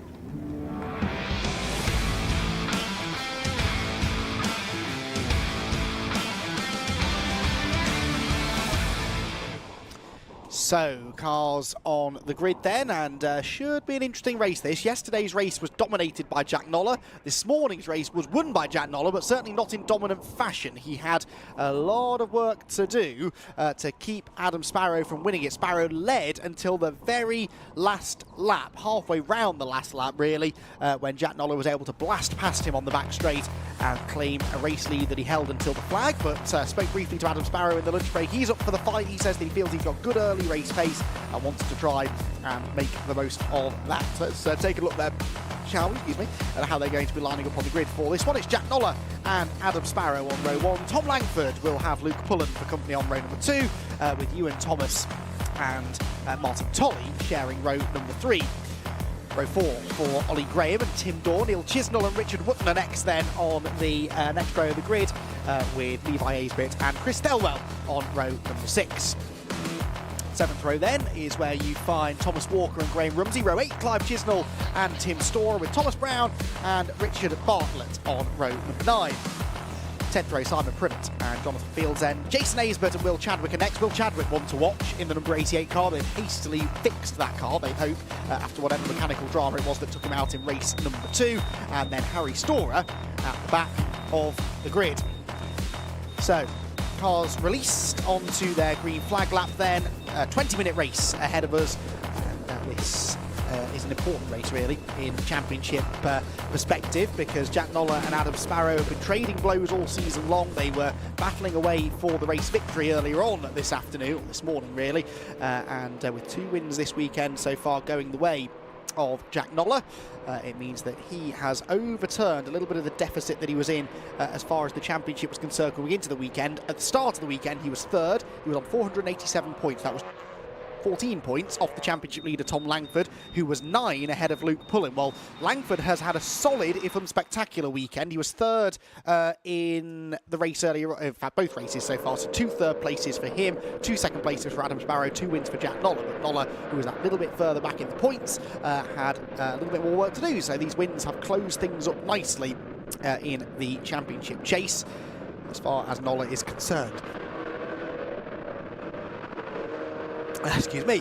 So Jack Noller then, if he can pull off the hat trick, that would be particularly impressive. I don't think, Tom Langford managed that at Silverstone, and he won all 3 races. He then won 2 of the 3 races at Snetterton, the first of those won by Jack Noller, and then Luke Pullen won both of the races at Alton Park last time out. So there has been this trend of drivers who really click with a track managing to take all of the race victories, and it's interesting to see whether or not Luke Pullen, Jack Noller is going to be able to do that, as Luke Pullen did at Alton Park, as Tom Langford did at Silverstone, and nearly did at Snetterton. He had a 3rd and 2 wins at Snetterton, and those 3 at the top of the championship points. Adam Sparrow, I said to Adam when I chatted to him earlier on, I said, no, Jack might be winning races now, and Luke might have been winning races last time, but you're being consistent. And he said, yeah, I've had a bit of a disappointing start to the season really. Well, if you look at his results, at Silverstone he had 2 seconds and a 3rd place finished at Adam Sparrow. At Snetterton he had a 3rd, a 4th and a 5th, not bad. And then at Alton last time he had a 5th and a 4th. So he's been inside the top 5 basically every race this season so far, and is right up there in the championship standing. So I don't think Adam needs to be too disheartened really with the results that he's had so far, and he does have a shot here genuinely, I think, at a race victory if he can get the best of Jack Noller in the early stages and make good on that early race pace that he thinks he's got based upon the race earlier on today. So cars then lining up on the grid, waiting for the last couple of rows to be in position, and Jack Noller and Adam Sparrow on that front row of the grid. Jack Noller slightly further forward in his grid slot than Adam Sparrow is, but Adam has that slightly grippier outside line, which has been an advantage in a lot of races this weekend, and has allowed the second place man to get the lead into turn number 1. Let's see whether or not that's the case for Adam Sparrow then, as the green flag is waved at the back of the grid, and we are off and racing again in the Mazda MX-5s, and Adam Sparrow with another good start. Tim Daw with a typical Tim Daw start from further back, comes charging around the outside of everybody, and he is going to gain 2 spots, I think, through the first corner, past Ollie Graham and past Martin Tolley, and Tim Daw's inside the top 6 now as they head towards the banking for the first time, where it is Adam Sparrow leading doors up the inside of his teammate now, Ewan Thomas, with whom he collided in the earlier race up at Rocket. They're already rubbing body panels as they head out of the banking and towards Church Corner for the first time. But it is Sparrow the leader, Noller second, Pullen up to third. So both the drivers that started on the outside of those front 2 rows have gained a position in the first few corners. Langford fourth, then Thomas fifth, Ollie Graham sixth, and Tim Dorr now going backwards a little bit as they head to the top of the hill, where Luke Pullen perhaps thinks about a challenge on Jack Noller, who does think about a challenge on Adam Sparrow. Noller to the inside for the leader. Sparrow goes way wide. Will try to rejoin, but Pullen is second. Luke Pullen into second position, read that situation perfectly, and it is now going to be a very different look to the race than we've had in the previous 2, with Noller leading, Pullen second, Langford third, and Adam Sparrow down to fourth. It is then Thomas, I think, in 5th position as they make their way around Peel Corner for the first time, but that was all triggered really by Sparrow massively outbraking himself. Langford was quite late on the brakes too, and Luke Pullen shimmied through the middle of it all to claim second position. So down towards the hairpin we go for the first time then. Move on for third, that's Sparrow up the inside of Langford. He's going to make that one stick, I think, at the hairpin. So Sparrow into third, Langford back down to 4th position, and Sparrow really can't afford to hang around here. Needs to get after those leading 2 before they get too far away. But Jack Noller, of course, doing his best now to make good his escape. He's got a little lead over Luke Pullen as they make their way through the final corner. Pullen a bit wide of the apex at that final turn. Not quite as wide as Sparrow was, though, who's opened the door again now for Langford. Langford back up the inside line, and Tom Langford is going to try and reclaim 3rd position. Can he do it? Oh, not quite. Adam Sparrow hangs on around the outside. Ewan Thomas now joining in the fun as well as they make their way towards the banking once again. So Noller leads by 1.4 seconds. Pullen second, Sparrow third, Tom Langford in 4th position, and Ewan Thomas 5th after a very lively opening lap of racing that has jumbled the order up nicely amongst the leading contenders. Hasn't affected Jack Noller. I mean, he's cleared off. I really don't think we'll see Jack Noller again. It's all now about the fight for second, where Sparrow is on the move. He's not content to work with Luke Pullen. He wants to go through and chase off after the leader. And Luke, I think, will be happy to let him go because he can probably now latch on to Adam Sparrow and bring that whole pack, he hopes, onto terms with Jack Noller. But Sparrow's done it again. He's even further wide, this time completely off the track. And Adam Sparrow's going to be out of the top 5. So through they all go. Through goes Pullen, through goes Langford, through goes Thomas, through goes Graham. Tim Dorr is alongside Adam Sparrow now as they head towards Peel Corner, and that's 2 laps in a row that Adam Sparrow has got his braking completely wrong into the Rocket complex, and that surely now has cost him any chance of a race victory. He'll do well to get back on the podium from there because they were not easy drivers to overtake, the ones that have just gone past him, and it will take him a long time, I think, to get back on terms with the podium runners. So, Jack Noller the leader. Here comes Sparrow back up the inside of Ollie Graham. Tim Dorr looking to try and take advantage of this where he can, but not able to get an overlap on Graham this time around. Heading downhill then towards the final corner at the bus stop. Jack Noller has a very significant lead. It's not often in this championship that you see a driver capable of pulling this sort of a gap on the rest of the field. Yes, they've been battling behind, but not that much really. 2.5 seconds after 2 laps is the lead for Jack Noller. That is astonishing. He is absolutely flying. Luke Pullen doing his best to go with him, but really focused more now on what's happening behind. He's got his teammate Tom Langford behind him though. And indeed another one there. 3 AB Motorsport cars. It is the AB Motorsport train for second place, with Pullen followed by Langford and Thomas. Will they work together here to try and chase after Jack Noller? Well, we'll find out now, because if Langford wants to get past Pullen, he will do it now. He's well within striking range going onto that back straight. Does he pull alongside? Does he give the bumper to Luke? He gives the bumper to him, I think, so they are going to try and work together for now. If nothing else, just to try and detach themselves from the cars behind. Although, as I say that, Langford throws it up the inside into Rocket Corner, so forget that. Luke Pullen has to open the door. He will have the inside line for the right-hand element of Rocket, though, and I think that Luke will probably stay ahead. Langford keeps on coming round the outside, though. Is Pullen going to leave him space? Yes, he does, and he will still have the inside line into the next corner. So forget what I said about the AB Motorsport drivers working together, because of course these two are both championship contenders, Langford and Pullen. Pullen gets the better of that particular battle, and now Ewan Thomas moves up to challenge as well. But if they keep on battling, they're not only going to lose complete touch with Jack Noller, but more concerningly, they're inviting Adam Sparrow back into the battle now. They come out onto the Tom Price straight, then down towards the hairpin. Pullen still second. Here comes Ewan Thomas now on Tom Langford. Ewan Thomas up the inside for 3rd position, and I think, well, he might not make it stick, but it's certainly going to delay Langford here. Oh, and then they made contact on the exit of the corner. That was Langford and Thomas banging doors, and that's opened the door well and truly now for Adam Sparrow, who gets past Tom Langford and into 4th position. So Ewan Thomas, relatively new to the championship, relatively new to the team, perhaps not making friends with Tom Langford on that occasion. So across the line they go then. Nolla leads by 4.3 seconds now, although I will put some of that down to the intensity of the battling going on behind him. Pullen second, Thomas third. Ewan Thomas hasn't had a podium yet, I don't think. Looking towards Scott Woodward for confirmation. He's not done a full season, has he, Ewan? He's come across from Supercup, of course he has, yes, that's where I've seen the name. So no, he hasn't had a podium yet in the championship. So he's fired up, and he's already proven that he doesn't mind roughing up his teammates to do it, but he's got another teammate in front of him now. But the danger is that they open the door for Adam Sparrow. Sparrow has just got past Langford, one of his championship rivals, and if Ewan Thomas has another go at Luke Pullen now, that will open the door again for Sparrow, who is alongside Thomas anyway, as they head for Rocket. Pullen defends the inside line, Sparrow to the outside. This hasn't worked well for Adam before, but this time he judges it well, and I think he will get the inside line on Thomas for the right-hander. Yes, he does. And so Adam Sparrow, I think, back through into third. Yes, he is. Sparrow back to third place then. So Nolla leads, Pullen still second. Tom Langford arrives with a head of speed into Peel Corner, outbrakes himself slightly. Tim Dawes on the outside of Neil Chisnell. It's all kicking off in this third race. These Mark 1 MX-5 races have got progressively more exciting as the weekend has gone on. Yesterday's race was a little bit tame by their standards. Race 2 earlier on today was better. This is an all-out brawl, admittedly not for the win, but for second position. And Luke Pullen is defending that second position now as they head towards the hairpin. Sparrow to the outside, Ewan Thomas hunting around on the inside of car number 19. And that just takes some of the pressure off his teammate as they come through the corner. But Pullen is going to have to drive the defensive race of his life here if he's going to hang on to second position. Sparrow to the outside now. Of course, championship ramifications in this battle as well, because they're both up there in the points midway through the season. Jack Nolla a 1:47.7, new fastest lap of the race, just to prove that he would have a big lead anyway, even if they weren't fighting behind. They head out of target corner then, up towards the banking. Pullen again will likely have to defend, but he needs to be clever about this and not over-defend. Not be defending too heavily into corners where he doesn't really need to. I don't think Sparrow was ever likely to challenge him into the banking, but at the back straight this time, that could well be, and I think will be, a different story.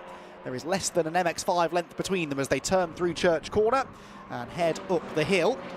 Which way does Pullen go to cover? Sparrow again was telling me in that chat we had earlier on, it's so difficult to know which way to go to defend up the hill here. Pullen goes to the inside, Sparrow takes the shorter route through the two kinks, but that becomes the outside line into the hairpin. Luke Pullen is usually pretty confident under braking, so is Adam Sparrow though, and Sparrow for the second lap in a row goes around the outside of an AB Motorsport car and gains a place at Rocket Corner. Langford and Thomas were going door handle to door handle again just behind, but Adam Sparrow into second position now then. Can he break away from the AB boys behind, or are they going to try and gang up on him and come back at the Brian Chandler prepared car? Up towards, or down towards, turn number 10 they go. So Sparrow in second, Pullen third. That was Martin Tolley, I think, on the grass, heading out of turn number 10. Pullen struggling a little bit, isn't he? Ewan Thomas pulling to the outside. Pullen is late on the brakes. I thought for a moment was going to get up the inside of Sparrow, but that was just a trick of the camera, I think. He comes out of the corner still in third position. Normally, having two teammates behind you would relieve a little bit of pressure, but I don't think Luke would agree with that statement right now, because Ewan Thomas has already shown that he is not afraid to throw a move, regardless of who it is in front of him. But they do still have the potential, these three, I think, to gang up on Sparrow if they want to do. Sparrow, though, good friends with all three of the drivers behind him as well. And that is the great thing about this championship, because yes, they're all run by different teams, and yes, they're all in it for themselves, of course they are, but the camaraderie in the MX-5 paddock is second to none. And yesterday evening, they were all sort of hanging out with each other in each other's awnings, and they do become genuine friends, which means that on track it can be a bit tricky sometimes, because you're fighting for a championship with these people, but actually you all get on pretty well. Hopefully they'll all still be getting on well again at the end of this race, as Luke Pullen now tries to size up Adam Sparrow in the same way that Sparrow did him a lap ago. He's closing, but I'm not convinced he's close enough to have a go here into Rocket Corner, and Luke might be better served just waiting for a better opportunity, which he does. Gets a bit of a helping hand from Ewan Thomas through the left-hander. They will stay single file for the first time in a little while in this race. We're halfway through this race now, 10 minutes down, 10 minutes to go. And Jack Nolla enjoys an 8-second lead. was the last time someone won one of these races by 8 seconds. My vote would probably go to a Steve Foden win at some point last year, but I couldn't off the top of my head remember when. It's not often that we see a driver disappear into the distance like this in what is famously a very evenly matched championship, but Jack Noller has just clicked with the Anglesey International Circuit this weekend. His car is clearly working well, it's set up right, he's driving well, and the rest of them simply can't keep up. Well, down to the hairpin comes this second place battle. Sparrow retaining this second position. Pullen not looking safe in third exactly, but not under quite the same level of threat from his teammates that time into the hairpin.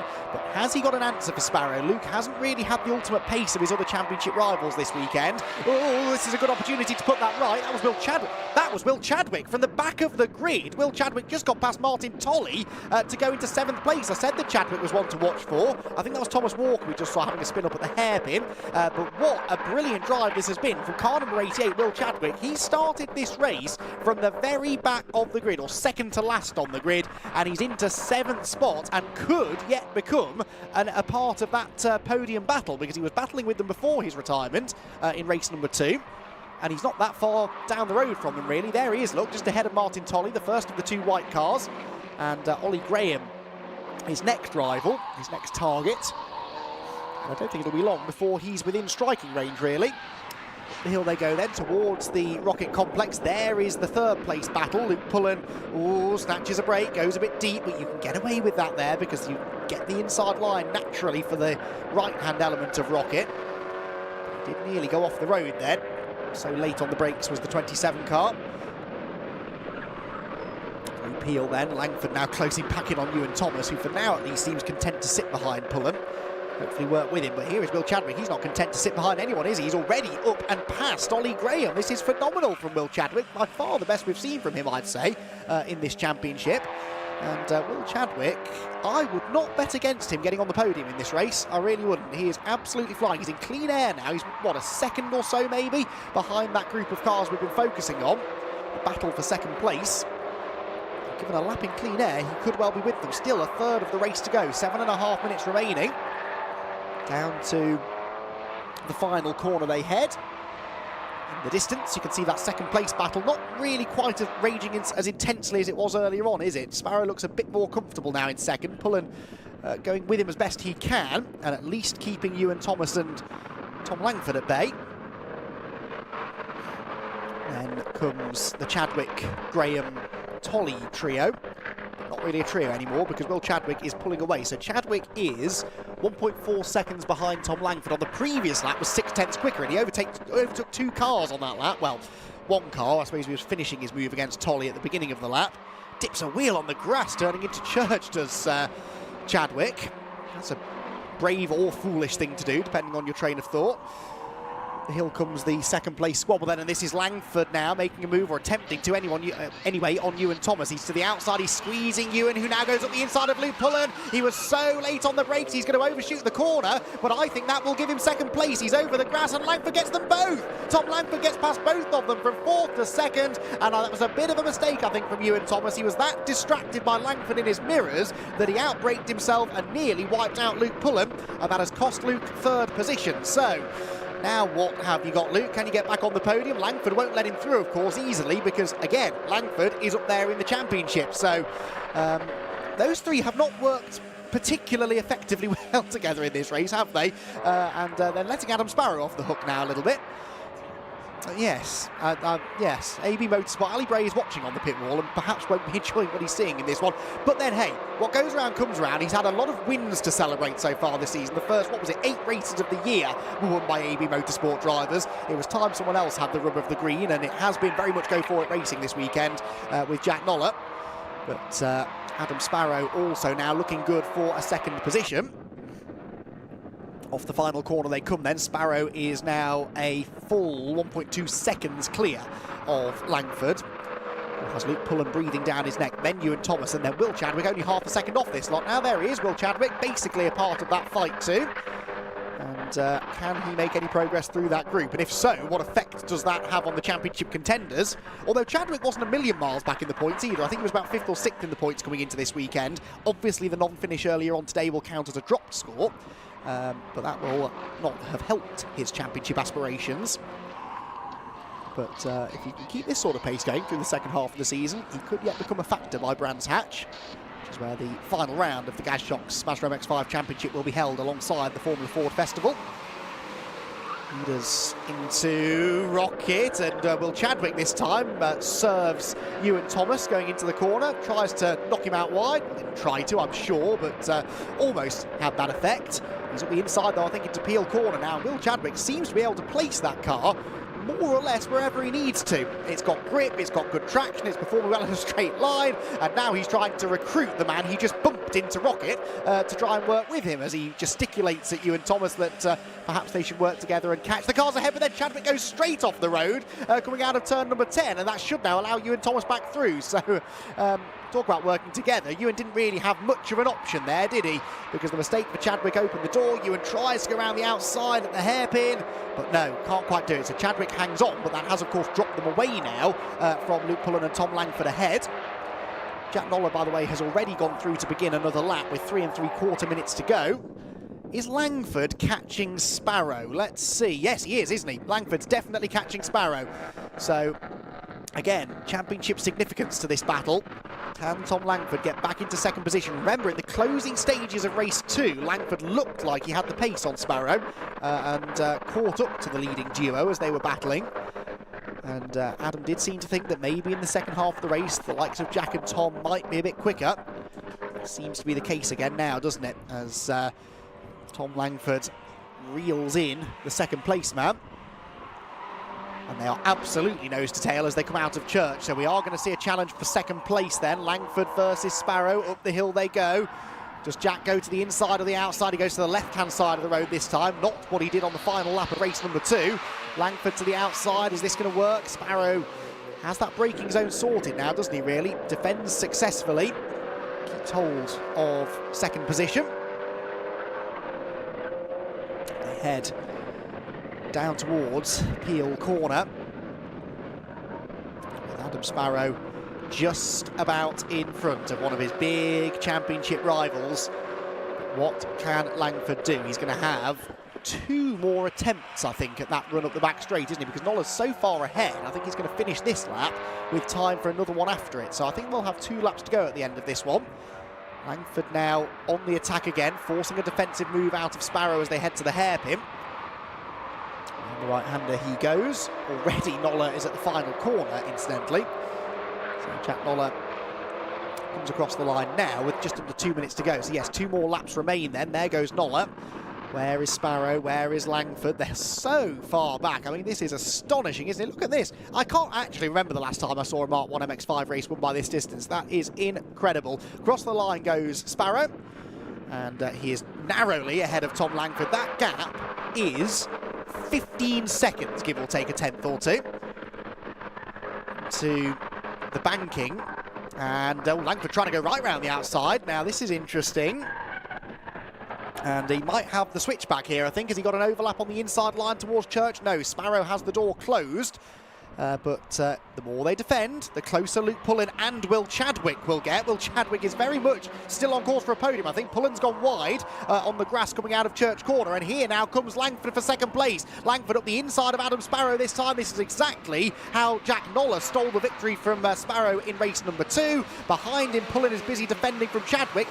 Langford is going to get second. I think Chadwick will get 4th place here because he's on the outside for the left at the Rocket. He's got the inside for the right. And Luke Pullen, I fear, is going to get squeezed out to the edge of the road here. So has Will Chadwick... Oh, Sparrow's back up the inside of Langford out of nowhere. Adam Sparrow back up the inside of Langford, ushers him out wide through Peel Corner, and keep an eye on Chadwick. Chadwick has another lap to go at the end of this one to go from the back of the grid to the podium, which would be one of the drives of the season. Through the left-hander at turn 10 they go. Langford then back ahead of Adam Sparrow. It looked for a moment like that was going to swap once more, but they are absolutely bumper to bumper, the 4 of them, as they head down towards the hairpin for the penultimate time. Langford defends, Sparrow to the outside. That leaves the door open for Chadwick. Chadwick. Chadwick up the inside of Sparrow for third position through the hairpin, leans on him on corner exit, puts him up the curb, and that will give Will Chadwick more momentum down the straight. And of course, Langford, well, he's trying to share the slipstream between the two of them to keep them side by side, and it's worked a treat because Sparrow's back up the inside into the final corner and keeps hold of third position. Jack Noller has long since begun his final lap of the race,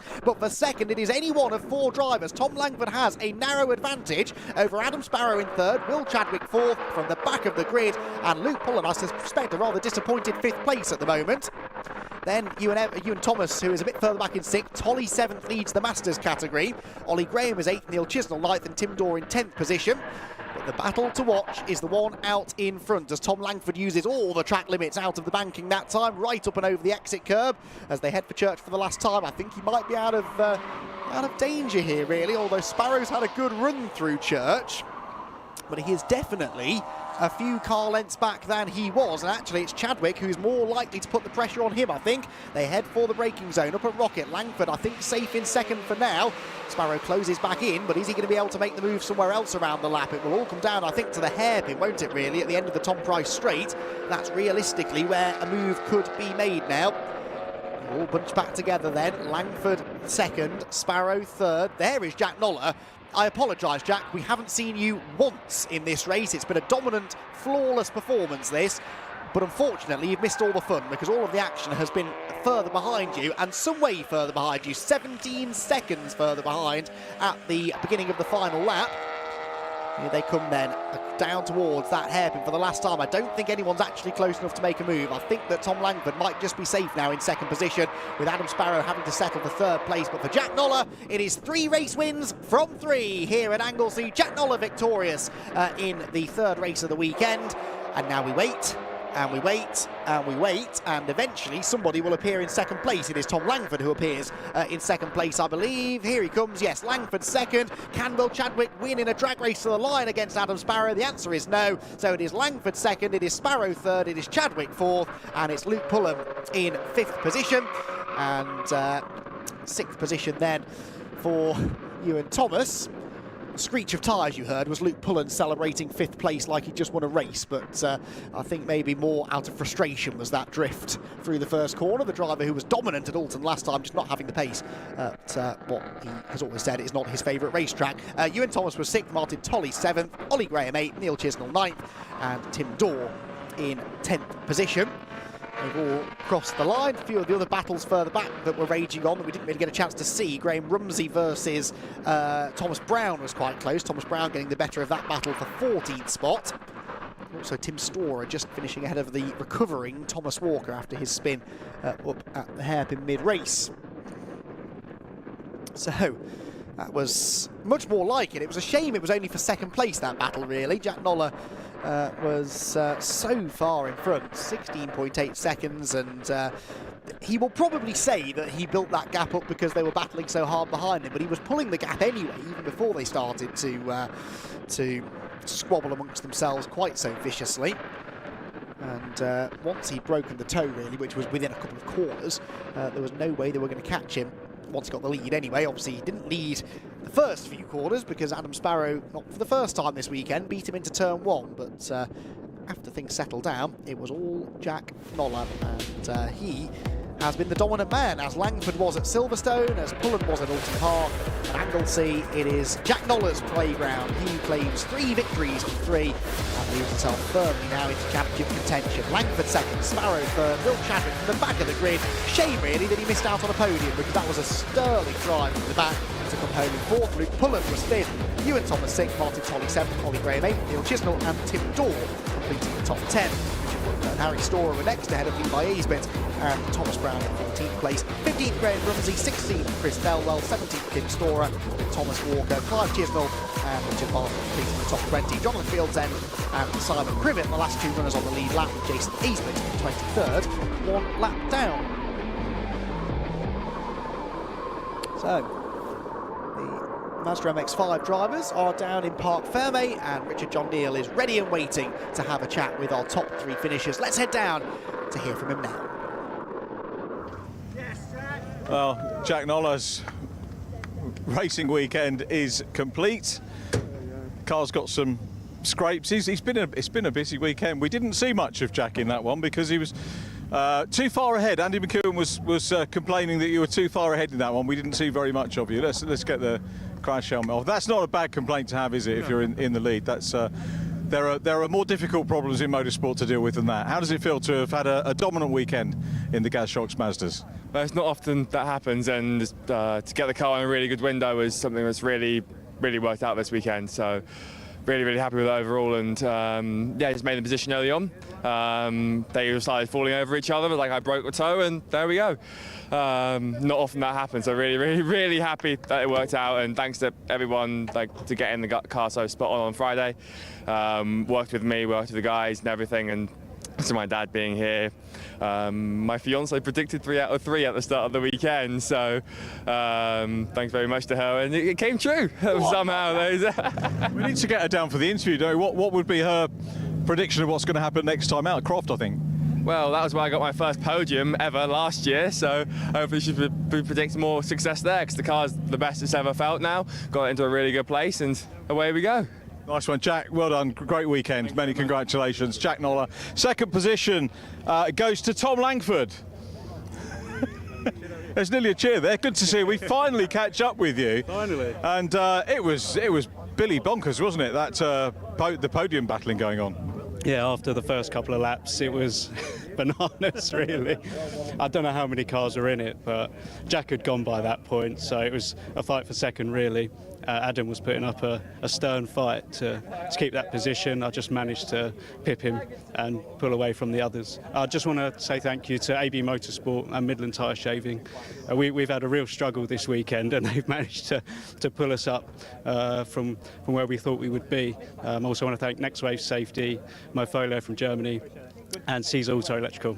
Got them all in, Richard. I love it. I love it when a driver comes to the podium with a message, which is exactly what we as interviewers like. But you were saying a difficult weekend, but 2 third places and a second. A lot of drivers would be pleased with that in a championship performance. Obviously, we've got Jack and Adam all battling hard, but realistically, points not bad.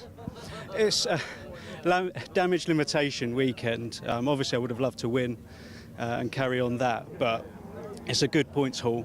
And we hold ourselves to higher standards at AB Motorsport, so we try and get as much as we can, and I think we have done this weekend. Tom, congratulations. Look forward to seeing you at Croft. I don't know if we can go grab a quick word with Adam in third position. Adam, sorry, thank you for waiting, Adam. We've got cars on the grid, so I'll make it a quick one.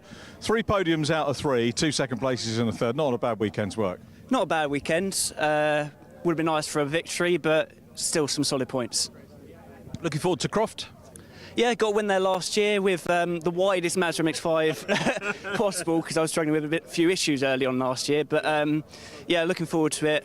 The last sector, I don't know, just clicked with the last sector. So yeah, we'll see what happens there. Crazy Mazda racing, but vastly entertaining. Thank you and all the other drivers in the Brscc Championship for giving us such a great weekend. Look forward to seeing you next time out at Croft. Thank you very much. As always, a massive thank you to the Mazda MX-5 shop and Midland Tyre Shaving for their sponsorship, and also BC Cars Motorsport. Top job, Adam. Thanks very much. Adam Sparrow completes our podium. Cars on the grid, as you can hear. Nankang Tyres BMW Compact Cup over to Andy McEwen.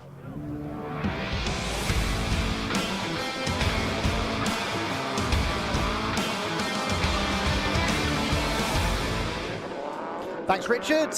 Yes, cars are out on their green flag lap then ahead of the third and final race of the weekend for the BMW Compact Cup. And this is the race with the jumbled up grid, which always provides lots of drama. Remember the exciting race we had at Croft a few weeks ago? Well, this could well be a repeat. It is Richard Sutherland who has been drawn on the pole position. Alongside him will be Gareth Claydon. Now, we can see what Gareth can do with a bit of track position in this one. Matt Flowers and Conor Grady are together on row 2, with Peter Smith and Gordon McMillan, the full team coming into the weekend, starting on row 3. Fourth row then for Max Noble and Mike Doble, with Joe Doble next and Stephen Daly, who those two have been battling for the victories so far this weekend. They're sharing row 5. Then those that weren't involved in the shuffled grid, excuse me, it is now Mountford with Barney Lauer on row 6, row 7 Gregor Pryor and Alistair Smith, row 8 for Rod Langham and Aidan Wright. Then it will be on row 9 Tim Seaford and Martin Corkwell. So jumbled up grid, as I said. The race result earlier on saw Stephen Daly and Joe Doble finish first and second, with Mike Doble and Conor Grady third and fourth, respectively. Richard Sutherland, who finished ninth, drawn on pole position for this one. So this is going to be an intriguing battle, I think, between those two as they try and move their way through the field, whilst also keeping one eye on each other, knowing full well that if they can get to the front, then either one of them might then be able to control the race. So it's a race to the front, quite literally, for those two. They're both having to do it from the fifth row of the grid. Cars lining up on the grid, 15-minute race, and this could be one of the real highlights of the weekend. It certainly was, as I said, at Croft last time out, where Peter Smith won this equivalent race on the road, only to be disqualified or penalised in some way for overtaking under yellow flags. And hopefully no such dramas in this one. Peter Smith will be taking the start of race 3 from 5th this time around. Sutherland and Gareth Claydon row 1, Flowers and Grady, Conor Grady, the first of the championship big hitters really, starting from 3rd. Although Gareth Claydon's not out of the championship fight, is he? Let's be honest. Starting as he is from the outside of row 1 for this one. Right, green flag waved at the back of the grid.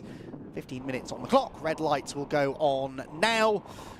And in a moment or two, we'll be away and racing. That happens now. Good start made by Matt Flowers from the inside of row number 2. Can he challenge for the lead? I'm not sure he can. They're 4 abreast, actually, into turn number 1. Gordon McMillan tried to bully his way through the middle, and that almost ended in tears, but I think they've all just about come out the other side. There's Stephen Daly up the curb. Joe Doble battling with his dad, Mike, as they head towards the banking. And it is Mike ahead of Joe still. In fact, they're both being overtaken, aren't they, by the 1-1-2 of Dan Mountford as they went through the second corner on the opening lap. Side by side, though, for second place down at Church Corner, and that is Conor Grady. Conor Grady through into second place at the expense of Gareth Claydon, who then gets really bottled up on the apex, and that allows Gordon McMillan through, the triple winner from Croft last time out, bursting through into 3rd position. There's a 10-second penalty for Gregor Pryor for being out of position at the start, just to add to what's already been a miserable weekend for him, as Peter Smith comes up the inside of Gareth Claydon for 4th position, that will be. So Gareth Claydon losing another spot, so I said it would be interesting to see what he could do with some track position. He's lost all of that track position already. We're only halfway around the opening lap. Down to Peel then. That is Mike Doble still ahead of Joe Doble, and still with Dan Mountford scrapping away with them, and in fact forcing Joe Doble to take the very long route around Peel Corner. We've also got in that group, I notice, the 27 machine of Adam Wright, who had 2 spins in the earlier race, hoping for a cleaner time of it this time. Right, almost side by side for the race lead as we head for the hairpin this time, and that's Gareth Claydon up the inside of Peter Smith with a big lock-up of the brakes and nearly colliding with him. In fact, they do, I think, trade a little bit of paint, and that opens the door for Stephen Daly. Stephen Daly makes it 3 wide as they bang door handles down the back straight and head for the final corner. So 2 places gained by Stephen Daly as they arrive down into the final corner, where Richard Sutherland leads the way. So Sutherland from Grady, but Grady has a much better exit off the final corner, gets to the inside line, into turn number 1. Richard Sutherland won't want to back down without a fight, but in the end there was nothing he could do to defend from that. He made the mistake at the previous corner, and Conor Grady needed no second invitation. Gordon McMillan now moves up to challenge for second, and that's the outside line into the banking that he chooses to take. Looking to get a good exit from the corner, which he doesn't really do because he and Richard Sutherland both go up over the curb and lose some traction. So down into Church Corner then. Ooh, Sutherland very sideways, as was McMillan, but Conor Grady in the lead. That could be a danger for everybody else. He's the first of the sort of expected front runners, podium finishers if you like, to hit the front, but Stephen Daly is up into 4th. So Stephen Daly having a really good race. Corkwell's had a spin, a spectacular spin coming out of Church Corner. He's digging his way back off the grass on the inside of the circuit. It's there Peter Smith and Max Noble do battle over 6th position. So they head into the right-hander at Peel, where Stephen Daly is up the inside and ahead of already Gordon McMillan. So that's a podium place now for Daly. Joe Doble coming up behind Max Noble. So Joe's picked up a place or 2 on this lap. I think he might be 8th now, ahead of Matt Flowers. Down towards the hairpin. This is now for second place. Stephen Daly versus Richard Sutherland. So Daly carving his way through the field pretty efficiently, isn't he? And if he gets into second place before much longer, he will have every chance, I think, of chasing after Conor Grady, the pace that Daly's had. And he'll be very happy to see that Joe Doble just hasn't made the progress through the pack, but Stephen has. Going to the final turn they head. Ooh, a bit more rubbing there. That was one of the Dobles on the receiving end. Joe or Mike? Joe, I think, wasn't it, versus Max Noble. So Joe Doble in only 8th position. He'll be disappointed with how this race is going so far. Leading group heads up through the banking. Richard Sutherland in the distance, look, defending for second place, as Stephen Daly looks to try now and really ramp up the pressure. Conor Grady 1.3 seconds up the road. Daly doesn't want that gap to get any bigger if he can help it, so the sooner he makes his move on Richard Sutherland, he thinks, the sooner he can go after Grady and challenge for a race victory. Out of church we go, up the back straight, Daly pulling to the right, but there's no room there. Then pulls to the left, but Sutherland, I'm sure, will try and cover, but can't get there in time. So Stephen Daly, I think, will get second. Sutherland's late on the brakes, though, but Stephen Daly later. They both just about leave room for each other. Sutherland will have the inside grassy route into the right-hander. There's a bit of paint traded again on the apex. Daly is sideways, but doesn't really back out of it and keeps on coming round the outside line. That means they're still door-to-door now as they turn into the right-hander at Peel. And Richard Sutherland is not going to make this easy for Stephen Daly, as Daly's got the inside line, though, into the final corner, and he is going to, yes, go through. So Stephen Daly into second place, and we'll see very shortly then what the gap is to the race leader, Conor Grady. Gordon McMillan now up alongside Sutherland as well. You can see the wing mirror get folded in on the right-hand side of Gordon McMillan's car. It is the driver's side, that at least, so he could, if he wanted, reach out and correct that. But at the moment, he's busy correcting a bit of a moment, as both he and Sutherland were sideways off the hairpin that time. Fastest lap, unsurprisingly, perhaps belongs to Stephen Daly. 1 minute 50.618 for Stephen. Out of the final corner then, what is this gap? Grady is 2.6, let's call that 2.7 seconds really, clear of Stephen Daly. It was the fastest lap that time for Grady, a 1:50.1, so that was 1.2 quicker than Daly, but of course Daly picked up a position on Sutherland on that lap, which would have cost him some time. And the right-hander at the banking, Richard Sutherland, now just in danger of starting to slip down the order, isn't he? Here comes McMillan through. This is the best we've seen from Gordon this weekend. Okay, he's benefited from the grid draw, but he's executed well. Was certainly punchy in the early laps, wasn't he? That first lap particularly, to come cruising up through the order. Up the hill they go then, clipping the curb through the kink on the school straight. Gareth Claydon now moving in to challenge Richard Sutherland. Further back, Pete Smith and Joe Doble are side by side, so this is an important move for Joe. This would be to break into the top 6 in this race, which he does.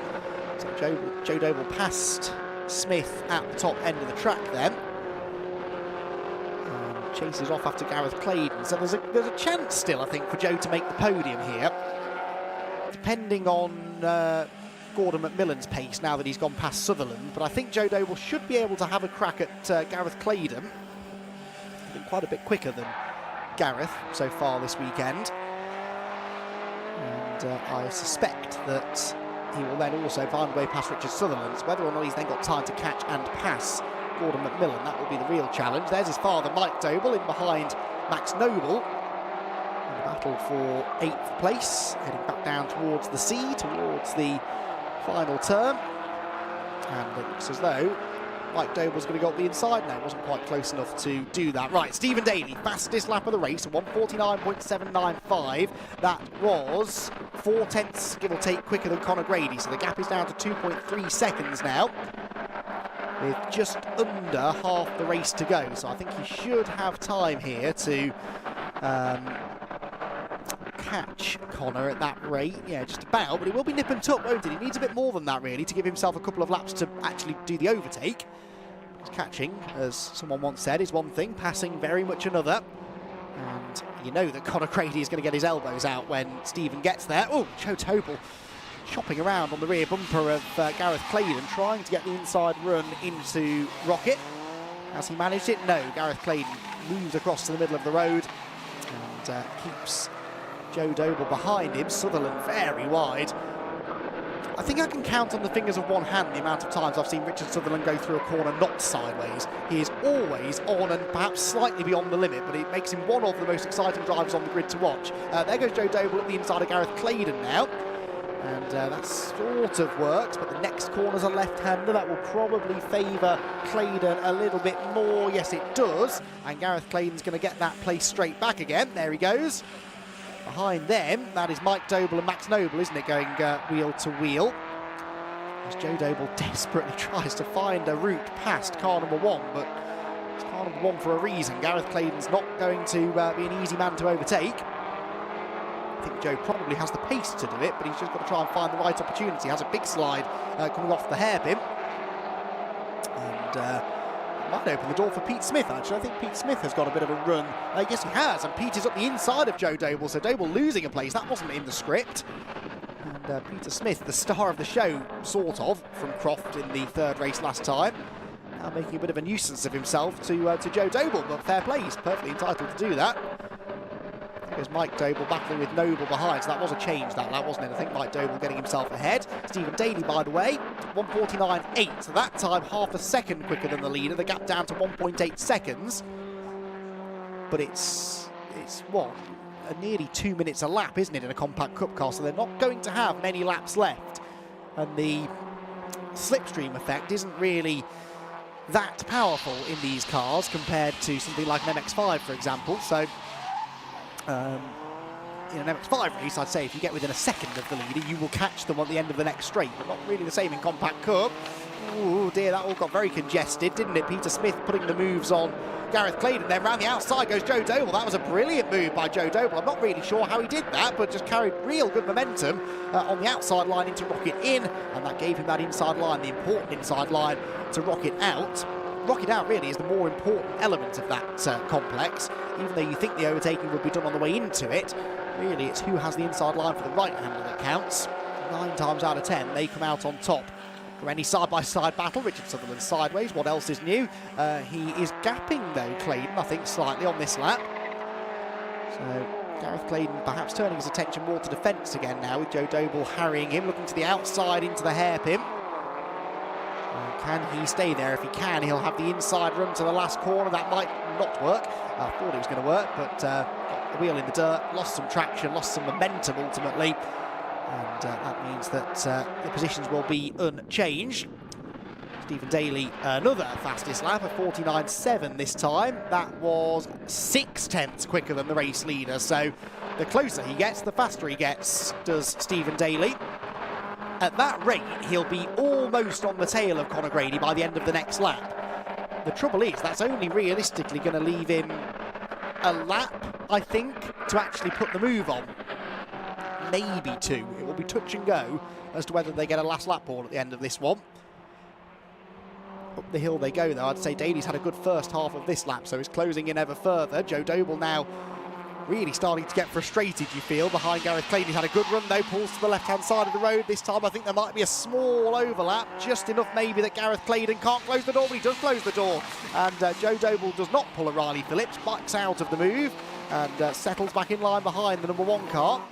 All sort of cluster back together again into Rocket. Peter Smith trying that wide line, and that gives him the inside line into Rocket out, but Joe Doble, I think, should just have the momentum that time to keep Smith behind him.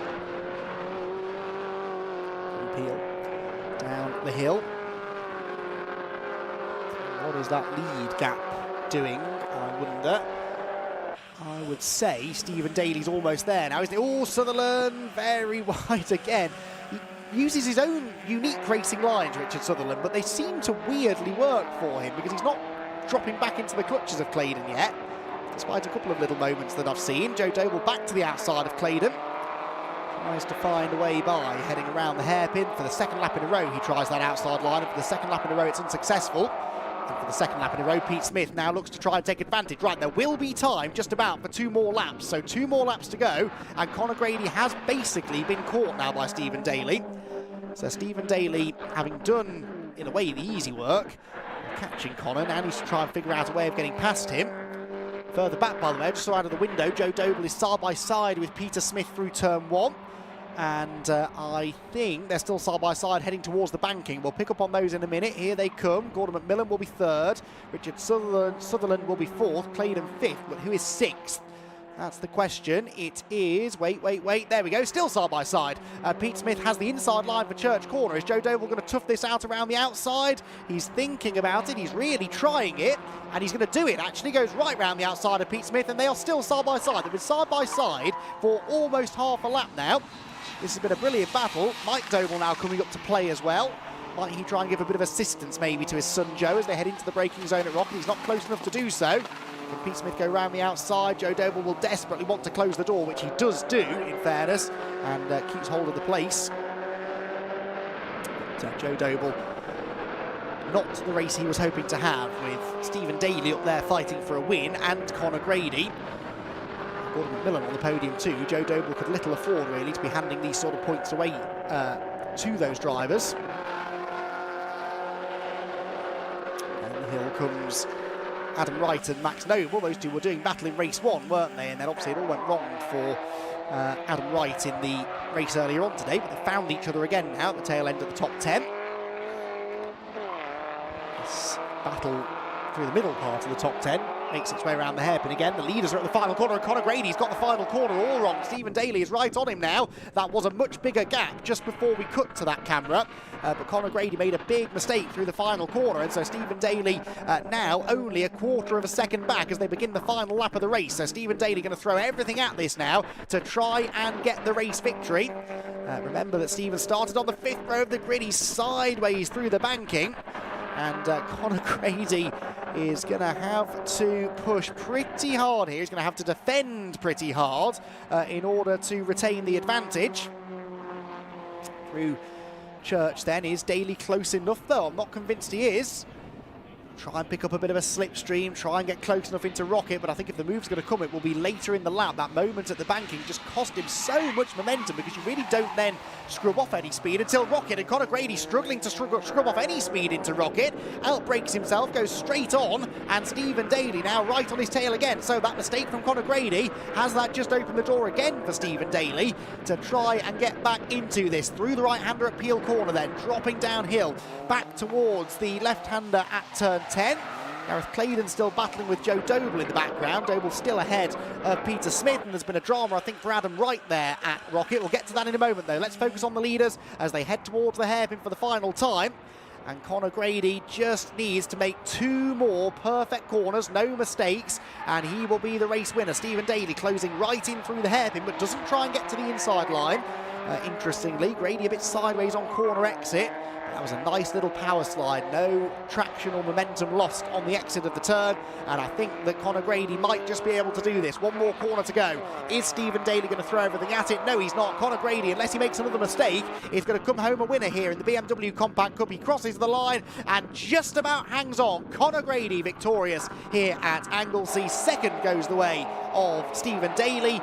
Third will be McMillan, 4th will be Sutherland. Who will be 5th though? That I think is going to be Gareth Claydon, just about getting the better of Joe Doble. Richard Sutherland, of course, is sideways across the line. Then it's Claydon 5th, Joe Doble 6th, Peter Smith 7th, Mike Doble 8th, Adam Wright is 9th. It was Max Noble actually we saw going slowly, not Adam Wright, my apologies, part way around that final lap.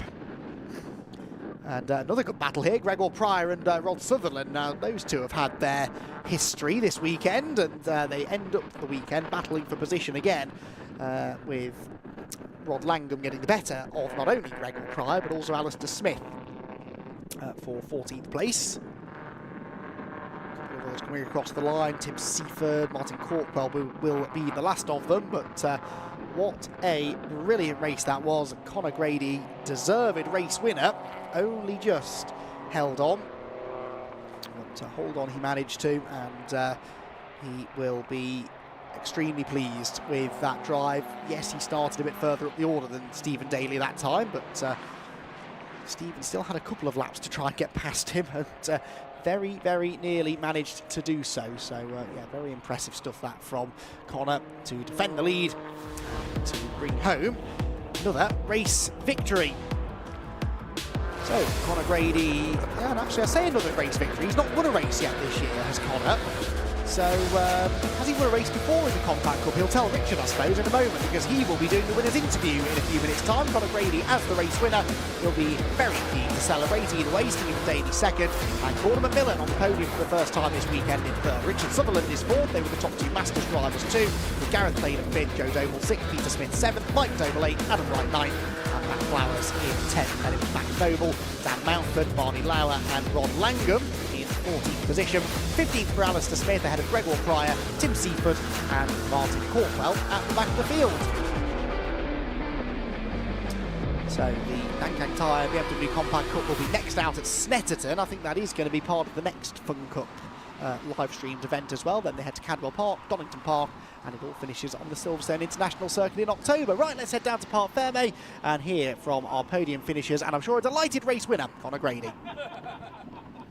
A little bit of history. We've had a lot of historic moments in racing the last couple of weekends, and Conor Grady gets his first win in the BMW Compact Cup. And first to congratulate him, Stephen Daly, himself a fine drive in the reverse grid race. And Conor told me earlier on his dad not here this weekend, so what a present for Father's Day for Conor to show his dad Mark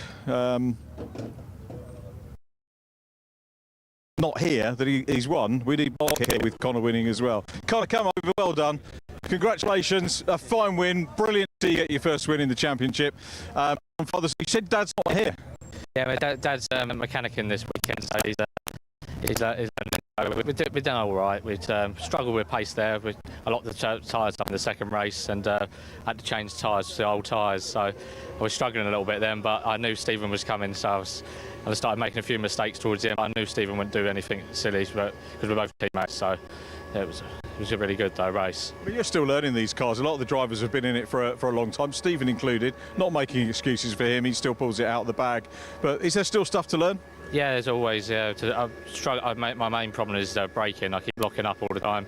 So I used to drive the Ginetta. I used to really hit it, but now I have to be more careful on the brakes, which is taking a long time to get used to. But that's most thing.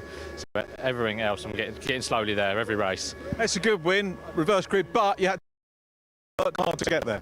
Yeah, it was definitely hard work. So racing, not to get any damage, and all for the championship. Really, keep my nose clean. So.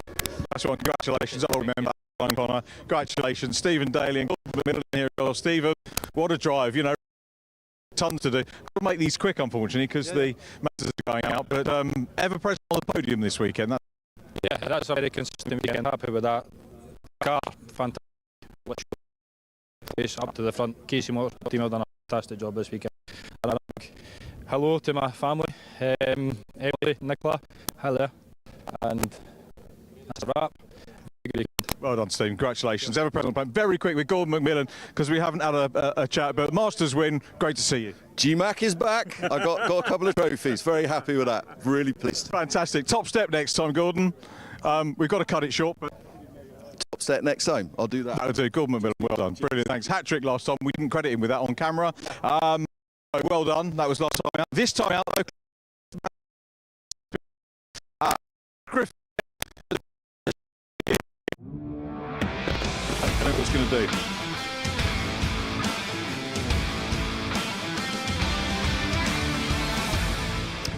Well, thanks, Richard. Apologies for the little technical issue there. We'll get to the bottom of that. Hopefully hear a bit more clearly from Richard in the race a little bit later on. Anyway, we like jumbled up grids, so let's have another one, shall we? This is the Mazda MX-5 Super Cup, the Clapham North MOT Mazda MX-5 Super Cup, to give it its full title. And again, we've got a grid that doesn't exactly resemble the order in which they finished the previous race, which is good news for us, because it means that we're guaranteed some excitement and action and overtaking, and potentially a new winner, because this weekend Patrick Fletcher and Aidan Hills have done the winning. They've shared a win apiece, but we've got different drivers on the front row this time, and that could well yield a different race result. It's Ollie Allwood for AB Motorsport, who lines up on pole position, with Jackie Sycamore for company alongside him. Nick Reinrod and Joe Wiggin together on row number 2. Patrick Fletcher and Aidan Hills, those two race winners so far this weekend, lining up together on row 3. Jack Brewer and Wilbur Tiley are together on row number 4. Then row 5 for Ollie Hall and Alistair Dendy. 6th row, Kamal Halsey and Clive Powells. Row 7 for Abe Watts, Bruce Robinson, Then it is Alex Jones and Kristen McGinn, with Tom Griffiths hopefully from the back. Yes, Tom Griffiths is there. We know there's no Lee Britton, but Tom Griffiths is at the back of the field, which is good news after that mechanical issue that took him out of the earlier race. So the sun continues to shine here at Anglesey then. 20 minutes of MX-5 Super Cup racing action to keep us entertained. And first two races have been interesting, haven't they? Race 1 yesterday, Patrick Fletcher led the entirety of it really. Aidan Hills tried to find a way through, just couldn't quite manage to do it. Race 2 earlier on today though, Aidan Hills and Patrick Fletcher had a bit more of a ding-dong battle, and of course that was sort of triggered by the fact that Tom Griffiths got out in front early on, and Tom didn't have the pace to pull away, but then nor was he an easy man to overtake, and so that created a really good battle. Griffiths, when he was leading, heartbreakingly, had to pull to the side of the road with a problem up at turn number 10, and that was, in the end, all it took for the race win to slip from his clutches, and it was a fascinating race, but a real upsetting finish, that one really, for Tom Griffiths. But there is Tom. We need to keep an eye on that car then. Car number 16 from the back of the grid. And what progress can he make? Podium might be a stretch, but if he can get onto the podium, that will be a heck of a performance from Tom. It was a gearbox issue, Richard tells me. Excellent, thank you so much, Richard. Brilliant information. So it was a gearbox that went. They've got an old gearbox out of the van. Not out of the van, you know what I mean. It was being stored in the van, and they fitted on the car for this race. So that is hopefully going to work all right, and they can watch that car make some good progress through the order. But Tom Griffiths from the back is going to be a sight to behold. Right then, red lights are on. Out they go now, and we're away and racing for the last time in the Clapham North MOT Mazda MX-5 Super Cup Championship, and it's Ollie Allwood versus Jack Sycamore for the race lead through the first corner, and Jack Sycamore trying to hang tough around the outside, but Allwood will hang on then from pole position. So it's been a rare sight today, hasn't it really? The pole sitter leading through the first corner. Nick Grindrod hasn't had a brilliant start there. He's already battling with Aidan Hills as they round the banking for the first time and head for the right-hander at Church Corner. Through the right they go then, onto the back straight. Jack Sycamore on the tail of Ollie Allwood. And heading towards the best overtaking opportunity on the circuit. Is Jack Sycamore going to try it? Well, he's certainly going to try, but is he going to be successful in doing so? He's looking to the inside line, but here comes Patrick Fletcher around the outside from 4th place. He nearly took 2nd, but couldn't quite get there and ends up with 2 wheels in the dirt. But critically, he is ahead of Aidan Hills in the early stages. So Patrick Fletcher has got himself ahead of Aidan Hills, and they have been the 2 pace setters, really, along with Tom Griffiths so far this weekend. Joe Wiggin up the inside and into the side of Jack Sycamore, bashes his way through into 2nd position.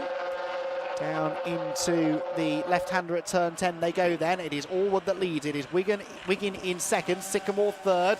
Fletcher 4th position then as they head down to the hairpin, and Jack Sycamore squeezes Patrick Fletcher over onto the grass. That was a little bit robust defence there from Sycamore, and Wiggin was up the inside of Allwood with his brakes all locked up. Did he make that stick?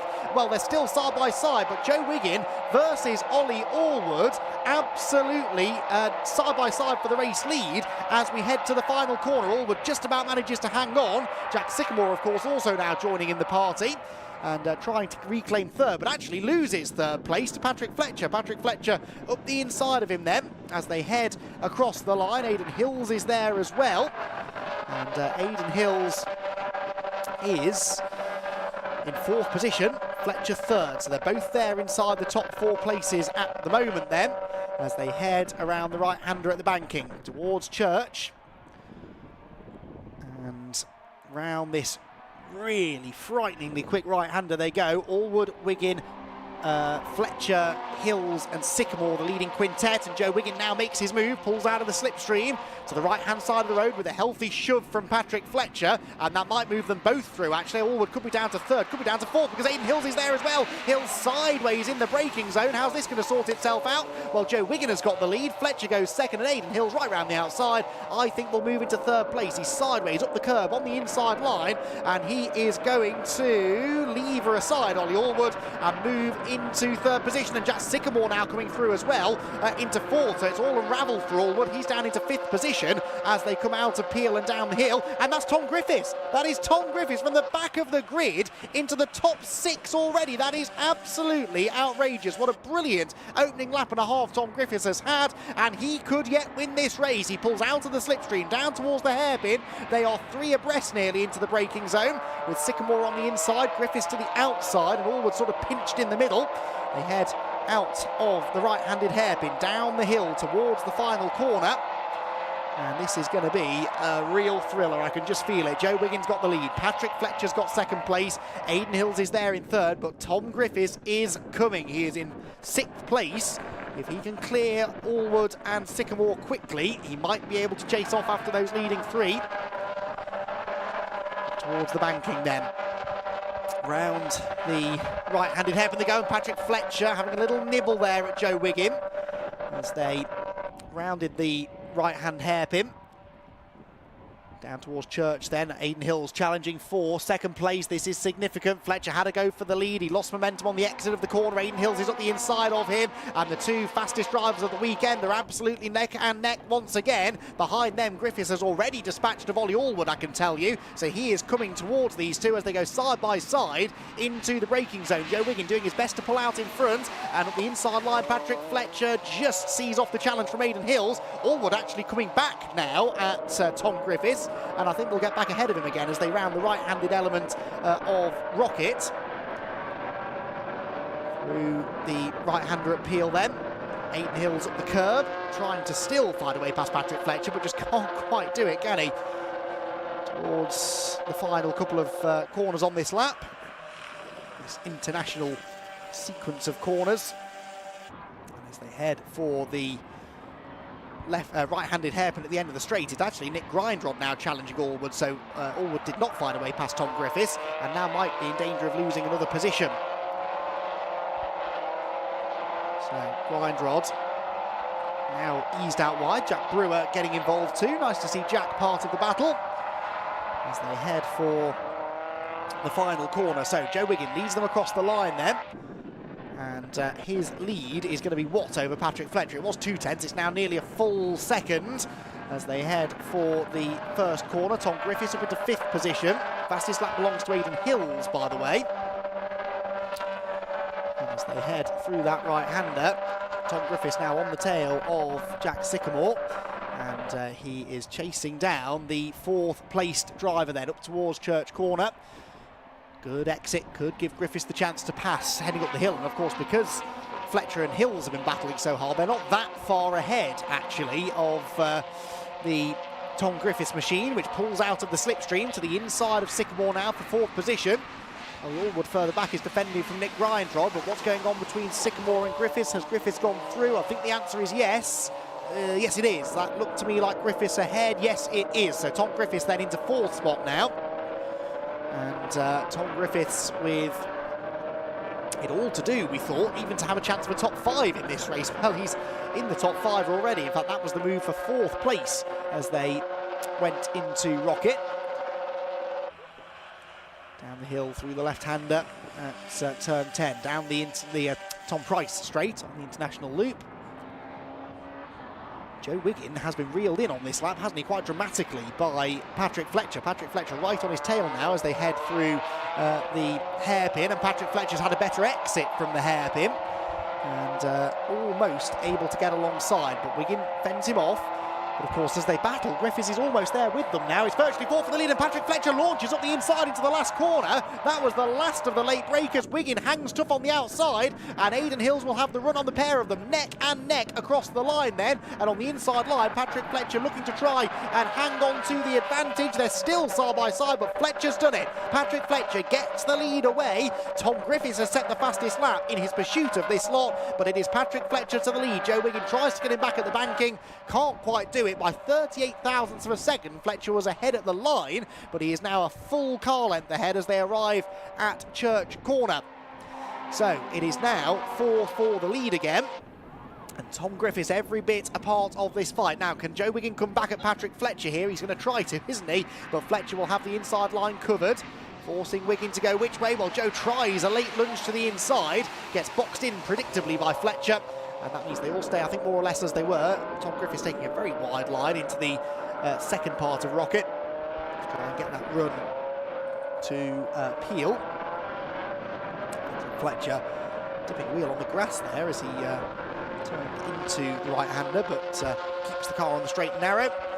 Turns down into turn number 10 with a narrow advantage only over Wiggin, then Hills, then Griffiths, then Sycamore, then a gap back to Grindrod, who is in 6th, Allwood 7th, Jack Brewer 8th. Wilbur Tiley is leading the Clubman class, by the way, in 9th by about 0.4 of a second only over Ollie Hall. So it's another good little scrap going on, but we daren't take our eyes off this lead group, who accelerate towards the final turn.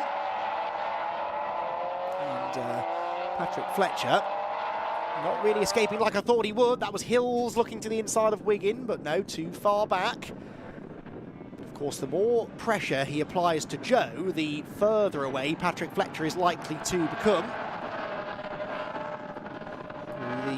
The first corner goes Ollie Hall. Now, is he ahead of Wilbur Tiley? Yes, he is. So that's been a lead change in the Clubman class. Wilbur Tiley bouncing up and down over the curb on corner exit there at Target Corner, turn number 1. Hall, though, has found a way through into the class lead. Now, can Aidan Hills find a way through into second place here? Because Joe Wiggin is now starting to hold him up, I think. Patrick Fletcher's getting away, and Tom Griffiths has got a run on the pair of them. Which way does Tom go? He pulls to the right-hand side of the road, and I think Aidan Hills tried to close the door, but could not quite get there in time. They're both closing in on Wiggin, who moves to block Aidan Hills, and that's going to favour Griffiths, who tries to go around the outside of both of them. That was brave and ambitious. It's not quite going to work, but he gets past Hills at least into 3rd, and that was significant. Tom Griffiths is on the podium now from the back of the grid with a gearbox that they fitted in, what, it could only have been 2 or so hours maybe that they had to put that new gearbox in. And Tom and his dad, it's a small family-run team this. His dad, a former racer, and knows what he's doing mechanically as well, which is just as well because they've prepared a fantastic car for this race. I would argue he looks quicker in this race, actually, than he has done in the 2 others this weekend. So maybe this was the better gearbox to have in the car all along. Into the hairpin they go. Fletcher leading the way. Wiggin just about 2nd still. Out wide has gone Fletcher, actually, through the hairpin, kicking up the dirt ahead of them. And Tom Griffiths almost alongside Joe Wiggin. Will he try and jink to the inside? Yes, he will. Wiggin's been overtaken once here already, and it might be about to be twice because Griffiths is fully alongside at the apex. They're both going to be slow off the corner, though, and Aidan Hills gets the run up the inside of both of them. There's a bit of a touch. Griffiths is slow. Now, that looked a bit like a dodgy gear change, I'd say, like he missed a gear coming out of the final corner. And that allows Aidan Hills back by. That's a shame, but well, now Aidan goes for 2nd, launches up the inside of Joe Wiggin and claims 2nd place at the banking. Joe, of course, is going to try and fight back. Can he get to the inside into Church Corner? Yes, he can. And this is just going to delay them both through the corner and give Tom Griffiths a run on the pair of them. Out onto the back straight then. Hills actually stays in front, and strangely, Griffiths didn't really time that run very well, so he's not been able to get alongside Wiggin just yet. Joe will come back at Aidan Hills if he gets half a chance, so Aidan pulls right over to the inside to cover, and again to the outside goes Griffiths. Aidan Hills gets a punt from Joe Wiggin. Jack Sycamore joining in the fun again. Tom Griffiths, though, has got that outside move made, hasn't he, into Rocket. If they all go to the inside, they're all going to be slower than you if you just try and go around the outside. Yes, it's the longer route, but it carries more momentum, and it puts you on the preferred line into the second part of Rocket. We've seen it time and time again this weekend, and Tom Griffiths has been taking note, hasn't he, because he is the one that consistently is able to make that move stick. So towards the hairpin, Tom Griffiths now needs to try and find a way past Aidan Hills. Patrick Fletcher is not that far ahead. That's probably a couple of seconds now, I'd say, between Fletcher and Fletcher and Hills, isn't it, 1st and 2nd? Will Griffiths choose to work with Aidan here, or does he believe he's got the pace to chase down the leader on his own? Well, judging by the way that he just snatched the break into the last corner, I think Tom is pushing pretty hard and will probably want to get past Aidan as soon as he can. We have about about a third of the race to go, 7.5 minutes or so. And could be that Tom Griffiths thinks that maybe he's not going to catch Fletcher, and might just settle for 2nd and perhaps not really worry about trying to chase down the leader. 14 places gained for Tom Griffiths. That's an interesting graphic, isn't it? Only 3 drivers have gained places. Everybody else either staying where they are or losing places in this race. That's the nature, I suppose, of a partially reversed grid. Griffiths then trying to close in on Aidan Hills. The lead gap was 2.4 seconds. Aidan on the previous lap, 0.6 slower than the leader. Of course, he had quite a bit of defensive driving to do that time. Towards Peel goes Griffiths, who has been the driver of the race for me, no doubt about it in this one. He has so far not really put a foot wrong. He's charged through from the back of the grid, and as they head for the hairpin, it is now just 2 cars standing between himself and a race win, but I just don't think he's quite got the ultimate pace, has he? Now things have settled down. Tom's racecraft is brilliant, but I just don't think he's quite got the ultimate speed to stick with Hills and to certainly chase after Patrick Fletcher, who, now that he's broken the toe, could be difficult to catch for anyone, really. This lap time will be telling, because it's the first lap, really, that Aidan Hills hasn't had anyone to battle with. So if he can go quicker than Patrick Fletcher, now is the time to show it. And he can, by half a second faster than Patrick Fletcher. So back under 2 seconds is the gap. So Aidan Hills is going after him. Joe Wiggin with a huge slide through the first corner there. But Aidan Hills is closing in on the leader. It's amazing how often we see this. The car in second place just seems to pick up an extra few tenths of a second, just really through having that carrot dangling on a stick in the distance. You can just bring the best out of a driver, and it seems to be doing so out of Aidan Hills right now. He climbs the hill, the reigning champion, racing in this championship for quite a while now, as we were discussing yesterday. Kicks the tail out through the left-hander at Rocket Inn. Looks now to try and continue to close this gap. But that was a slightly scrappy run, I think, through Rocket that time for Aidan. Is he getting any closer to Patrick Fletcher? I'd say it's still about 2 seconds, isn't it, really? He's just not quite getting there.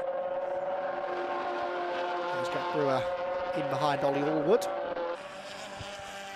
And Jack Brewer in 8th position. Ollie Hall in 9th still leads the Clubman class, and actually he's got himself Alistair Dendy now for a buffer between himself and Wilbur Tiley, and has pulled away from Wilbur by about 3 seconds anyway. Ollie Hall is the car just behind this Allwood and Brewer battle. Brewer sliding his way off the hairpin. Down the hill they come then. What's this lead gap going to be? 1.9, let's call that 2 seconds that it was. And it is now 1.8. So, okay, came down by a tenth. It was a personal best lap, that, from Aidan Hills, but only a tenth quicker than Patrick Fletcher. Fastest lap belongs still with Tom Griffiths, who is matching Hills, in fairness, both in the low 43.6s. So Griffiths going with him, sort of. He's about 3/4 of a second behind Hills, but he is now 1.2 seconds ahead of Joe Wiggin. So Joe Wiggin, who led earlier on, not quite able to maintain that pace. Through Church come Allwood, Brewer and Ollie Hall. Little dirt kicked up there by Jack Brewer. He's been sort of there or thereabouts inside the top 10 all weekend, but would have possibly expected a little bit more. Ollie Hall, we're getting quicker, I think, with every race that we see him in. He is a Clubman class driver, but he's keeping up here with 2 former MX-5 champions, Ollie Allwood and Jack Brewer. Within this category, within Mark 1 Championship competition, but still 2 very well-respected names within the MX-5 racing world.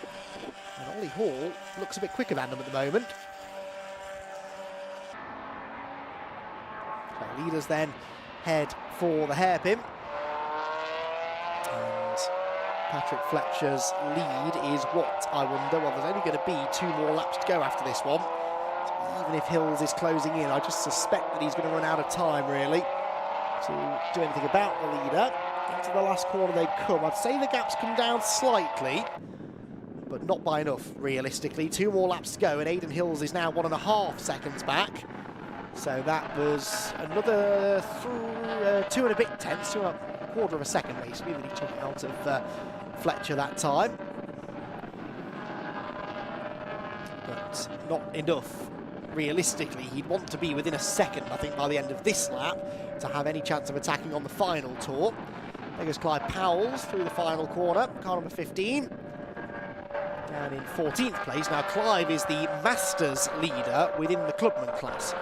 So, as I said yesterday, you've got the Pro and the Clubman class, and then a Masters contingent for drivers 45 years or older in both of those categories. So, Nick Reinrod leading the Pro Masters class, and Clive Powell's in the Clubman class.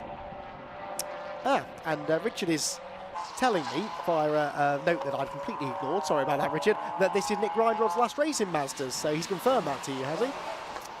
No, that is a shame. So we've enjoyed having Nick along in the MX-5 Super Cup, but Nick Reinrod in his last race in the MX-5 Super Cup, it would be nice if he went out with a class win at very least, and it looks like he might do that because he's a couple of seconds ahead of Ollie Allwood, who is the next best in the Pro Master class. There is Nick Reinrod, so that's a shame that he's bowing out of MX-5 Super Cup competition, having never really quite achieved as much as he would have hoped for, I suppose, after his illustrious career racing in lots of other cars, not just Mazdas.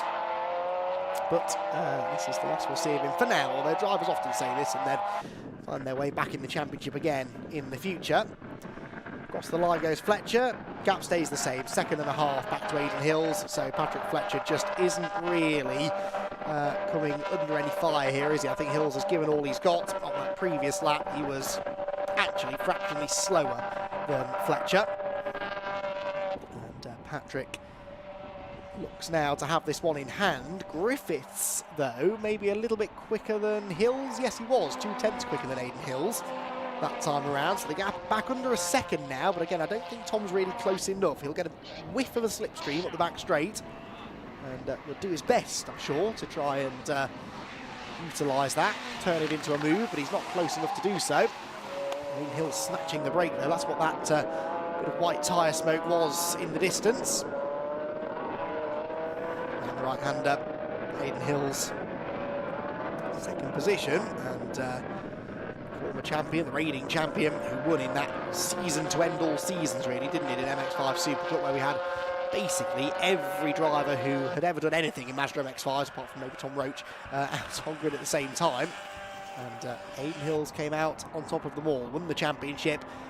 Can he do it again in 2024? Well, he's going to have to play second fiddle to Patrick Fletcher in this one, I think, because Patrick made much better early progress through the pack. That was the key.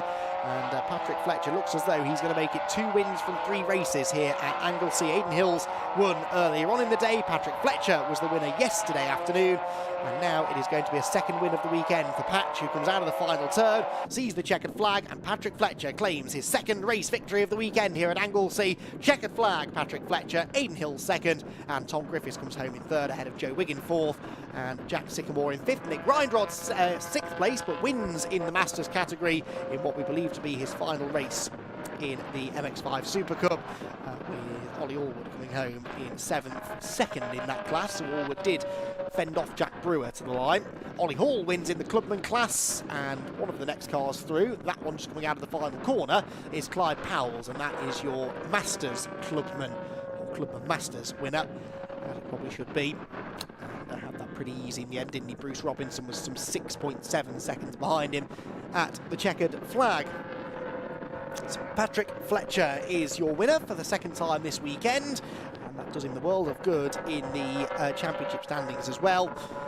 And he will head to the next round of the championship, a very, very happy man indeed. And we'll get to hear exactly how happy he is when we check in with Richard John Neal in a few moments' time. Before that, though, the results from the third and final race of the weekend in the Clapham North MOT and Mazda MX-5 Super Cup Championship, which saw a second race win of the weekend for Patrick Fletcher. Aidan Hills came home in second, Tom Griffiths in third, Joe Wiggin and Jack Sycamore complete the top 5. Nick Reinrod was sixth and won in the Masters class within the Pro division.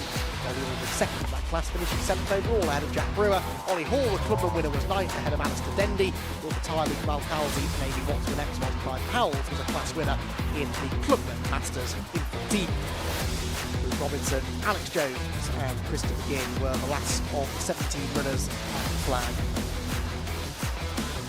So the MX-5 Super Cup drivers. We'll see them again in the near future. I think they might be heading to Croft next, the various Mazda Championships, which will be alongside TCR UK again. And looking forward to seeing them in action up in the northeast. But here in the northwest, the north of Wales, it has been all about Aidan Hills and Patrick Fletcher sharing the race victories between them, looking very evenly matched. It does bode well, doesn't it, for the rest of the season?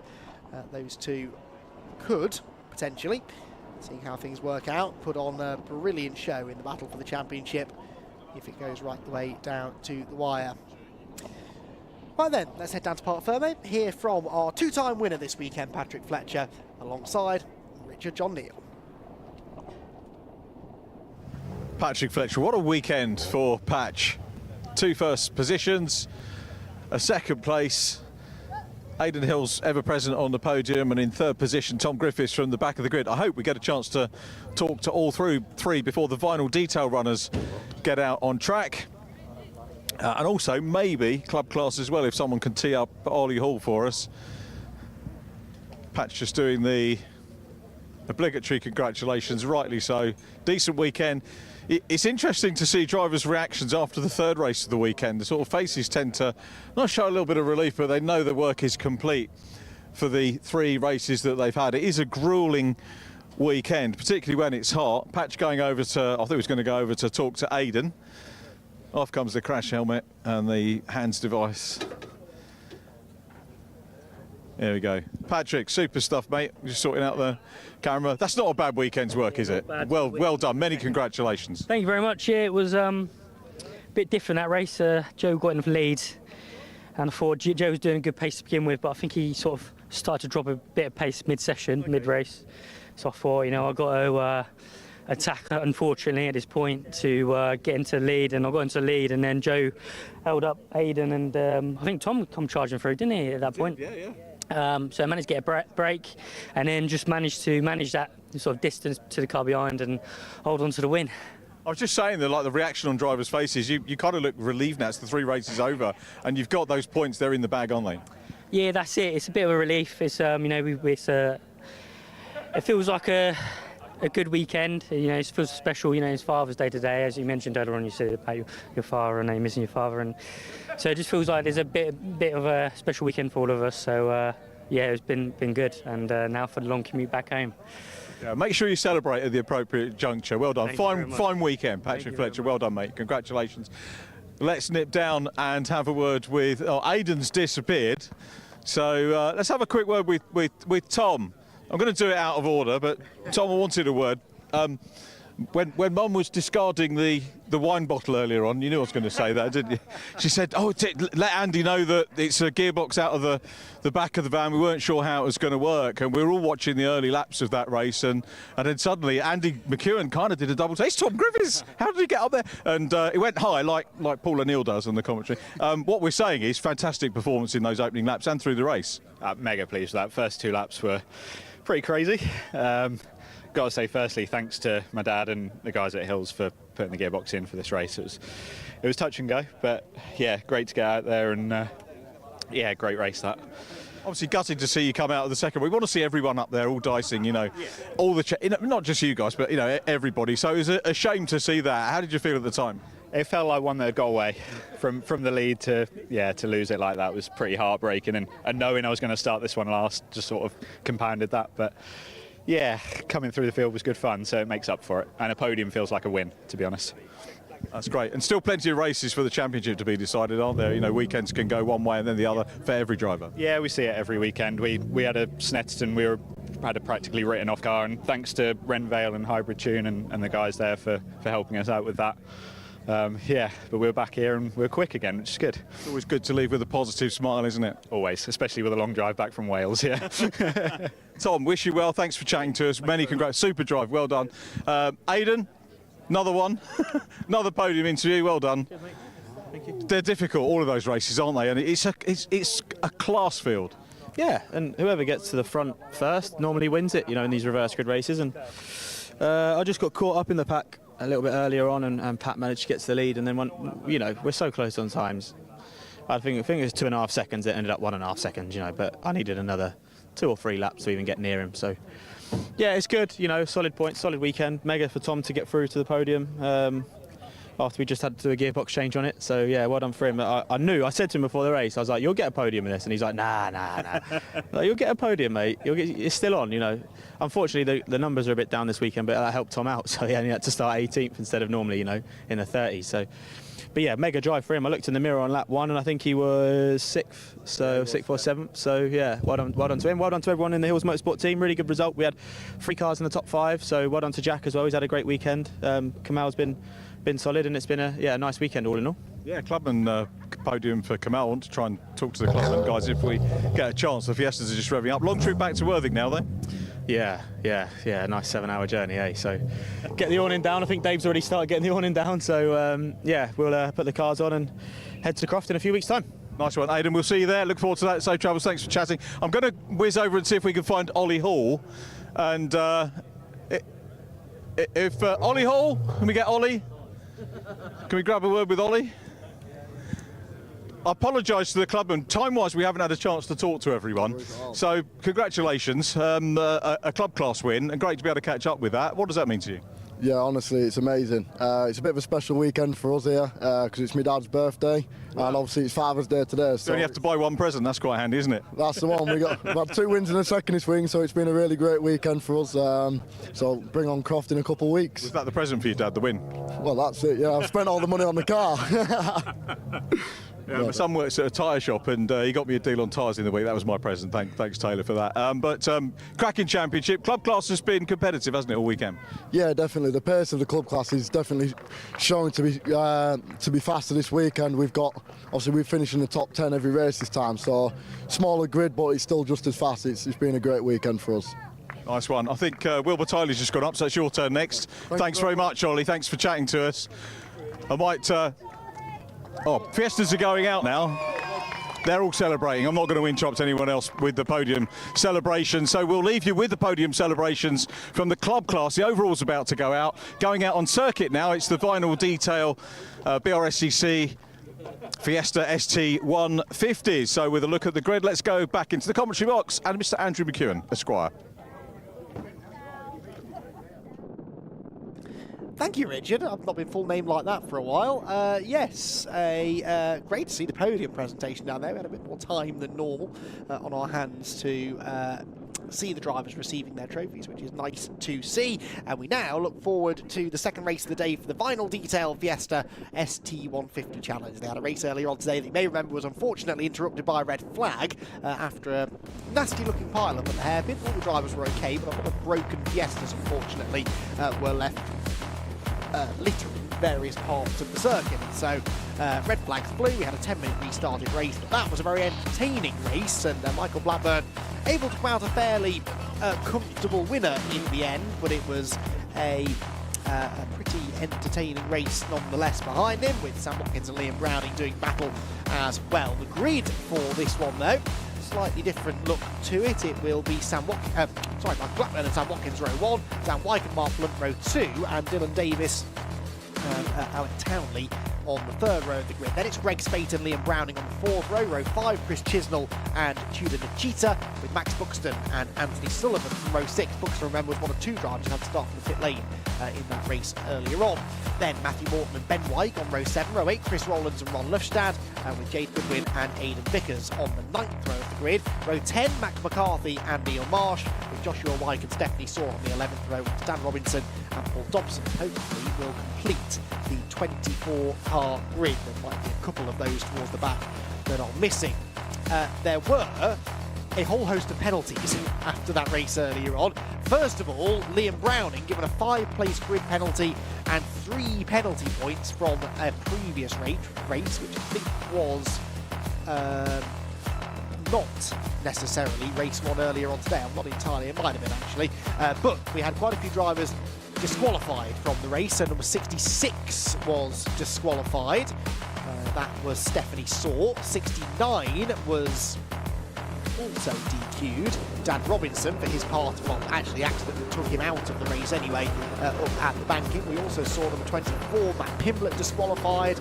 Car 13, Paul Dobson was disqualified for overtaking or not slowing while the red flags were displayed. We saw that with the top end of the circuit, and Jamie Luthwaite for the same reason. So Pimlett, Dobson and Luthwaite all DQ'd for red flag infringement, while Stephanie Saw and Dan Robinson were disqualified for collisions to various bits of the track. Stephanie Saw for instigating the one hairpin, and Dan Robinson for taking himself out really, but also colliding with Paul Dobson at the hairpin at the banking, although Dobson then ironically moments later overtook him for the red flag and was disqualified as well. So anyway, hopefully they've all learned their lesson, and we can move into the second race now and not have any judicials to affect things.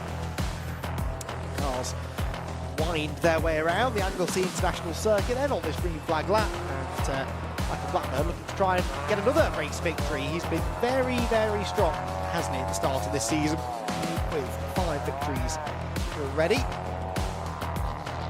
Maybe for a win number 6, and of course not hampered for once by the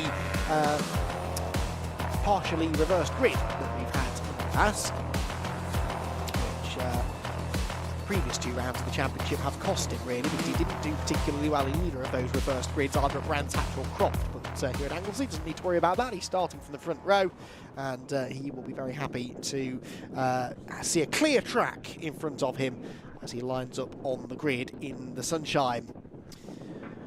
So it is Blackburn and Sam Watkins with the Welsh flag on his roof. Sam Watkins on the front row of the grid.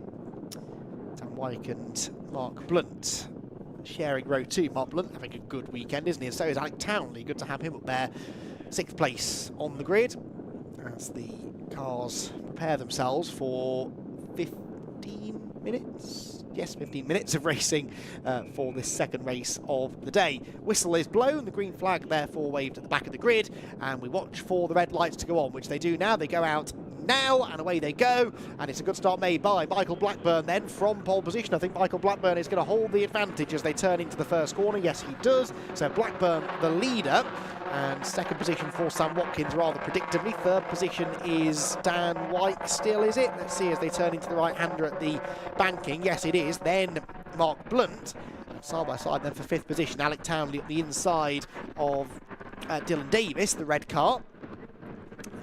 Door handle to door handle down towards Church Corner. Behind then Liam Browning side by side with the 83 of Chris Chisnell, who's had a good start. Chris Chisnell right up there in the mix with some of the front runners from race 1. A big crowd of people, look at that, up on the spectator banking at the exit appeal corner. That's good to see. Lots of team members, of course, but not only team members. We've got lots of people joining in the action as well, here to support other teams and drivers. We've got Max Buxton stopped, I'm afraid, at the exit of Church Corner though, and that is going to be a safety car. The safety car is being called for. Now everyone look for the safety car board, because there must be no overtaking when the safety car has been scrambled.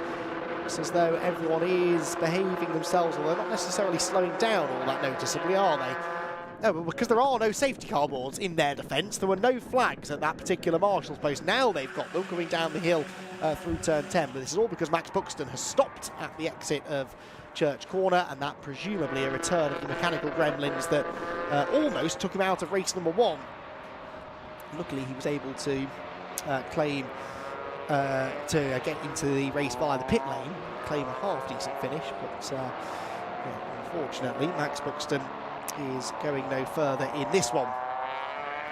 So the cars are slowing down then through the hairpin, and we'll have a restart hopefully before too much longer. That car shouldn't take too long to recover, a couple of laps maybe behind the safety car. It is Michael Blackburn who leads at the end of the first lap of racing then. Well, half a lap of racing I suppose really. So it is Blackburn the leader, it is Sam Watkins 2nd, Dan Wyke 3rd, Mark Blunt 4th, Dylan Davis 5th, and Liam Browning in 6th ahead of Alec Townley, Chris Chisnell, Greg Spain, Tudor Nichita. It's not a return of the mechanical gremlins that he had. It was contact, wasn't it then, or maybe a suspension failure. But that left front corner badly damaged, and that's why he is taking no further part in the race. So that explains that one, or it doesn't explain exactly how he got the damage, but did anybody else near him on the grid lose a lot of places? Not really. Christopher Rowlands maybe dropped a few positions. We never saw Stephanie Saw or Joshua Wyke. They were the two that didn't start. But whether or not someone else maybe was involved in this, I don't know. But anyway, Max Buxton, the only one that's not come through, I think, at the end of the first lap, other than the two non-starters.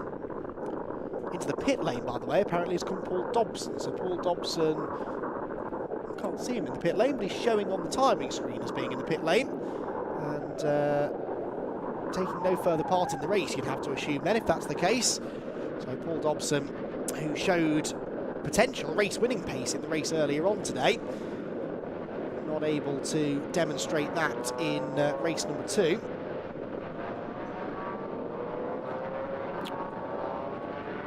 We'll see whether or not we get him back out for the next round, hopefully back up to his usual best. And, we'll see Paul Dobson, who's won races in this championship before, back out at the next round, hopefully. So Max Buxton's car then is being recovered. It is recovered. We should go racing again then, hopefully with enough time for the race to develop. We've got 10 3/4 minutes to go now, so if we do another couple of laps, that's going to be probably about halfway through the race, isn't it, realistically?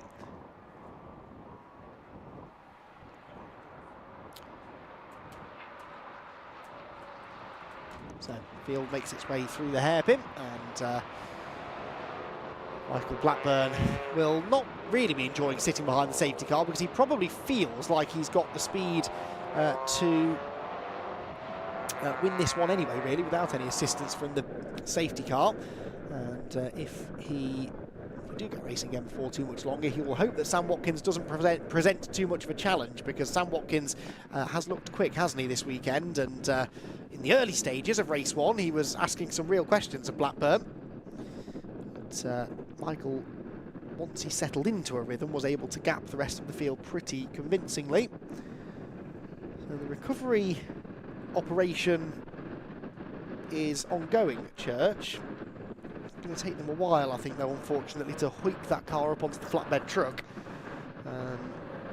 Always tricky when you've got suspension damage, because they've got to be extra careful with the recovery. They could easily do more damage to the car in trying to get it out of the way. So the marshals will want to take proper precautions here. In fact, might not even be a marshal there. I think that is just the recovery truck driver and co-driver. No marshals actually able really easily to get to that part of the track. The nearest marshal's post is on the inside of the track there.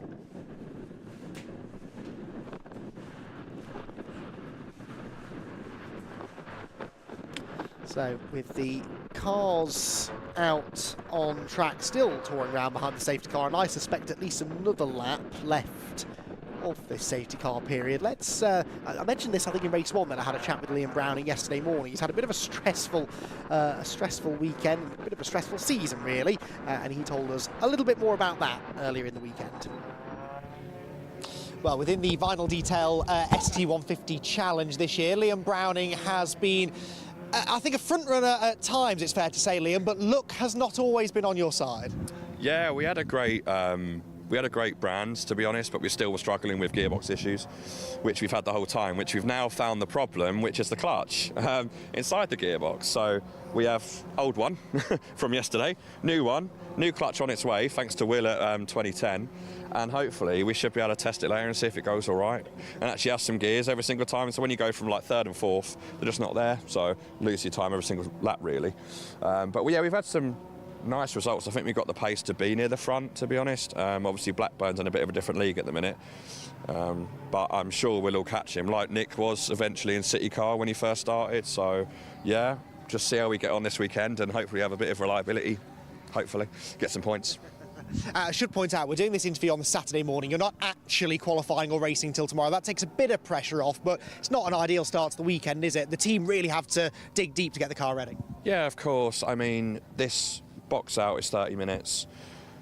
Getting aligned is probably about 25 of that, to be honest. But no, it's all right. We'll get that done. It won't take long, and then we've got testing at about 4 o'clock. I think we've got a free practice. That gives us plenty of time as long as that clutch is here in good amount of time, which it should be. Should be there within the next sort of 20 minutes, because it's what now? ER, so it's that time on Saturday morning. But yeah, we'll get that done. That'll be absolutely perfect, and we'll see if she goes all right later.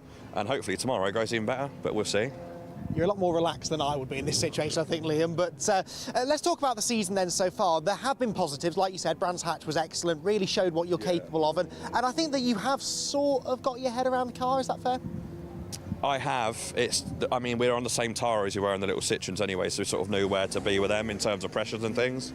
Obviously, having a bit more power, these things don't have a diff, so they're just washing everywhere, just pure understeer, or it's just spinning the outside, the one that's not under load. It just spins that, and it's quite difficult to get your head around. You've got to be so patient getting on throttle, which is really weird. Whereas city cars just absolutely pin it everywhere and see what happens, you know, and just if it slides, just see if it catches. If you don't, you're in the wall. So kind of roughly the same, but these are a bit more fun, obviously being a bit quicker. But the brakes are a lot better. But I think we're on the same suspension and tyre settings. I think, you know, we're in the same sort of gear, so we roughly know where to be, if that makes sense, before we started. And then obviously Steph, done a lot of testing, and we didn't do any. So she had rough settings to be at, so we sort of used them, and we're working together to go from there. But hopefully the team this weekend has a good result, I hope. I'm hoping so we'll see. Well, we wish you the very best of luck, Liam. Thanks for having a chat, and we'll catch you later. Thank you, mate. Cheers. Thanks, guys. Thank you. So that was Liam Browning earlier in the weekend, detailing the issues that he's had with his gearbox and then his clutch, and they have got to the bottom of that now, and he would have loved to have had a little bit more time to showcase how quick that car can be when it's all working correctly. But unfortunately, much of this second race of the weekend being taken up by a safety car. We expect the safety car in this time, I would have thought. The lights are still on for now. They'll go out beginning the final sector of the lap, but I can't see any reason why they wouldn't restart. I'm pretty sure the recovery vehicle, yes it is, with Max Buxton's car is back in parc fermé, so should go racing again at the end of this lap then, with Michael Blackburn the leader and Sam Watkins desperately looking, I'm sure, to try and knock him out of his rhythm in the early stages here of the restart, because I think if Michael Blackburn settles down, he will probably pull away by some margin. The lights are out on the safety car, so we're going to go racing again at the end of this lap then. 4 3/4 minutes to go.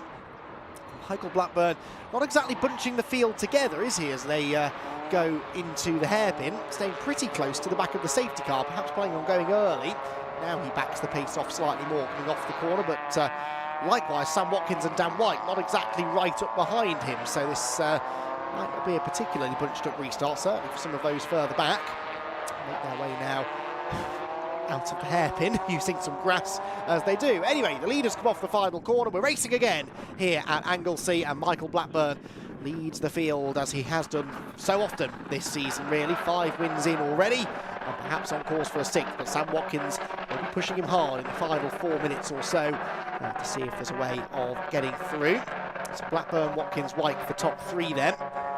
Blunt there in 4th. Battle for 5th is between Dylan Davis and Liam Browning. Liam Browning with a much better exit out of the banking, peeking to the inside at Church Corner, but not able to get the overlap quite. They round the right-hander, head up the back straight again. And again, a brilliant view of the spectators, the incredible scenery looking out over the sea into the mountains. And no time to admire the view for our race leaders, although Michael Blackburn possibly could, because he's already starting to extend the lead, as we've seen him do on several occasions before. Like a bit of a slide there on slightly cold tyres. And Dylan Davis thinning off Liam Browning again then as they head through Rocket, as Browning got an overlap here on the inside into Peel. He's thinking about it, he does more than think about it, goes on the inside. There's a bit of a banging of doors. You can see a big tyre mark left in the side of Dylan Davis's car, but he has lost the place, so Liam Browning slips up into 5th position.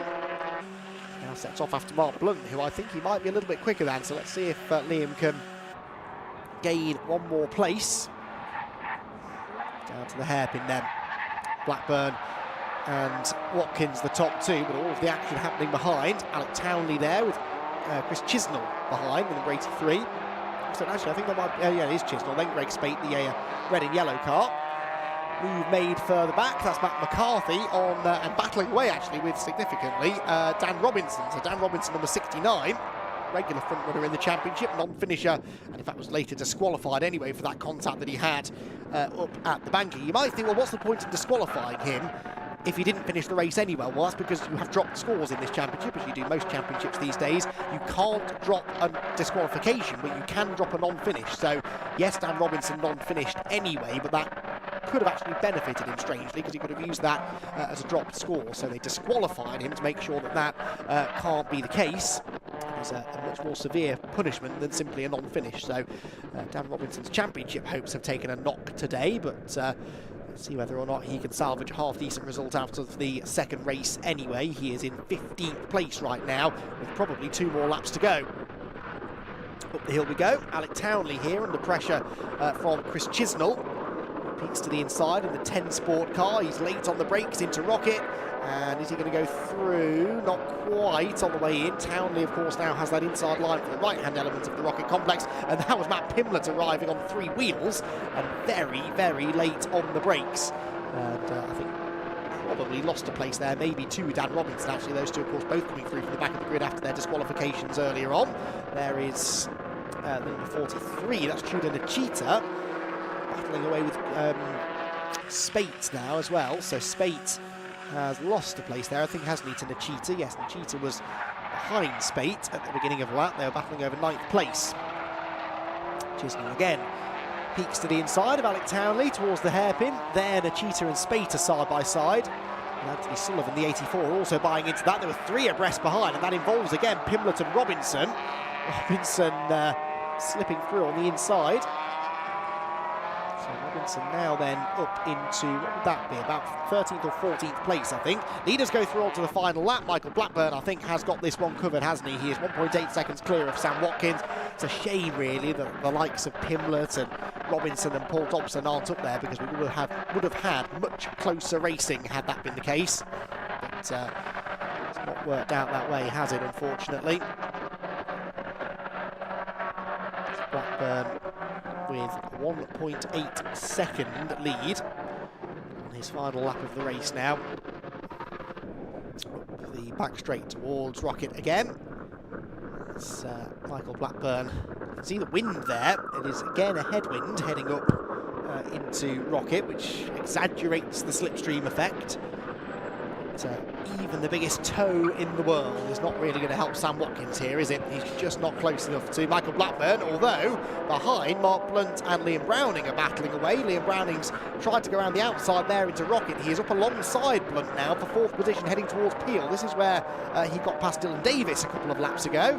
And now Liam Browning, I think, is, well, he's not going to get this easily, is he? He avoids contact this time. Mark Blunt stands his ground on the outside line, and therefore has the inside heading down the hill into turn number 10, and does keep Liam Browning behind for now. 2 more corners to go, though, and Liam will be looking to utilise at least one of them to generate the overtake that he so desperately wants to make. And the hairpin then, down into the final corner. There's Blunt defending from Browning again behind. And Mark Blunt, 4th position, but they're going to be side by side, I think, as they head now down the hill and towards the final corner, with Blunt on the inside. And to the outside line, Liam Browning. There's a bit of a squeeze, but Browning, I think, is going to get that one done. Michael Blackburn wins the second race of the weekend, though, in the final detail Fiesta ST150 Challenge. Sam Watkins second, Dan Wigan third. It's a drag race to the line for 4th, and a near dead heat finish, actually. But in the end, it was by what margin? A very small margin, I suspect. 1/10 of a second. It was Browning who got the better of Blunt with a round the outside pass going through the final corner of the final lap. That was brilliant battle between the two of them. Liam Browning coming out on top, the rest of them filing through. Blackburn with another win, though, another Masters class win as well. Just utterly dominant so far this weekend. And proving to be the class of the field. Yes, his job was made a bit easier for him, with some of the others not really taking much part in the weekend. That safety car periods as well. Just the 2 races for the ST150s this weekend, and much of it unfortunately affected by red flags and safety cars. But anyway, when they've been racing, all have been enjoying themselves. It's a fun track, is Anglesey. One that has certainly benefited Michael Blackburn's championship campaign with another couple of race victories. Sam Watkins second and Dan Wigan third, Liam Browning 4th, and Mark Blunt in 5th. Then Dylan Davis and Alec Townley, with Chris Chisnell in 8th position, 9th Dan Robinson, and 10th for Tudor Machita. Greg Spate was 11th ahead of Matt Himblett and Anthony Sullivan, with Aidan Vickers in 14th place. 15th League place, Matthew Morton in 16th, Matt McCarthy 17th, Ben White, Jay Goodwin, Neil Marsh complete the top 20, and it was Ron Lushdan and Chris Rowland, with Paul Dobson unfortunately retiring to the pit lane early doors. Of course, also lost Max Buxton with that damage on the opening lap. So Michael Blackburn then, by 2.2 seconds, comes out a race winner again, and he will have enjoyed his weekend here at Anglesey. As I said, shame there wasn't a bit more racing, but it was still an exciting pair of ST150 Challenge races, and they will be back out again before too much longer. I'll remind myself where their next round is. Back at Alton Park, actually. It's the spiritual home, really, of this championship, isn't it? Here and Alton Park.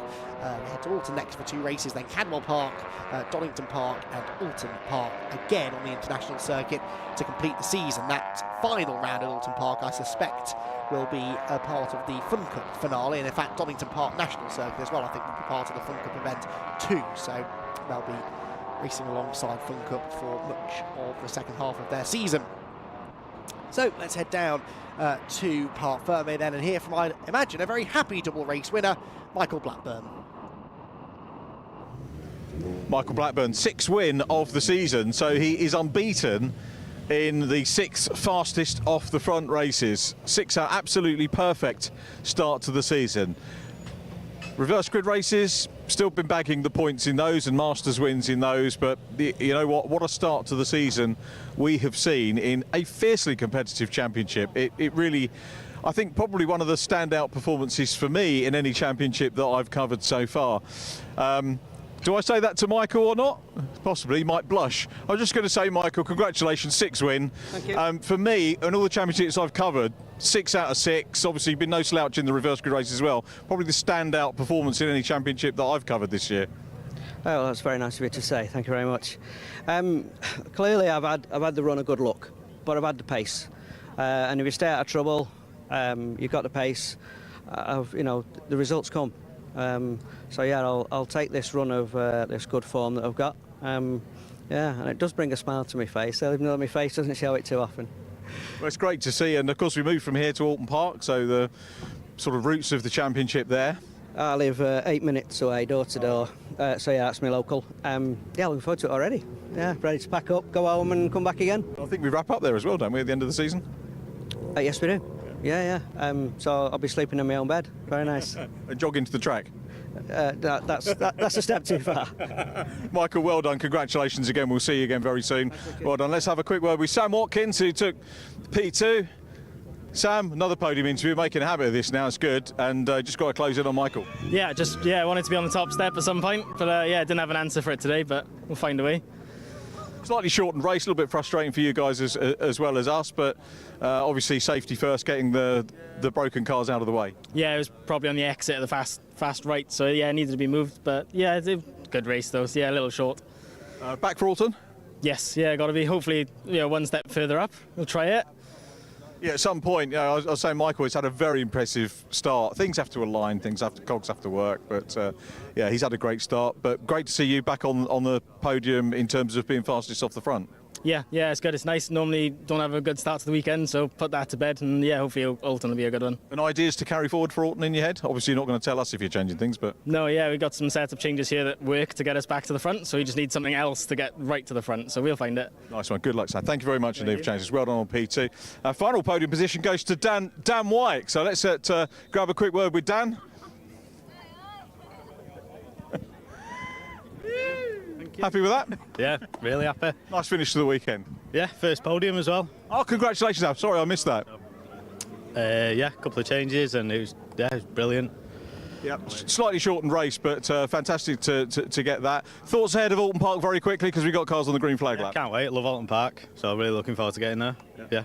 Well, welcome to the podium, many congratulations. Dan White takes his first podium, but I missed that, apologies, I'm sure Andy did. Next race up is the Mazda's Clubman's, sponsored by Downforce Radio, so back to Andy.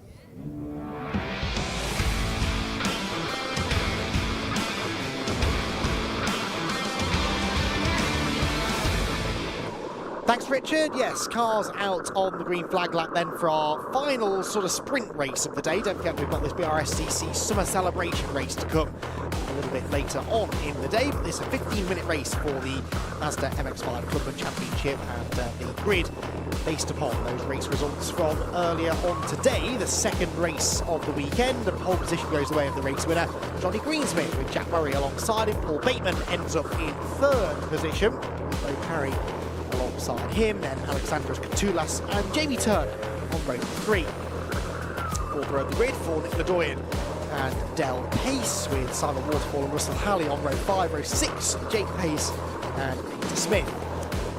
Seventh row shared by Ryan Barley and Oscar Trapes. Johnny Fields End and Matt Crozier on row number 8. Row 9 with Simon Privet and David Scowler. And the top 20 completed by Ian Lawrence and Martin Tolley. In fact, that is the 20-car grid, which we've unfortunately lost.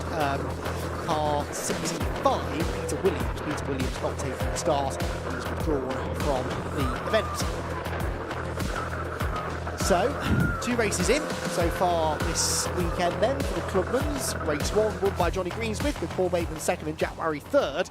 Race 2, Johnny Greensmith won the race, but Paul Bateman, having got past Jack Murray up at Peel, finished second on the road, but was then given a 5 or a 1.1 second penalty, which basically was just enough to demote him behind Jack Murray. So it was Bateman second on the road, but Jack Murray re-inheriting that after what was a fairly robust pass, I think, in fairness, for Paul heading up into Peel Corner on the latter stages of the race. So Paul Bateman has it all to do again now from third on the grid, and I'm sure he won't be bashful about throwing a few moves to try and get himself a race victory. But can anyone stop Johnny Greensmith? That's really the question. Johnny Greensmith has been on top form this weekend, and he will be starting from pole position once again here. He won yesterday's race only by half a second, but he won earlier on today by, well, actually about 4.1 seconds, but then with the time penalty applied it was 5.2, but still a 4-second winning margin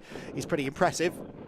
And Johnny Greensmith will be hoping that he can do the same sort of thing, disappear out in front and dominate the race. But we hope, from a neutral standpoint, that he doesn't do that, and that we get a good battle here between the leading contenders in this final MX-5 action of the weekend. So, back row of the grid is in place then. The green flag wave, 15 minutes of Mazda MX-5 Clubman action is about to burst into life. And Johnny Greensmith and Jack Murray on that front row of the grid. Who will get the best jump into target for the first time? The lights go out now, and it is a good start by Jack Murray, and a good start also by Paul Bateman, who's trying to come round the outside of Greensmith, but can't quite do it, so Murray gets the advantage. Greensmith will slot into second, Paul Bateman third, and I think that's Bo Parry in fourth. Bit of contact there. That wasn't the pair of Paces, was it, getting into each other? I think it might. No, it wasn't. It was the 24 car of Simon Waterfall just tagging the back of Jake Pace, I think, who then gets into the back of somebody else coming out of the banking, but they're all still there. And they head down towards Church Corner with the Go For It racing machine out in front of Jack Murray. Greensmith second, Bateman third, Bo Parry fourth, and then a big gap back to Alexandros Katulas, who's had a better start this time at least, in fifth position. Well, sort of in fifth position. He's side by side with Jamie Turner as they head to the top of the hill for the first time. So Greensmith leads then now because he's just drafted his way past Jack Murray as they head for Rocket Corner. And so that was already Johnny Greensmith back to the front then. Is he going to be able to stay there? Round the right-hander at Peel, Simon Waterfall there, still battling away with the paces. He's dispatched of Jake Pace. Now he's trying to get past Del Pace, which he does. And Russell Halley also getting into that gaggle too as they drop down the hill. Through the left-hander at turn 10, down the Tom Price straight. Greensmith and Murray gapping the rest of the field already, I'd say. Bateman just a length or so further back in third place. And then Bo Parry in fourth. Ooh, Russell Halley jinks out of line, gets up the inside of Del Pace and almost into the side of Simon Waterfall. Had Simon not seen that coming and turned into the corner, there would have been a collision, but Russell Halley picks up a position.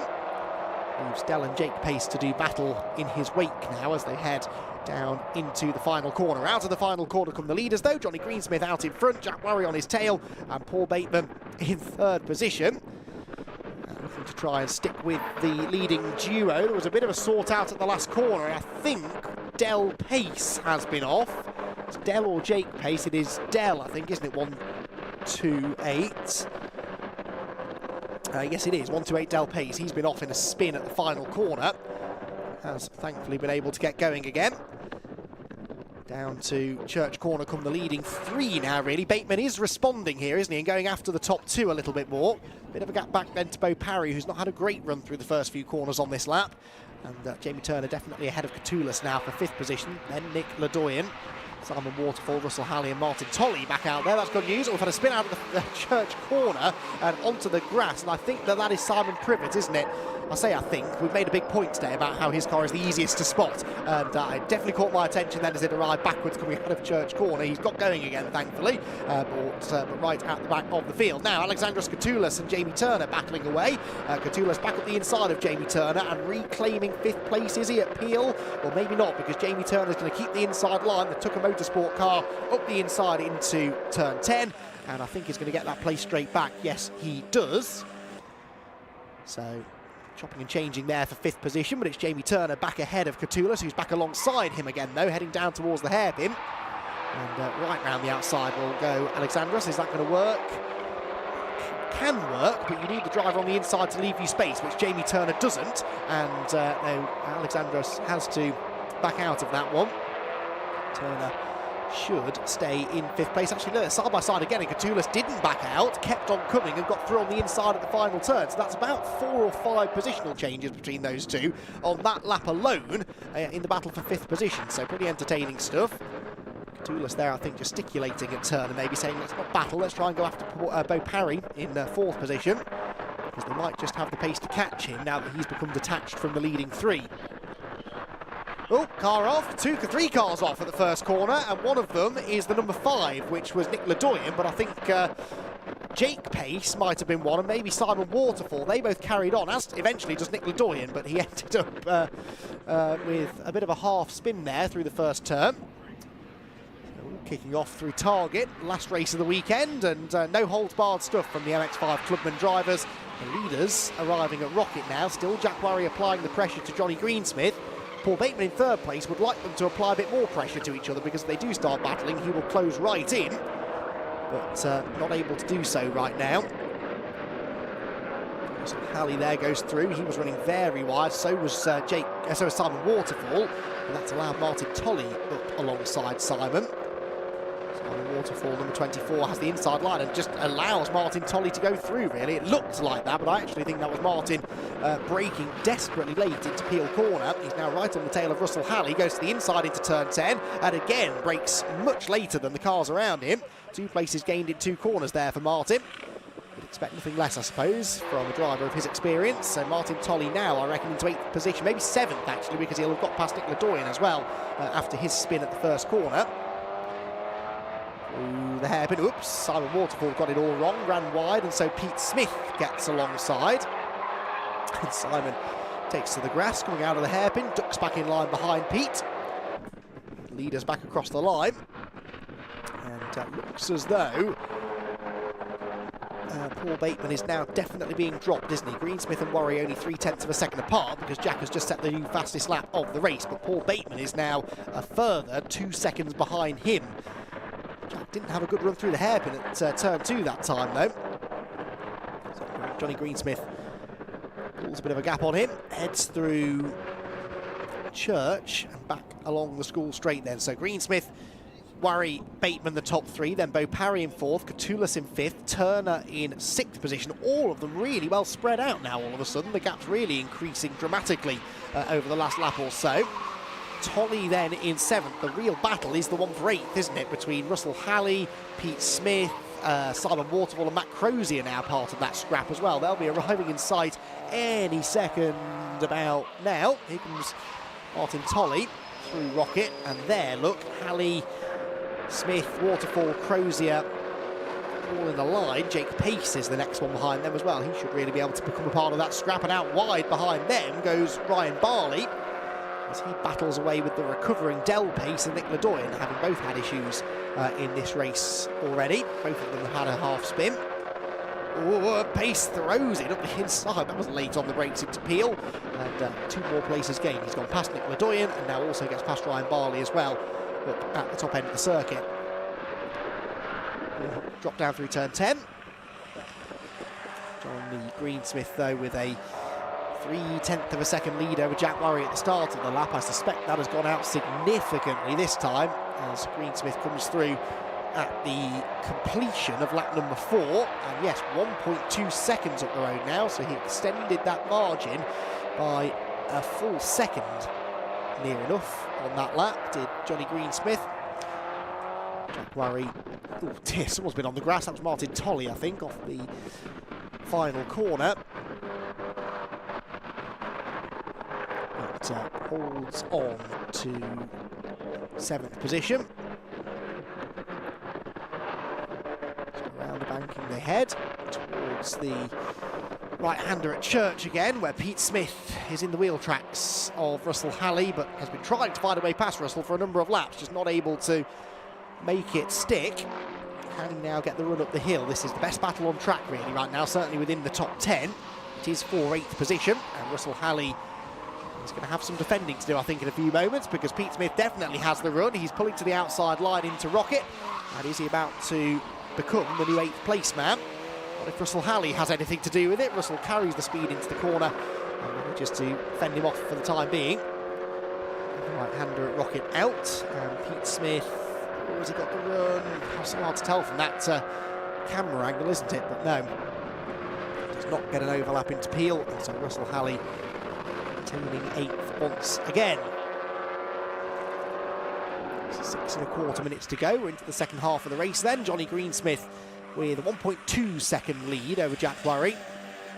Bateman in 3rd had dropped now to 2.1 seconds back from Jack. See what those gaps look like at the end of the lap. Bateman maybe getting a bit closer now to Jack Murray, I'd say. Let's see what the gap is. Lap time wise, Greensmith does a 49.4. 50.7 for Murray and a 50.1 for Bateman. So yeah, he was 0.6 quicker that time than Jack Murray. So only 1.5 seconds back. Paul Bateman for 2nd place is still on, and I for one would love to see a resumption of their battle from race number 1 earlier on in the day, or race number 2 I should say, earlier on in the day. First race today. That of course was when those two tangled up at Peel Corner. I don't want to see a repeat of that, but it would be an entertaining scrap between the two of them anyway. Russell Halley still keeping a frustrated and ever more frustrated Pete Smith behind him, I think. Pete Smith just not able to find the right way through. He's had a really good run off Church Corner, better certainly than Simon Waterfall behind him, who was bouncing down the grass. Here comes Smith, he's got the inside line towards Rocket, and this time surely the move will be made. Halley tries to stand his ground on the outside, but no, finally Pete Smith is through into 8th position, and all that really made possible by a superb exit from Church, but he gets a terrible run through the second part of Rocket, slides out wide. Russell Halley trying to get up the inside, and that is, I think, Matt Crozier trying to get past the lot of them. He gets past Simon Waterfall and Russell Halley, so 2 places gained for the pink and silver number 848 car, and Matthew Crozier defends from Halley down the hill. Now sets off after Pete Smith, so that all worked out pretty well for Matthew. He's now up into the top 10. Towards the braking zone they go. That is the number 28, isn't it? That's the recovering Jake Pace around the outside of Simon Waterfall. Down into the final corner they go. The leaders are already onto another lap. 3 3/4 minutes to go. And that time around, Warry was slightly faster than Bateman, so that battle that I keep sort of teeing up just isn't quite coming to anything, is it? But Bo Parry has been caught by Alexandros Katoulas here, so this is for 4th position. And Bo Parry has been reeled in by the 5th place man. Katoulas, so far this weekend, has had a 4th and a 5th place, so he's been consistent in a way. He's trying now to take another 4th place finish away from the Tucker Motorsport driver Bo Parry, which he does, steams around the outside, and Alexandros Katoulas gaining another spot up at the top of the hill. But yeah, he will have been a bit frustrated, actually, I think, with some of his starts, Katulas. He's been all right in this race, didn't lose too many places early doors. But arguably could have done better than 4th and 5th. His results have been consistent, but his performance across the races haven't been, because he's often found himself with ground to make up after a slightly poor start. But this race, he got off the line much better, and this potentially is his reward now, 4th position. He's not likely going to have time to chase down Paul Bateman, especially if Bo Parry starts coming back at him, which he's trying to do. And Bo Parry cannot make the move at the hairpin, so Katulas holding on to that 4th spot. Leaders coming through the final corner. Oops, screeching of tyres. That is because potentially Russell Halley was locking up as he tried to get back around the outside of Matthew Crozier. Crozier sees off that challenge, and actually now Halley under threat from a renewed threat from Simon Waterfall. Katulas and Parry through turn 1. We're on to the penultimate lap of the race now. 2 more to go. Jack Warrior is 2.7 seconds off the race leader now. And Bateman 1.5 seconds back, so he and Warry sort of trading tenths of a second. But if Bateman's going to challenge for second place, he'll need a bit more than that. Side by side here, Simon Waterfall now, having not got past Russell Halley, is instead trying to not to be overtaken by Jake Pace. Sorry, both of the Pace family members having a bit of a tough time in this 3rd race. Jake steaming back round the outside into Church Corner, and I think is going to make that move stick. Yes, he did. From Katulas and Bo Parry. And there, Martin Tolley and Jamie Turner. Wherever you look, there are side-by-side battles. And that's Jamie Turner holding on to 6th position, but only just from Tolley. So Turner in 6th place, but Martin Tolley wanting to reward the team for the hard work they did to get that car ready for this race. He's up the inside, is he? Well, not quite far enough up the inside, as it turns out, into turn 10. So Jamie Turner, again, just holding his line, not stressing, not panicking, overly defending. He will have to defend into the hairpin because he knows Martin Tolley will go for it. And again, Martin Tolley's got the rears locked up. He almost goes off the road completely. And that's something we saw from Martin a fair bit in the race before, earlier on today. And very nearly went off the road completely that time. Leaders go through onto the final lap of the race, and lap time's almost identical now, really, between the leaders. It was a 50.26 for Greensmith, a 2.7 for Warrior, and a 2.8 for Bateman. So top 3 all within a couple of hundredths of a second of each other. And it's Johnny Greensmith who looks odds-on favourite here, doesn't he, for the race victory. Jack Warrior 2.7 seconds back, just not really had an answer for him in this one. There goes Russell Halley. Oh, someone on the grass in the distance. That was Pete Smith. So Matthew Crozier has been catching Pete Smith anyway, and he's definitely caught him now after that grassy moment at turn 1. So Matt Crozier with a good chance now to use that slipstream up the hill. Maybe pick up another place. This would be the best we've seen from him, I'm pretty sure, this weekend. Matt Crozier in race 1 was 16th, in race 2 was 17th. So yes, things getting a lot better for Crozier in this one. Can he get to the inside line? Yes, he can. Commits to the move, and that could be a brilliant overtake if it works. I think it will. Pete Smith ends up over the exit curb, and Crozier goes through into 8th place. So good drive this from Matt Crozier, picking up positions really effectively, and up into 8th place by the flag. But Johnny Greensmith hasn't had any overtaking really to do in this race. He did lose the lead off the line, didn't he, to Jack Warry, but then it only took him until Rocket on lap 1 to get the place back, and from there he's never really looked back, has he? 2.7 seconds was his lead at the start of the final lap. He may have just backed things off a bit on the final tour, but Johnny Greensmith comes out of the final corner, sees the checkered flag and claims another win. 3 wins from 3 here at Anglesey for Johnny Greensmith. 2nd place for Jack Warry, and Paul Bateman comes home in 3rd. Alexandros Katulas will be 4th, ahead of Bo Parry, who was very wide at the final corner, in 5th. Jamie Turner just sees off the challenge from Martin Tolley for 6th. And then Pete Smith will be... No, well, it won't, will he? It'll be Matt Crozier next. Matt Crozier in 8th position. Pete Smith in 9th. and Russell Halley completing the top 10. So, the rest of them come through. Masters winner was Johnny Greensmith yet again, so a hat-trick of overall and class victories within the MX-5 Clubman Championship.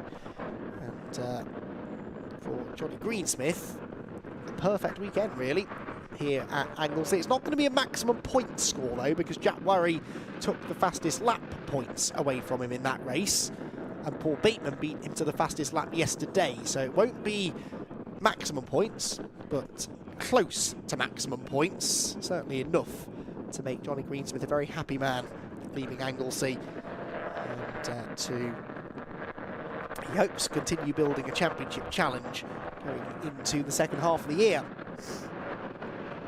Simon Privet comes through at the back after his spectacular spin at Church. He almost caught David Scowler by the end, but just ran out of time. Another lap, and he probably would have done, because he was lapping a little bit quicker, but Simon Privet has to settle for 20th position. But it was a strong performance from Johnny Greensmith to claim his third win of the day, third win of the weekend, I should say, here at Anglesey. And extend what will now be a decent little championship lead, I suspect. Johnny Greensmith, the winner, Jack Murray second, Paul Bateman third, Alexandros Katoulas was fourth ahead of Bo Parry and Jamie Turner. Martin Tolley, Matt Crozier, Pete Smith and Russell Halley complete the top 10 ahead of Jake Pace, Simon Waterfall, Del Pace and Ledoyen. Brian Barney 15th, Oscar Trapes in 16th ahead of Jonathan Fields, Adam Lawrence, David Scowler and Simon Privet in 20th place. So, MX-5 Clubman action done. We're not done with racing here at Anglesey though, because as I said, we still have this summer celebration race to go. It was due to start at about 4:30. We might be 5 minutes later than that possibly, but it's a 40-minute pit stop race incorporating sort of the best really of the weekend. We've got a nice mix of drivers from all of the championships you've seen racing today that will be taken to the grid in a moment or two. We've got a mix of Mazda MX-5s and Ford Fiestas, and I think maybe a compact cup car or two. So we'll get them out onto the track in a few minutes, but in the meantime we'll hear from our podium finishers from that final MX-5 Clubman race down in Parc Ferme with Richard John Neal. 3 out of 3 for John Greensmith. I'm going to ask for parental permission. Can I go and talk to Stanley? Is that all right? Yeah, no. Let's go this way. Sorry, I'm catching Joe out a little bit there. Post-race, your first ever post-race interview, Stanley. How do you feel about that? I don't know. How's your dad done this weekend, do you think? Really well.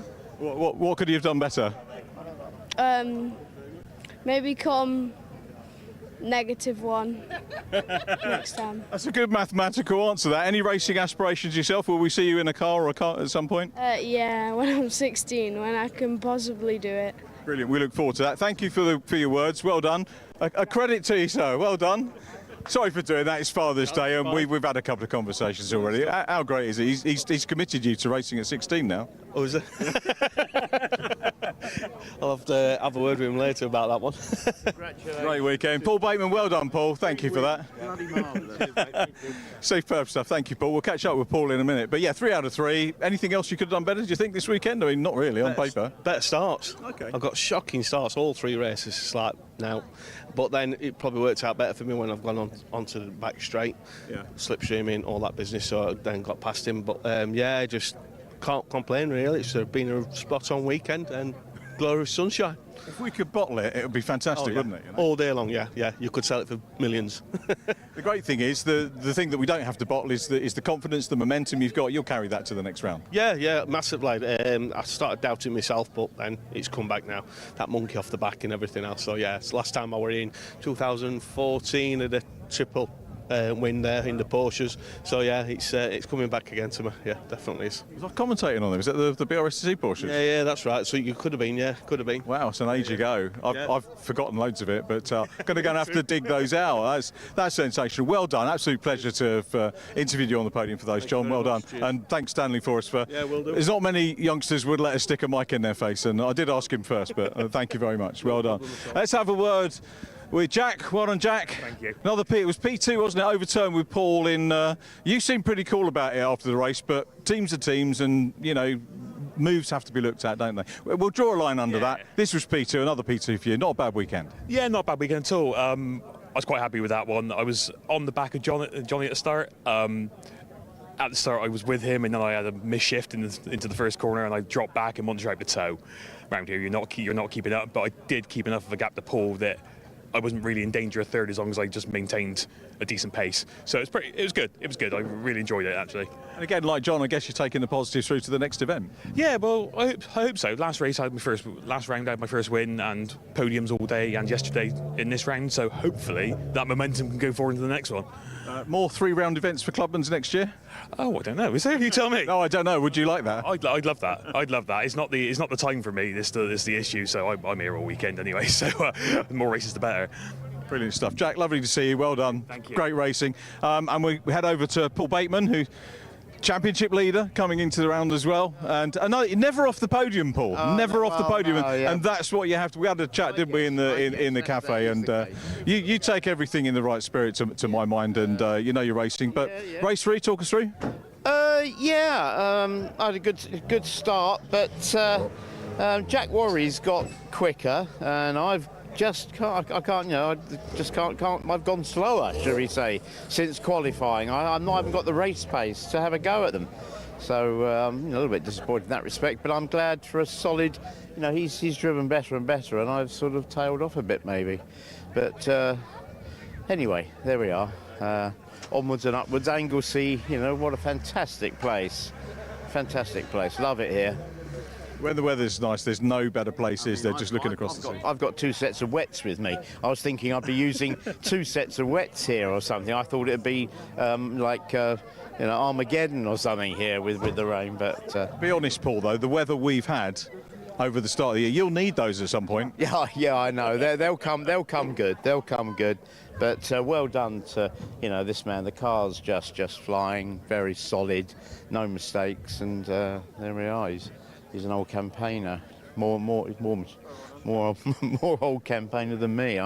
This is all fairly rarefied for me to be regularly at the front. There's pressure. Anyway, can I say a big thank you, hello, to everybody in Australia, all my family, and Hong Kong, my daughter, and all my family and friends over here supporting my daughters and family, and my wife who's here, and Ali Bray, Marcus for the tyre shaving and everything, Marcus at Midland. Thank you very much, everyone. Fantastic. Thank you, Paul, for having something ready for us as well. Safe journey. See you soon next time out. There we go. Downforce Radio. Thanks to Downforce Radio and Clapham North MOT. And George Grant, we mentioned again, sadly not with us this weekend here racing. We miss him. But still here with the business interests and looking after us, so we appreciate George's input. We've got another race to come, but before we do that, I'm going to hand you back, I think maybe for a bit of housekeeping, Andy McKeown. Yes, thank you, Richard. We'll give you time to just jump over the fence to assembly area because we'll have pre-race activity for our Anglesey Summer Celebration race that is coming up next, our final racing action of the weekend here on the Anglesey International Circuit. But good opportunity to let you know what's coming up in the near future for the Brscc. Their next race meeting is on the 22nd and 23rd of June, so that is next week, and that is on the Donington Park Grand Prix circuit, their summer race weekend. This sort of the summer weekend as well, but that one will have action from, amongst other things, the Silver Lake C1 Endurance Series, the Super Sport Endurance Cup, Club Sport Trophy, Super Classic Pre-99 Formula Ford, City Car Cup, Metros, Modified Ford, Zeo Prototypes, Evolution Trophy, all will be out at Donington Park on the Grand Prix circuit. That's the next race meeting. The next live Brscc related action, though, will come once again here from Anglesey, and that's in 2 weeks' time, and it is the Ginetta G-Fest, which we're all really looking forward to. 2 days of Ginetta only fun and games with action from the Ginetta GT Championship, Ginetta GT Academy and the Ginetta Junior Championship, all making their way to Anglesey in 2 weeks' time. They had 2 G-Fests last year, one at Cadwell Park and one on the Silverstone circuit, but this year they are coming to North Wales, to Anglesey, which is becoming a very popular venue in general these days for motor racing. So that will be the next live stream action on the 29th and 30th of June, but there's a whole calendar of action racing meetings, some of them live streamed, some of them not, and you can find information on all of those on the Brscc's website. So if you head over to www.brscc.co.uk/events, that is where you will find information on all of the Brscc activity coming up in the near future. The next Fun Cup event, by the way, which of course is what this one has been, yesterday anyway, very much had a Fun Cup flavour with their 2 3-hour races. Second of those into the sort of twilight hours, really. Well, their next race for Fun Cup will be at Snetterton, and when the Brscc website page loads, I will tell you what date that is, unless anyone from Alpha Live can remind me when the next Fun Cup race is at Snetterton. It's on July the... oh, hang on, I might beat you to it. July the 20th and 21st, there we go, for the next Fun Cup live stream event. And you'll see a lot of the championships that you've seen racing again here this weekend. So we will have the Nankang Thai BMW Cup, a BMW Compact Cup. We'll also have Clubsport Trophy, Modified Fords, City Car Cup, and the Silver Lake C1 Endurance Series. So a real endurance racing flavour that weekend with both Fun Cup and Citroen C1s racing on the Snetterton circuit in July. So, busy weekend almost coming to a close here at Anglesey, but the summer celebration race coming up shortly. What is the summer celebration race, I hear you ask? Well, it is basically an extra opportunity for drivers from things like Compact Cup, MX-5s and Fiestas to get back out on track again. As if they hadn't had enough fun already today, they get to do another 40-minute race, and this one with a mandatory pit stop in the middle. So if you don't want to do it all by yourself, you can share the drive with a co-driver, and that's what many of them are doing. So we'll have quite a lot of familiar names, but some of them perhaps in unfamiliar cars, sharing with maybe teammates or perhaps rivals from their respective championships. And a couple of drivers that we've just seen out actually in the Fiestas will be out there. Liam Browning, Dylan Davis, the Clubman MX-5 drivers, people like Simon Waterfall is doing this one. Rather concerning, you know, on the front row is supposed to be Max Buxton. The last we saw of Max Buxton half an hour or so ago, he had a very badly damaged Ford Fiesta. And I have a funny feeling we might not have him on the grid. But Russell Halley, who we just saw getting stuck into some of the fighting in the MX-5 Clubman race, he is due to be out in this race and will be starting from pole position, hopefully, as long as his car is okay. So this break in the timetable is as much really to give the marshals a break as it is to give the drivers an opportunity to get the cars ready if they've been out in the last couple of hours or so. Give them a chance to get the cars fettled and refueled, maybe new tyres on them, and get ready to go out for what is a non-championship race, just a little bit of fun at the end of our weekend here at Anglesey. So we are getting cars assembling down in the assembly area. We're hoping to chat to some of the drivers of those cars before the cars are released onto the grid. They're due to be released, when did I say, at, well, 16:30 start time. Well, that's in less than 5 minutes. So that ain't happening, hopefully. I think we're going to give the marshals a bit more of a break than that.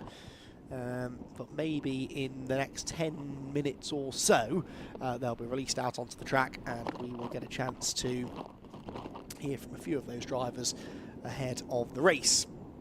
So who do we have in this one? Well, on pole position, Russell Halley, as I said, we've just seen him out in the MX-5 Clubman race. Max Buxton is supposed to be alongside him, but I fear that we're not going to see that car. It was badly damaged in its last race, only, as I said, an hour ago, if that. Row 2, we're due to have a Fiesta alongside a BMW, I believe. We've got the 119, which is Aidan Vickers and Mark Blunt sharing a Fiesta ST150. We've just seen those both out in the ST150 Challenge earlier on. And alongside them, the number 77 is Martin Corkwell and David Farrow in a BMW Compact. So Dave Farrow hasn't been racing, but he's been running or helping to run that car with EDF Motorsport, Eddie Farrow's team, and David getting a turn behind the wheel at some point in this race. Then Barney Lauer and Bruce Robinson will be next. Barney Lauer in a Compact, Bruce Robinson in a Mark 1 Mazda MX-5. Then it will be Kamal Khalzi, number 64, in his MX-5 Super Cup car, and then number 84, which is Robinson and Sullivan. Now, there wasn't an 84 initially on the entry list, but I reckon that's going to be Anthony Sullivan and Dan Robinson, probably, in a Ford Fiesta, because because they're both Fiesta drivers, aren't they? The grid sheet only giving us surnames, and because they're not on the entry list, I can't tell you anymore. Then Simon Waterfall and Matt McCarthy, MX-5 and Ford Fiesta on row 5, and then Dylan Davis and Liam Browning in a pair of Ford Fiesta ST150s lining up at the back of the grid. So that's who we should be getting assembled down below us, and we'll see who has got there and in what sort of order those cars are in, hopefully within the next few minutes or so. Right then, in fact, the next few seconds or so. Let's head down there, shall we? Have a chat with Richard, John Neal and some of the drivers. What a couple of days racing we've had. Absolutely superb job by the Brscc, the marshals, the drivers, the teams, everybody behind, and everything's a little bit more relaxed now. We're going into the summer celebration race here on Anglesey, and this is an invitation race. A lot of drivers have done a lot of races, but bear in mind that most of the races we've seen this weekend, aside from the Fiestas, have been triple headers, so plenty of racing's been done, but the club decided, as the track time was available, let's put on another event if people want to do it. And we've got the grid beginning to form up. As far as I'm aware, the grid is by ballot. So I've not seen the grid before I came down here, so I didn't have a chance. It wasn't on TSL, so apologies for not having a look at that one. What I'm going to do first of all, though, is there's a guy looking with dread at the microphone. You okay to have a word here? Martin Corkwell is nodding. First-time driver. So let's get in. Sorry to butt in, guys. Martin, am I right in thinking this is your debut meeting? This is my debut meeting, yeah. I'm normally behind the spanners for EDF Motorsports. And along with my son, this year we've decided to do it together. And it's appropriate, it's Father's Day today, and he's great, graciously let me have this round. Lots to learn, but fabulous fun, absolutely fabulous fun. I'm glad you've enjoyed it. Talk us through the weekend so far, your first experience. First of all, can I ask a really rude question? How old are you starting racing? 53. 53. And starting, there is age is no barrier, is it, to starting racing? Absolutely not, no. I would say anybody, while we can, let's do it. Absolutely. So, were EDF nagging you, or was what's your name, by the way, son? Alex. Was Alex kind of nagging you about doing it, or were the team nagging, or just something you fancied doing and you've worked towards that? Well, Alex and I have been following motorsport since Alex was about 8 years old, and since then he's been nagging, can we do it? Can we do it together? Yeah. Can I have a race car? And I was never in a position to do it, and then this last year I thought, let's do it, let's try it. We entered a championship that was a reasonably costed championship, and it's a welcoming championship as well. He is quicker than me, but don't tell him that. How have you found the Compact Cup races? Very, very close, and it's great. Within the Compact Cup, you've got a mixed range of age groups as well. You've got Alex, who's the youngest, and then you've got people who are a bit more mature than me as well. So yeah, it's a good mix of people, and they've been doing it for years, a lot of them, and they know what they're doing. So coming in as a novice, you put expectations on yourself, and pleased to say everybody in the paddock has been helpful in getting us through it. That's really great to hear. Certainly, from my point of view as a journalist or an interviewer, everybody, if the paddock wasn't friendly, I wouldn't come down, and do it. And I just love meeting everybody and getting these stories out, which is great. Where and when did you do your ARDS course? Well, Alex was 17 in October of last year. He passed his driving test in December, and the two of us did our ARDS at Snetterton in January. So literally both in on it, both together. Let's do it all, the whole journey together. You're sharing the car. It's not Alex for this one. David Farrow, you're sharing with? Yeah, I'm sharing with David Farrow because he raced the Fun Cups yesterday for 6 hours, where Alex hasn't raced this weekend, so he wasn't eligible for this. Yeah. But I would have loved to have done it with my son. But since I've worked with Dave for a long time, it's appropriate that we race that together. And what's the strategy? Are you doing? So is it half and half of the race, or he's going to do a bit more, or? We couldn't tell you that, could we? There's only two driver cars in this, so it's not giving too much. It doesn't matter if you don't want to say that's absolutely fine. And has Alex got a role in this? You timing the pit stop or something? Yeah, I'm going to be... Sorry, Alex. That's all right. I'm going to be just on the pit wall, supporting in any way I can. Yeah. If they need anything, I'll be running and getting it. So. And you've done races already in the Compact? Yeah, so I did Croft and Alton, and just cracking fun. Just couldn't beat it. And no, I can't remember because I have calendars going through my head all the time. Where's the next round for Compact Cup? Snetterton. Is that you? Hopefully. Depends how much he enjoys this. So a bit more experience there because you did your odds there, so we'd expect you on the podium for that one. Hopefully. It's great. Let me tell you guys, lad and dad time, you don't need to tell you, it's fantastic. I know I enjoy every minute I get to spend with my son. He was last here with me 2 years ago, just helping out and spannering. Martin, welcome to the racing scene. Alex, great to meet you as well. Good luck for the race. Enjoy it. What a story. First time racer.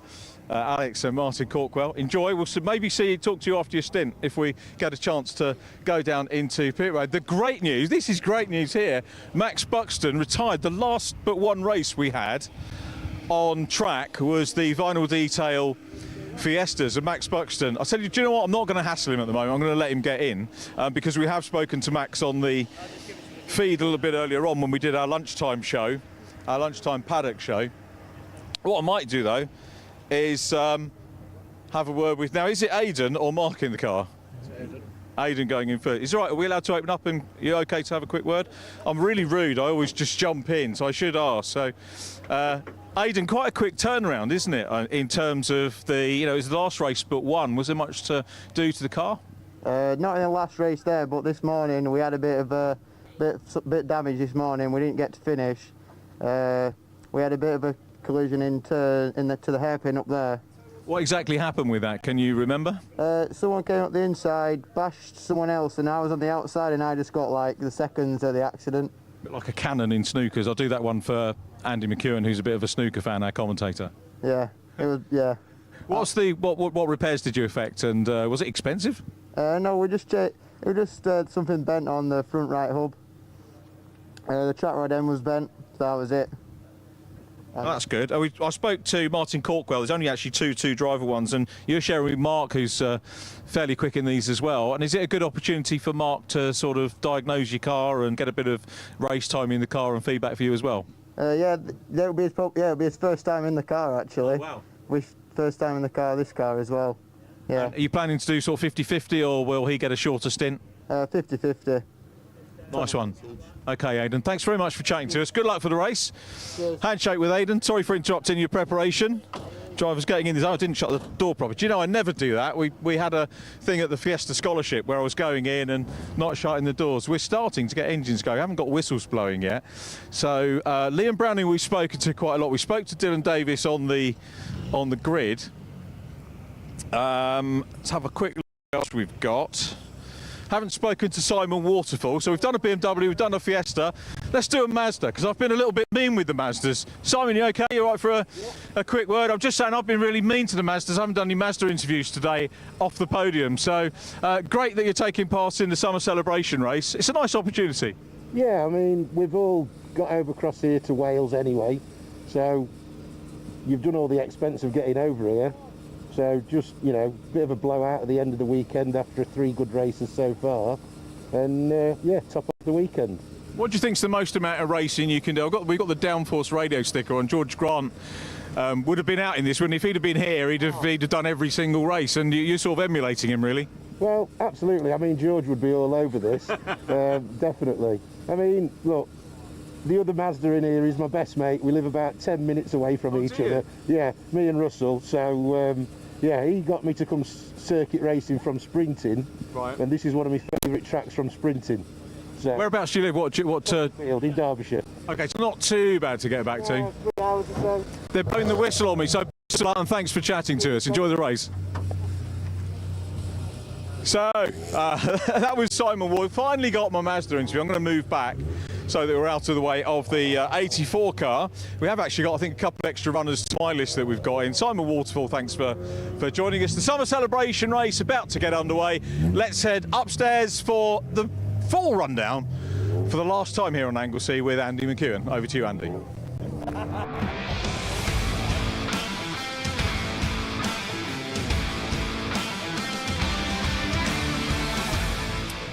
Thanks, Richard. Cars on the grid then ahead of our final race of the day. A 40-minute race, mandatory pit stop in the middle, and driver changes for a couple of the teams that are going down that route of sharing cars. We don't know necessarily who's starting all of these cars, so Richard might have that information to hand back to me when he gets up here. But anyway, we will have an interesting mix of cars. I do enjoy it when the Brscc do things like this. We've done this a few times in the past where we invite cars from different championships onto the same grid. It's sort of the kind of ethos that we have in the Clubsport Trophy, which is very much an opportunity for cars that would normally race in other one-make championships to come together and race in the same place, and that's what we've got here, with Russell Halley lining up on pole position in car number 99. Then it is Max Buxton, amazed that that car is out there with a repaired left front corner. Then we've got the Aidan Vickers and Mark Blunt Fiesta. It is Aidan Vickers' car, but whether he or Mark Blunt are starting it, I'm not so sure. Probably Aidan, you would imagine. Then it is the Corkwell and Farrow BMW. That, again, is the car driven normally by Corkwell in the Compact Cup. Then we have got Barney Lauer in his MX-5, Bruce Robinson and... no, not Bruce Robinson, number 90 will be, yes, Bruce Robinson in a Paddock Motorsport prepared MX-5, and he has got himself a co-driver that wasn't on the list. I'm going to imagine it's Ollie Hall, who also races in the MX-5 Super Cup as well.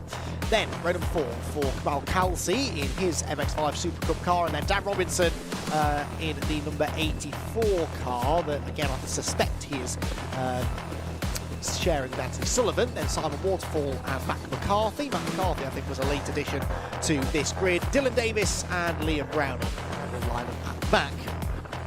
Now, you may ask how they've decided on the grid order, because they didn't have a qualifying session earlier on today, and the answer is I haven't got a clue. But we've got Fiestas generally towards the back, and then we've also got a Fiesta on the front row. I suspect it was a random draw of some sort. There wasn't time for a qualifying session earlier on in the day. So I think a random grid has been drawn to decide the starting order for this race, and that should lead to a bit of entertainment at the very least in the early stages, as drivers try and jockey for position and get themselves into the right area of the pack. It's also an interesting way to sort of compare the lap times, the performance of a Fiesta ST150 against an MX-5, both Mark 1 or a Mark 3 MX-5, and also, of course, a Compact Cup car as well. Let's see whether or not... I would imagine the Fiestas probably are the quickest, or the most powerful anyway, but then the lightweight, nimble Mazda MX-5 Mark 1 is probably a little bit more corner ability, likely to have the edge through the more technical sections, but should be an interesting race. There's no championship points to worry about, just a straight-up fight with that mandatory pit stop in the middle. And the field making its way around now to the end of its green flag lap. It's going to be a standing start. Yes, it will be a standing start. 40 minutes of racing. So down to the final corner they come. Then Russell Halley.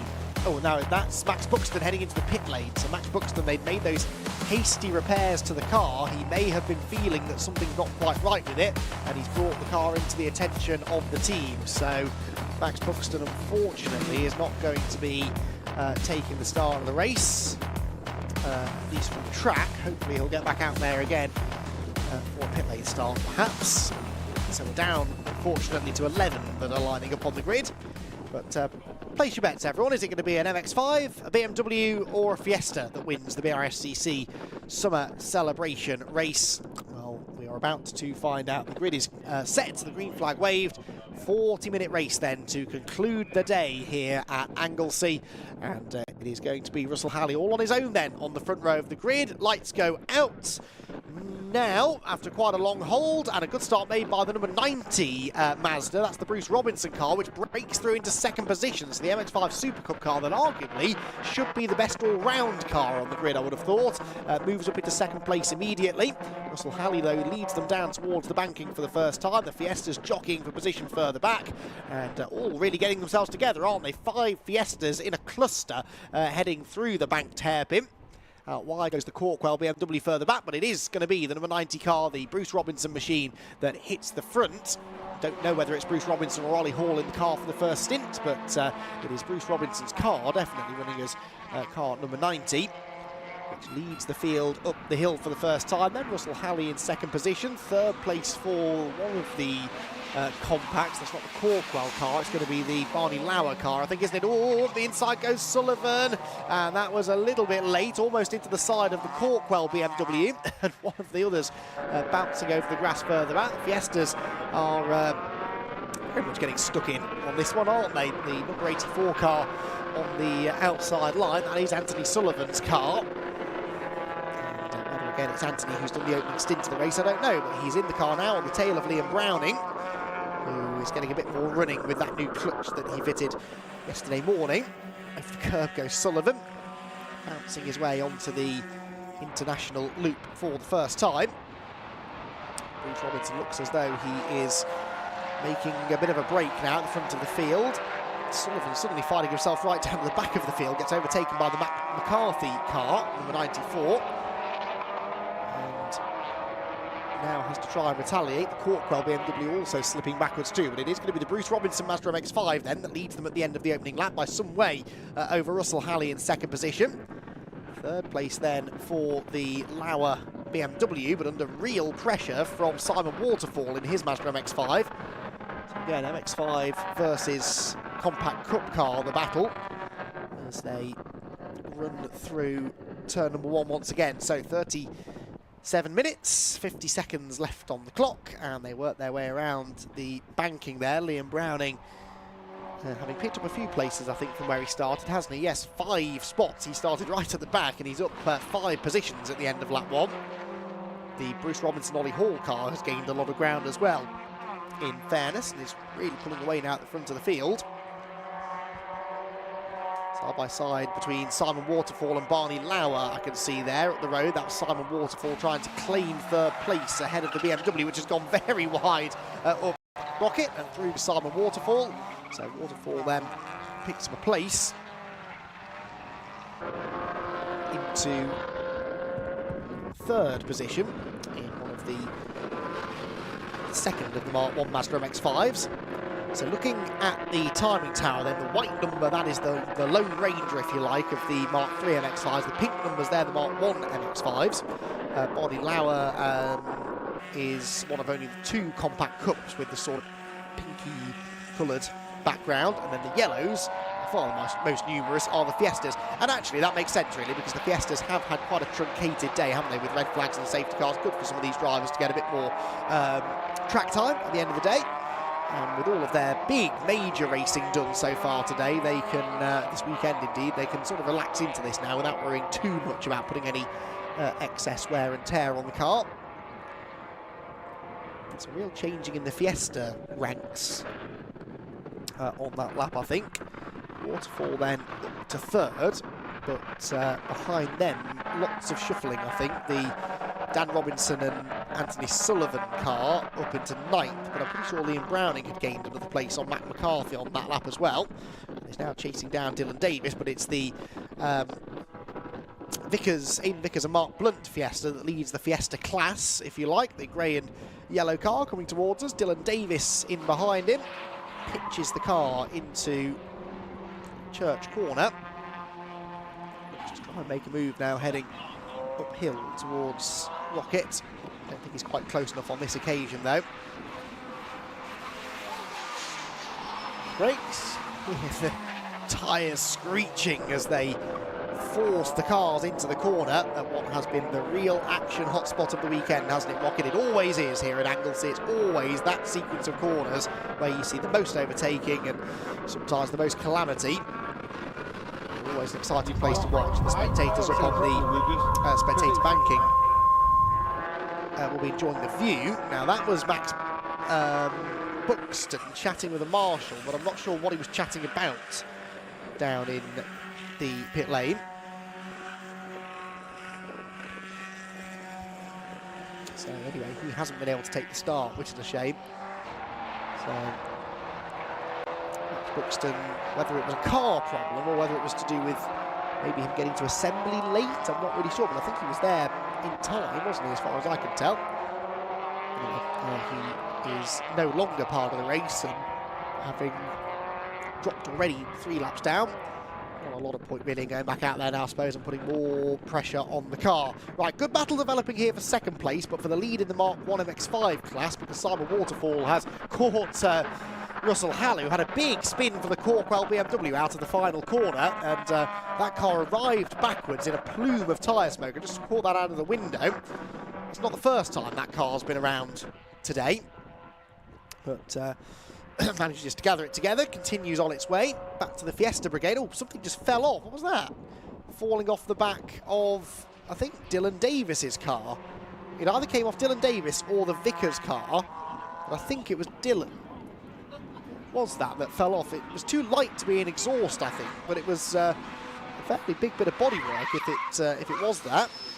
Anyway, he's under pressure now from Dylan Davis, who comes careering up the inside into Rocket and can't get the car stopped, goes right off the road and hands the lead straight back again to the Vickers and Blunt car. That's the bodywork. What is it? Oh, is it a light headlight cover maybe? It's got a bit of colour to it, hasn't it? A red tinge, I'm really not sure, but anyway, why it came off, I don't know.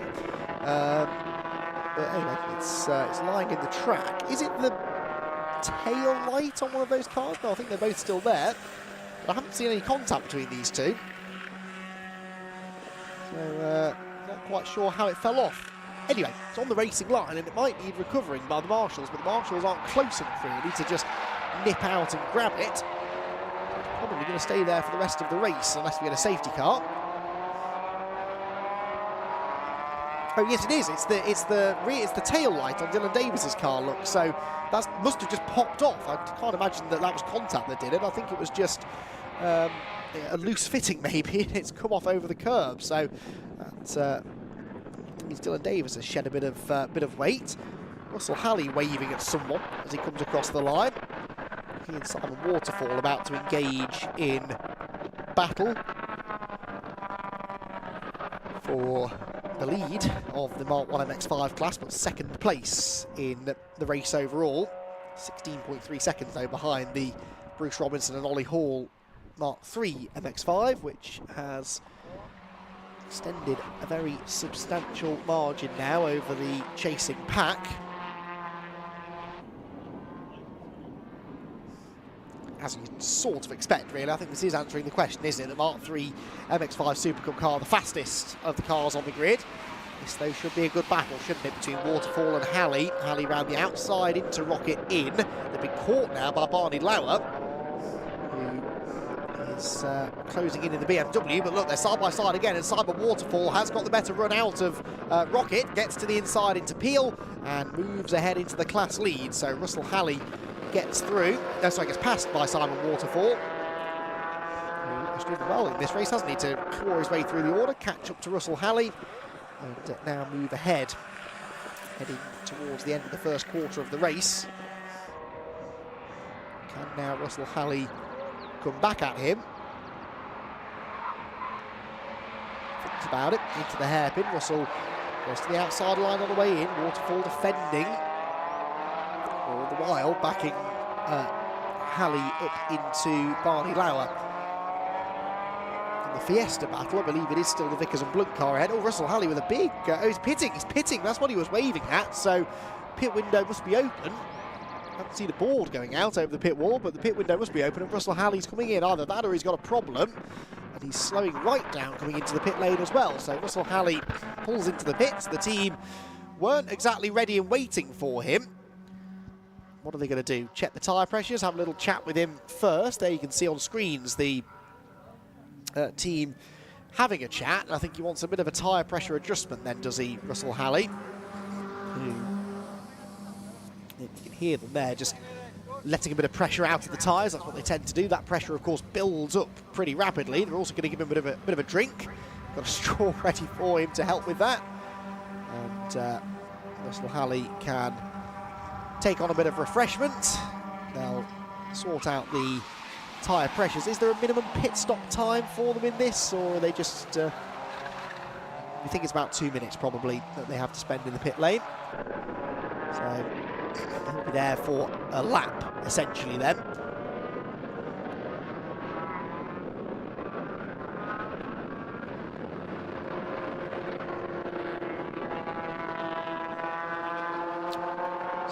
Bruce Robinson and Ollie Hall continue to lead by 22 seconds. At this rate, they'll lap the field, won't they, by the end of the race? Real action to be found amongst the Fiestas, particularly second and third place battle, although actually Dylan Davis and Liam Browning not being dropped at all by the Vickers and Blunt car.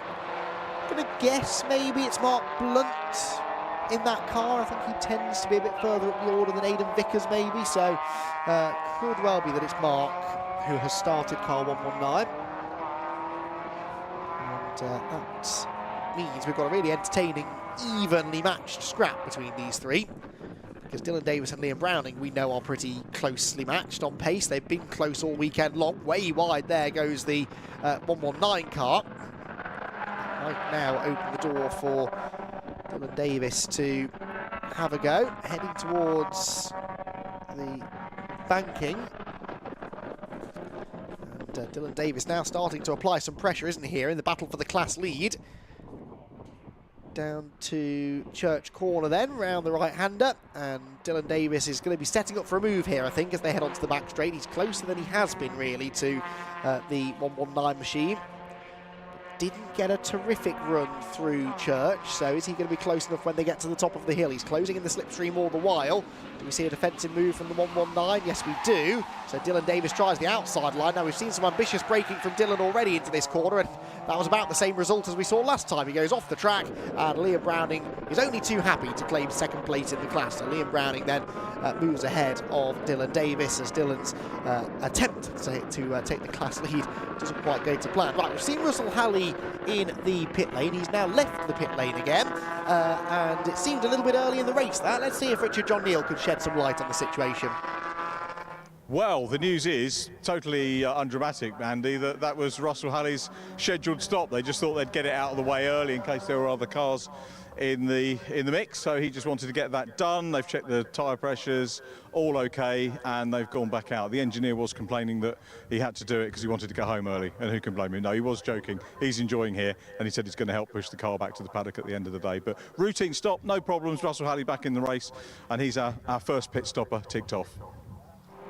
Excellent, thank you for that, Richard. So that explains that. Russell Halley back in the fray, and on the tail here of one of the Fiestas, I think, heading down into the final corner. That's the Matt McCarthy Fiesta, which gets very sideways and goes off the track. So Matt McCarthy off the road altogether, and Russell Halley finds a way through, but not for position. That Russell is a lap behind after his visit to the pit lane. Right, back to the Fiestas then. Liam Browning on the tail now of the Vickers and Blunt car, and maybe now setting himself up to try and move up the back straight. Dylan Davis, having tried it a lap ago to no avail. There is Halley coming down into Church, and Russell Halley hooks the curb, looks nice and steady through the right-hander, so he lost just over a lap then, didn't he, really? A lap and a quarter maybe by pitting, so that's about the amount of time we'd expect to see people losing when they make a pit stop. Ooh, 119 car out wide up at Rocket Corner. That gives Liam Browning the run, and Browning's gone through. So Liam Browning then moves ahead of the Aidan Vickers Mark Blunt Ford Fiesta into the class lead. So Liam Browning 2 places gained in the last couple of laps up at Rocket. Both times, really, taking advantage of a mistake by the car ahead, outbraking themselves. Can Vickers and Blunt get themselves back in front? Through turn 10, onto the back straight. Nice to see these three, though, continuing to run pretty close together. Then comes Mac McCarthy. The 119 car moves to the inside into the hairpin. Covers that inside line off and heads towards the end of another lap. Bruce Robinson and Ollie Hall have long since gone through. They're rounding the right-hander at Church, and in is coming Dylan Davis. So Dylan Davis now in for a pit stop. So taking himself out of that battle, interestingly, perhaps feels that that car could go quicker on its own. Now, Dylan Davis, to my knowledge, isn't sharing the car, so this is not where he's going to be pulling in. He heads down to the other end of the pit lane. Who is this that's getting ready to come in? We've got another Fiesta coming in, and this does now look like the car. Oh, yes, so this is the Anthony Sullivan and who's he sharing with? Buxton car. yeah, that is going to be the driver change. So that is Max Buxton getting in. So, okay. So Max Buxton was going to be racing his own car in this race and now appears to be jumping into the Anthony Sullivan car, which wasn't even on the entry list. Oh, it is, was the 1-4, yes, it's now number 84, isn't it? Yeah, so he has got out of the number 14 car that wasn't running and gets into the 84.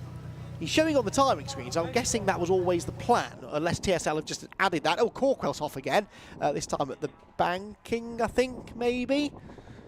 Well, he's been off at most of the corners, so adds that one to the list. Pushing and slightly exceeding the limits out there, but I guess that's one of the points of this race, really. It's a bit of extra track time. He's just rejoining coming out of the banking, as it was turn number 2 that he'd gone off at this time. And yeah, this is a chance to learn, isn't it, this race, as much as anything else.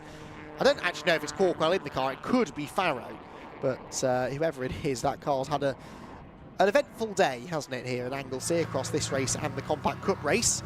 Pit stop for 84 continuing. Of course, this car's had its fair share of drama too. It got a bit of damage in the race 1 incident and now has had a bit of repair work done. They've got a new rim on the rear of the car.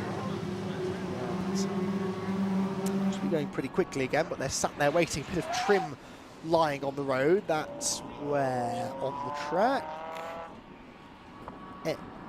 On the way up to Rocket, yes it is. It's on the inside line going up to Rocket Corner. I can see it now. It's right on the racing line, that. Now that's not ideal because that could easily get flicked up into another car. So I wonder whether race control will want to do anything about that. They might want to do something about it, but their options are limited really. They might have to throw a safety car in order to be able to move it. 84 back out of the pit lane now. So the Max Buxton driven machine now heads out. Anthony Sullivan having done his driving stint with just over half the race to go. Browning skirts around that little bit of plastic that's been left on the road.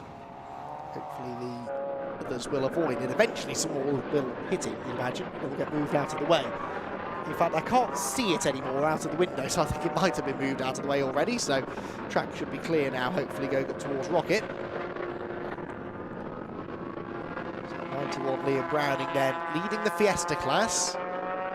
Vickers and Blunt in second position. As I said, I'm still not 100% sure who's in that car. I'm going to put a guess on Mark Blunt, but we will see. Liam Browning, though, hits the brakes into the hairpin and not really escaping, is he, much? Be interesting to see when this all settles down where Dylan Davis ends up in relation to them, because of course Dylan Davis has made his pit stop now. He's back underway, albeit having lost a lap or so over the rest of the field. In comes Liam Browning, so Browning from the lead now essentially of the Fiesta class. Liam Browning pulls into his pit box. Simon Waterfall in as well, so we're now starting to get a flurry of activity, as you'd expect, I suppose, midway through the race. Right, we saw that driver change for car 84. Max Buxton getting in, Anthony Sullivan getting out, and we will hear hopefully from Richard in a moment or so, and we'll get a bit of an update on what's going on and maybe have a word with Anthony Sullivan. Let's head down to Richard in the pit lane. So a little bit of an update. I wouldn't say there's a hive of activity down here because we've only got a handful of cars taking part, but things beginning to live up. Liam Browning back in. Liam's had a fair bit of camera time this weekend, so I'm sure he won't mind. Anthony Sullivan, who handed his car over to Max Buxton, just the friendly nature of the ST150 Championship. He'd realised that Max hadn't had a decent lappery this weekend, so I thought it would be nice to get him out in the car. So he did a little 10-15 minute stint and then handed over to Max Buxton. Max we saw in Parc Ferme from the ST150 race, had a broken ball joint. That's what put him out of the race. It wasn't contact or anything else, just a breakage on the car. The team then managed to effect a repair on the car to get it back to paddock, get it all checked over. Not quite happy with it, obviously getting it out onto the race, so that's why Anthony Sullivan and the team managed to get Max Buxton out for some laps. So a little bit of an explanation. Great camaraderie in the ST150s again, and we wait for some more driver changes. Thanks, Richard. Yes, we've got a few more yet to make a pit stop, haven't we? We're still waiting for Bruce Robinson and Ollie Hall to come in. Barney Lauer hasn't pitted yet either, nor has the Vickers and Blunt Fiesta or Mac McCarthy, who I think we're watching now coming down towards the last corner. It doesn't look like he's pitting this time either. So it looks like it's a fairly sort of open pit lane type situation, really. There's no set pit window by the looks of it, so they can leave it as late as they want. And all three of those cars that I just mentioned, well, two of the three cars I mentioned, sorry, two of the four cars, are running with one driver, so they really are free to pit, aren't they, whenever they want, so they don't have to sort of share the driving duties. But that was nice to hear there that Anthony Sullivan was willing to give Max Buxton a slightly longer stint in the race because he hadn't done much driving so far today. Now that's Liam Browning battling with Russell Halley. I think that might be for position now because they both made a pit stop. So I think that that is genuinely for position, which means that Russell Halley has dropped down a little bit after the pit stop. Liam Browning has gained some time somewhere because they weren't really all that close to each other before the stops. So Russell Halley bounces up and over the curb, does his suspension and tyres, the world of good doing that, I'm sure, but thinks that that's the faster line through the corner. Out goes the Corkwell car. I don't know if that's Dave Farrow now behind the wheel. So we'll see how that car gets on in the second half of the race, but Russell Halley trying his best here to have a go at Liam Browning. The leader is in, by the way, Bruce Robinson and Ollie Hall's white Mazda MX-5, the Mark III car, the Super Cup car. Wouldn't mind seeing that driver change, actually, see if we can figure out who's getting in, who's getting out. I think Bruce Robinson's getting out, and I think Ollie Hall is getting in, so I reckon Ollie Hall's going to get his stint underway very shortly.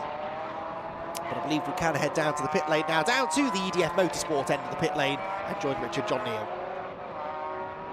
Very much indeed, Andy. Before the race we spoke to Martin Corkwell. First meeting, lovely story, always like sort of catching up on this sort of stuff. Martin, first stint in the endurance race, so another new experience for you in the first weekend. Absolutely, starting on the second row for the first time with bumblebees whizzing around me. It's quite interesting, so I thought I held my own. And really good lap coming in. I did a nice little spin, went on the grass, but we're here to entertain. Certainly, yeah. What a great value for a first weekend's motor racing. Your traditional races in the Nankang Tyres Championship, and then a little bit of a flavour of endurance racing as well, which might fire you up for the future. You know, this model that the Brscc are doing this weekend, the Club Sport Trophy, is a thing you can maybe enter later on in the year as well. Yeah, I mean it's fantastic that I'm partnered up with David Farrow from EDF Motorsports, who yesterday was one of the drivers in 104 car that managed to bring it in within the top 10. And considering Victor Cara, the other driver there, got his first 122 flat. It's a fantastic weekend. So to crown it off with a chance to endurance race together, let's hope he brings it home. There you go, the smile tells it all. Thanks for chatting to us and well done on your first weekend. Look forward to seeing you around the paddocks a little bit later on in the season. And we'll catch up with a few more drivers in a few moments' time. Thanks, Richard. Yeah, good to hear from the drivers stepping out of the cars in particular as to how their race is going. We've got 16 minutes to go, and there is the car, now driven then by Dave Farrow, heading out onto the track. So we're interested to see what sort of pace he's got now in this second half of the race. So we have, we're waiting for the timing screen to catch up on itself slightly here, because obviously Ollie Hall, having not long ago left the pit lane, in fact, he's just going out of church now. Is that his outlap that he's on? I think it might be. Yeah, I think it probably is, isn't it? His outlap that he's on. So at the end of the next lap, we'll get a proper look at what the order is, because actually Barney Lauer had inherited the lead. He's just pitted, though, as has the Vickers and Blunt Fiesta. That's just left the pit lane. Now, I don't know who was in that car, so I was guessing Mark Blunt, but I probably was wrong. We'll find out, I suppose, in a moment or two. It also is, as I said, Barney Lauer.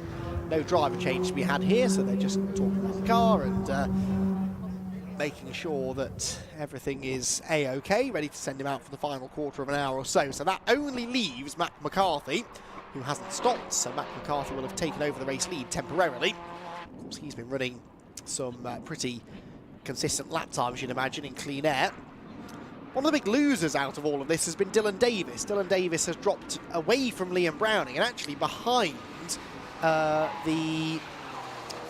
one of the other, that is the Matt McCarthy Fiesta actually, so yeah, he just dropped a long way from behind Liam Browning. There you can see them going through the rocket complex behind. That's not a battle for position. That's Dylan Davis trying to unlap himself from Matt McCarthy. But Liam Browning has come out of this an awful lot better from the pit stops. There goes sideways Matt McCarthy. Dylan Davis looking to try and get up the inside. And through the left-hander. That was a green flag being waved then, wasn't it? Which means there's a yellow flag. Yes, there's a yellow flag has been out on the exit of Rocket. But it's now gone in. So I think whatever it was, someone must have been on the grass and has got going again.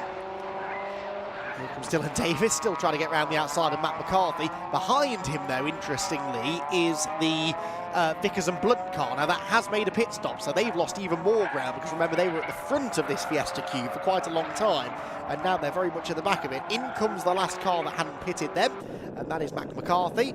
Oh. Who's this? What's happening? There is a driver stood at the side of the track, looking very frustrated. Oh, it's Simon Waterfall. It's Simon Waterfall, so he's disappeared now. He was sort of holding his head in his hands. I don't know if the car's broken or if he's crashed. I think it's probably broken. This looks like it's up towards, well, it will be the exit of Rocket into Peel, won't it? I think that he stopped. So that's why he had his head in his hands and looked very upset, because, of course, this is not a championship race for Simon. The MX-5 Clubman regular, and so really a bit of a shame to damage a car or sustain a mechanical failure in a race that doesn't really count towards a championship, but then in a way better to have that problem here than to have it in a championship round, he says, trying to put a positive spin on it. Right, this is Barney Lauer battling with Russell Halley. This could be for second place, not second place, third place when all is said and done, because Liam Browning, of course, is ahead of the pair of them. Ollie Hall's just done a new fastest lap of the race, by the way, as he moves back onto the lead lap now, but next time round he will move back ahead of Matt McCarthy. But, yeah, Liam Browning there is in, I think will be in second place. Russell Halley now trying to get past Barney Lauer for what will become third. So you've got Fiesta versus Compact Cup versus MX-5. It would be great, I think, wouldn't it, if we could get a really big grid of cars like this assembled for maybe a one-off endurance race or something. That'd be really cool if you could sort of like a one-off Club Sport trophy race, but a 3-hour race or something. I think that'd be a really good idea. And get a big grid of Fiestas and Compacts and Mazdas and what else could race? Maybe have a class for C1s or something. That would be quite a good idea, I think.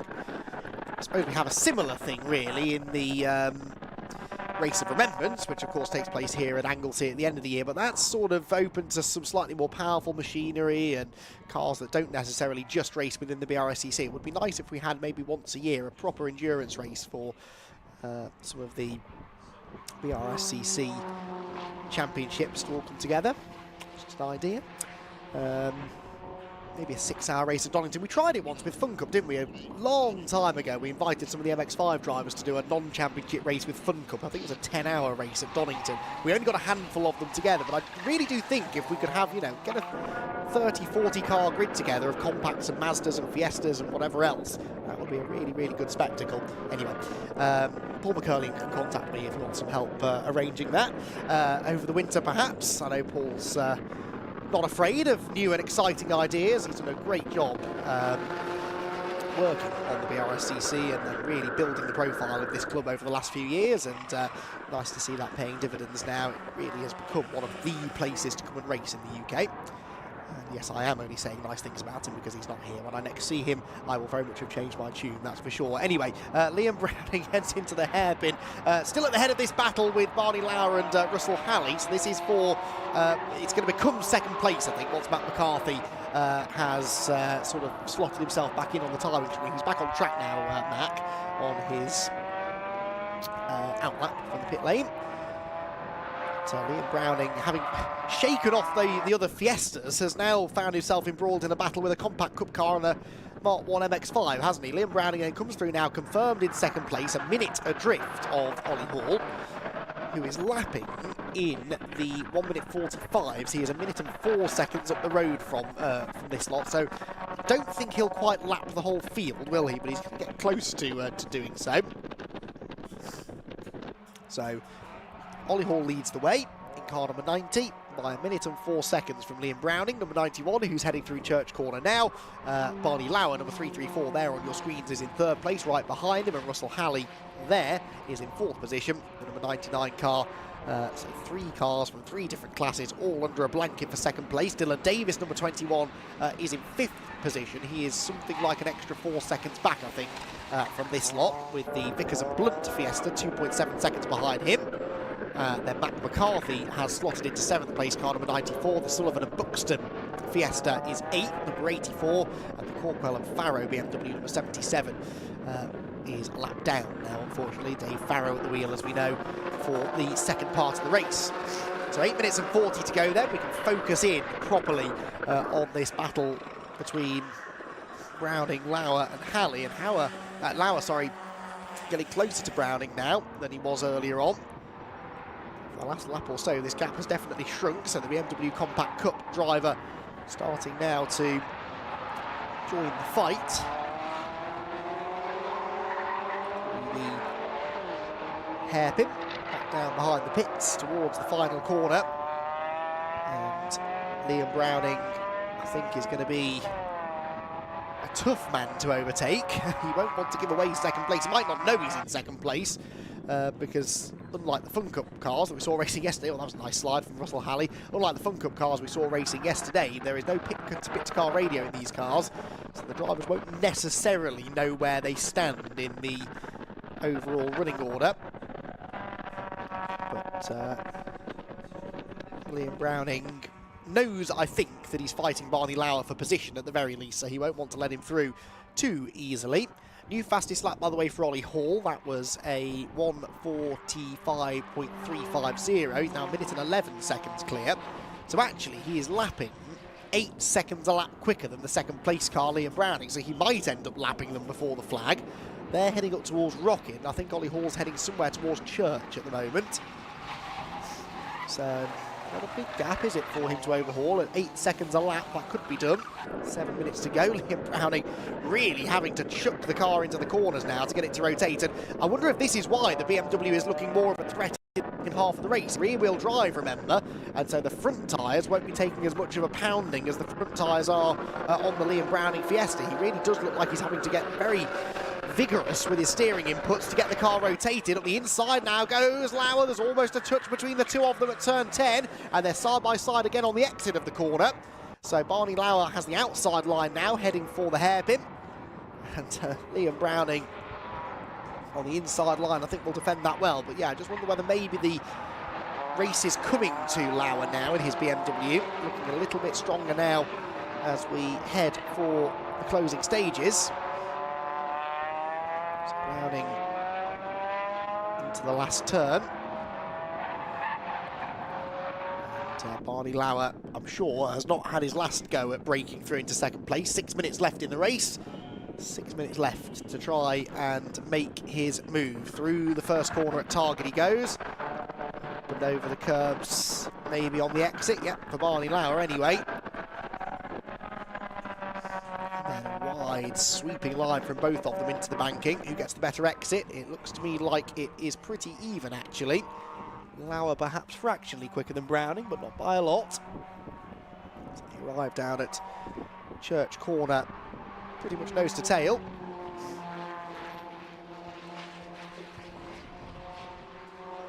Browning then with a narrow margin over Lauer. This is really the best battle, isn't it, on track, I think. With Russell Halley about a second or so further back. Matt McCarthy actually does have the Max Buxton driven Fiesta within 6 or 7 tenths of him as well, but obviously that's a bit less significant because it's further down the order. They're just heading into Rocket now, I think.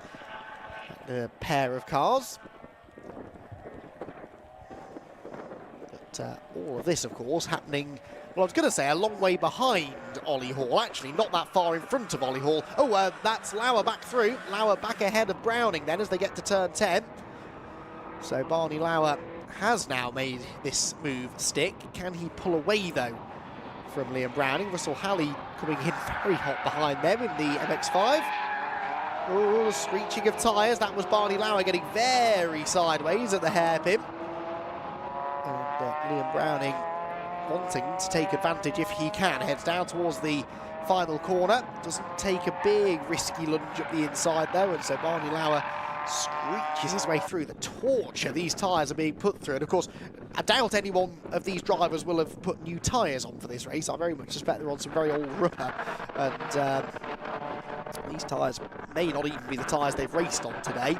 Could be older than that even, and that certainly won't be helping the grip levels out there. Again, Lauer drifting his way. He's off the track this time, surely. Yes, he is off the track at the banking. That was a drift too far for Barney, and so back through goes Liam Browning. Russell Halley now gets up the inside into Church Corner. Can he go through as well? He's trying to. He's got an overlap. He's actually fully alongside the BMW, but the Compact Cup car, I suspect, will have a little bit more grunt in a straight line. Pretty evenly matched, actually, but I do think it will be the BMW that gets through. So Barney Lauer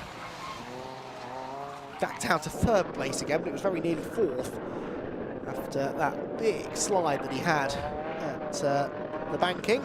Now he's got it all to do again to get past Liam Browning, but it does feel a bit, doesn't it, like, just as I was saying, his tyres were perhaps in better shape than Browning's. He's maybe overheated the rear tyres a little bit.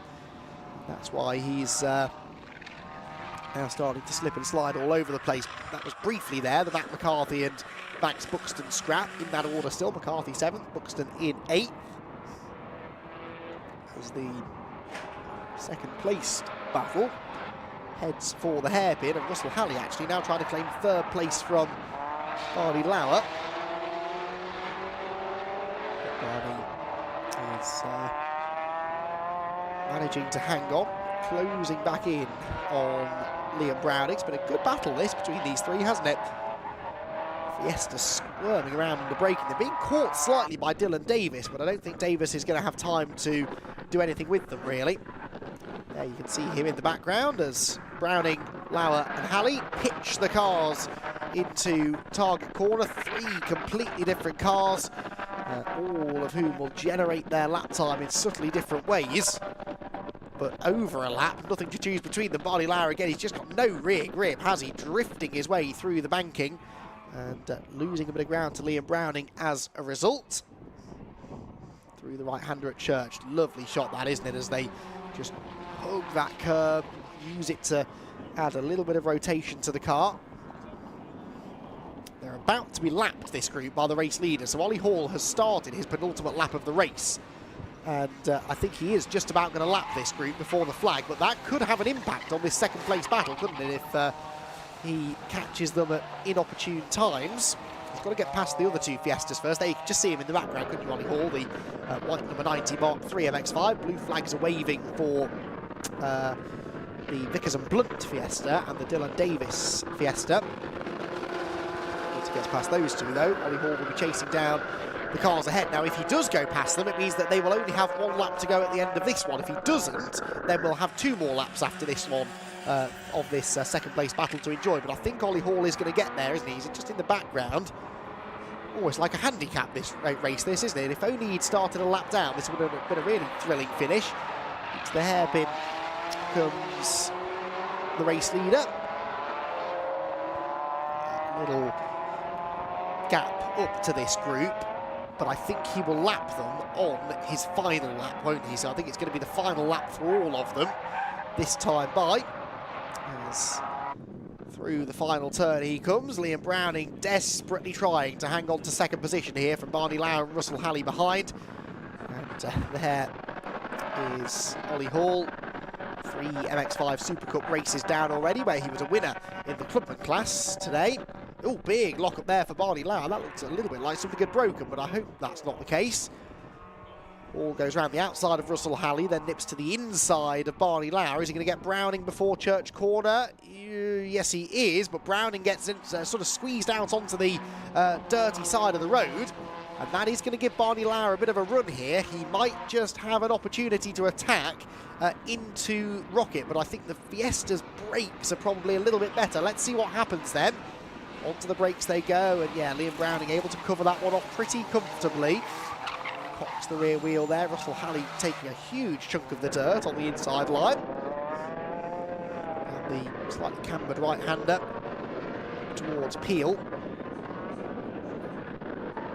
And Liam Browning now surely just needs to not make any mistakes, and this should be his second place. Luckily, Ollie Hall coming through to lap them didn't make a big difference, didn't sort of delay anyone massively. Arguably maybe Russell Halley more than the other two, but he's closed back in again now as they head for the hairpin for the final time. But it is going to be Bruce Robinson and Ollie Hall who are celebrating the victory. Dominant victory it's been as well. They moved through to the front very early on the opening lap of the race. They haven't ever looked back since then, and it's going to be a comfortable race victory for them. The real question is who finishes in second, third and fourth, and in what order. I think Liam Browning should be able to hang on here. They drop down the hill then towards the final corner, and Liam Browning on the brakes. There's one last attempt from Barney Lauer to get to the inside at the final turn, but he can't quite get there. Ollie Hall claims the checkered flag though in the Brscc summer celebration race here at Anglesey. A flashing of the lights for Liam Browning to celebrate second place, and Barney Lauer comes home in third, Russell Halley in fourth, and they were the 4 class winners as well. Unofficial classes obviously, but the Mark III MX-5 Bruce Robinson and Ollie Hall winning, Liam Browning winning the Fiesta class, Barney Lauer winning the BMW class, and Russell Halley in the end the only Mark I MX-5 to finish after Simon Waterfall unfortunately pulled off to the side of the track to retire. So, one more off-track excursion to be had for the 77 car, and Dave Farrow joining in the fun by going off up at Rocket Corner. But in fairness, he's been in good company really, hasn't he, because everybody's been off up at Rocket at one point or another this weekend. And Dave Farrow just ensuring he gets one last little bit of TV time with a dramatic moment up at the top of the hill. So, entertaining end to the day that actually, wasn't it, with some good racing to be had, particularly amongst Liam Browning, Barney Lauer and Russell Halley in the closing stages, and then Browning versus a couple of the other Fiestas earlier on was pretty exciting too. But in the end, Bruce Robinson and Ollie Hall were utterly dominant. They won by, in the end, over a full lap, and never really looked likely not to win, did they, at the end of the 40-minute race. So, the cars then will head to Parc Ferme. We will, as ever, get an opportunity to chat to our podium finishers. But before that, let's confirm who those podium finishers were by taking a look at the provisional race results. And the win going the way of Bruce Robinson and Ollie Hall then in truly dominant fashion. Second position for Liam Browning and Barney Lauer. Russell Halley and Dylan Davis fourth and fifth ahead of Vickers and Blunt and Matt McCarthy. The Sullivan and Buxton Fiesta was 8th, Corkwell and Farrow in 9th. Simon Waterfall sadly was a non-finisher, and Kamal Kelsey a non-starter, as was Max Buxton, even though he finished 8th. But he also was a non-starter because he didn't actually get out in his car, instead jumping into the Anthony Sullivan machine. But at least that meant that he got a little bit of running on what's been a frustrating day for young Max Buxton. So, like I said, an exciting weekend of racing then coming to a close here at Anglesey. Thank you everyone for joining us. The next live-streamed action for the Brscc will be here at Anglesey, the Ginetta G-Fest in a couple of weeks' time. Myself, Andy McHugh, and the whole Alpha Live crew will be back here again to cover that one. But for now, from Andy in the commentary box, it's goodbye. Thank you for joining us. And for one last time, let's head down to Parc Ferme and hear from the always hard-working Richard John Neal. So Liam Browning we're looking at, he takes the second position overall and P1 in class. Ollie Hall takes the win. The overall. Did you get overall? I don't know, I thought you said, I think you're lying to me. First in class. Ollie Hall sharing with Bruce. With Bruce. He should be around. We'll see if we can catch up. Otherwise, I know folk are wanting to get away, but we get to chat again, which is good, isn't it? Did you enjoy that? Yeah. Love chatting to you, that's what it's all about. It's no, race is what it's about. No, definitely. It was great to have a go in a different car. to be fair, I think it handled a bit better than mine, so that's always good fun. Yeah, But, so who do you need to talk to about that? well, definitely my race engineering setups. But no, the car was great. Massive thank you to Bruce and for letting us have a go with the car. It was really great. Yeah, what a little rocket ship. It was great. Did you enjoy racing with the Fiestas and the Beamers as well? Yeah, it was different. It's obviously we had a bit of a pace advantage, but there was, you know what I mean, it was all just as good racing and a few moves up the inside and that. It was good fun, and that's what it's all about for an evening race like this. It's all about the fun. Takes the pressure off, doesn't it, as well? You just go out there and enjoy it. Was there a different mindset to that? Yeah, definitely. Obviously, we've had all the nerves through the day and the pressure, but I think for that last race, it was good to just go out there and maybe learn the track a bit more than I have been, because you haven't got the pressure of who's behind you. So, no, it was really great. So. Nice one. Well done, Ollie. Thank you very much. Congratulations, our overall winner, and of course, Super Cup class winner as well. We need to catch up with second position overall, Liam Browning. I think Liam... Hello. Oh, there he is. There's me looking around for everyone, because you all sort of scatter. Do I still have to shake hands when we get? Yeah. You were class winner. You know, Liam, we've had a few chats over the weekend, so it's obviously worked out reasonably well. Andy had a long chat with you as well, so you've really had to suffer the commentary team big time this weekend, and our apologies for that. But well done, class winner. What was really a sort of standout for me there? You had to fight for that, but also we've got the 4 different classes, 1, 2, 3, and 4 in the race, so they're actually reasonably evenly matched for the Brscc offerings. I mean, the only thing that was much quicker is this, that we just had to let him go, because I think it's like a lap ahead or something, which they're going to be anyway. But me, Bubba, and this purple MX-5 had a right scrap at the end. So backs and forwards, don't want to waste too much time, because I can see Dillian behind me. But we had plenty in the tank if we needed to give it a bit more. We sort of just eased off towards the end, to be honest. Still just sitting in the high 52, so. But that was mint, to be honest. Thank God Michael Blackburn's not here, eh? He's happy, isn't he? Yeah. A few scuffs on the car. They'll polish out. We'll try, right? Just hopefully doesn't need an engine now, because it's a bit rattly. But that happens. It's tin top race and everything's the same power in theory, so great. Thanks to Dad, Trev, and Roy, and unfortunately Steph couldn't make it out for the last race in the Fiestas, which is a shame from the contact and things, but we'll go again and we'll be strong. We're ready. Nice one, Liam. Well done. Thank you so much. Great to see you. See you next time. And Barney next. Barney. How you doing? Well done. Class win, 3rd overall. It was just mega. I'll say the point again. We had all the 3, you know, the 4 class winners were 1, 2, 3, and 4 overall in the race. Fantastic. It wasn't bad, was it? It was hard work keeping the tyres on. I mean, as you may have seen on the live stream, they did go off, and they went off quite considerably. I did get a helping hand from the Fiesta, which was lovely. He helped me through. I only got that chance once, though. Once I let him back through, there was no opening the door again. But yeah, the car's been fantastic all weekend. I've thoroughly enjoyed it. Anglesey's a wicked place, and with the weather like this, what more is there? It's just been fantastic. Glad you enjoyed it. That's a good note to end that one on. Congratulations, Barney. Well done. Our BMW Compact Cup class winner. And last of all, our Mark 1 Mazda winner, Russell Halley. Let's get Russell over. Finally get to chat to Russell as well.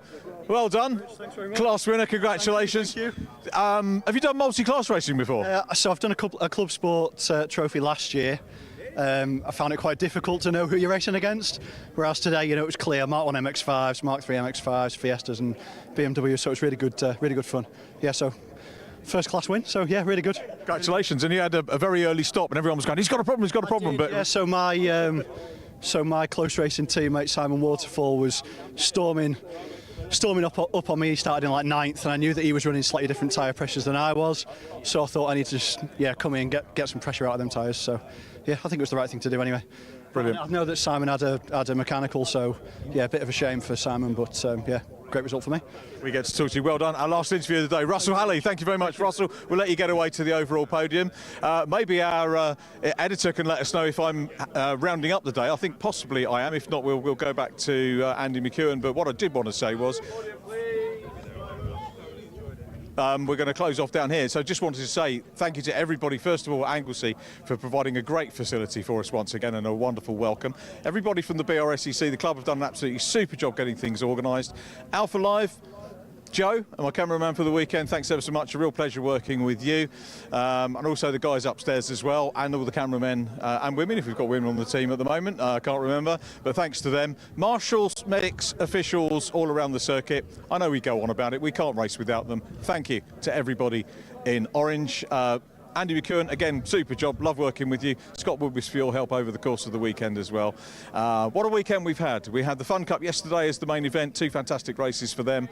The 3 sets of Brscc Mazdas. We got to see 2 of them out here on track in their final summer celebration race, the Nankang Tyres BMW Compact Cup. Joe Doble keeping his championship lead. The final detail Fiesta STs with Michael Blackburn, as you heard, even being credited in the multi-class race that he wasn't in. He goes away with an extended championship lead this weekend. Fantastic stuff. Last podium going on behind me from me, Richard John Neal, and the team. Thank you very much for joining us. We'll see you next time on the Brscc live stream. Bye for now.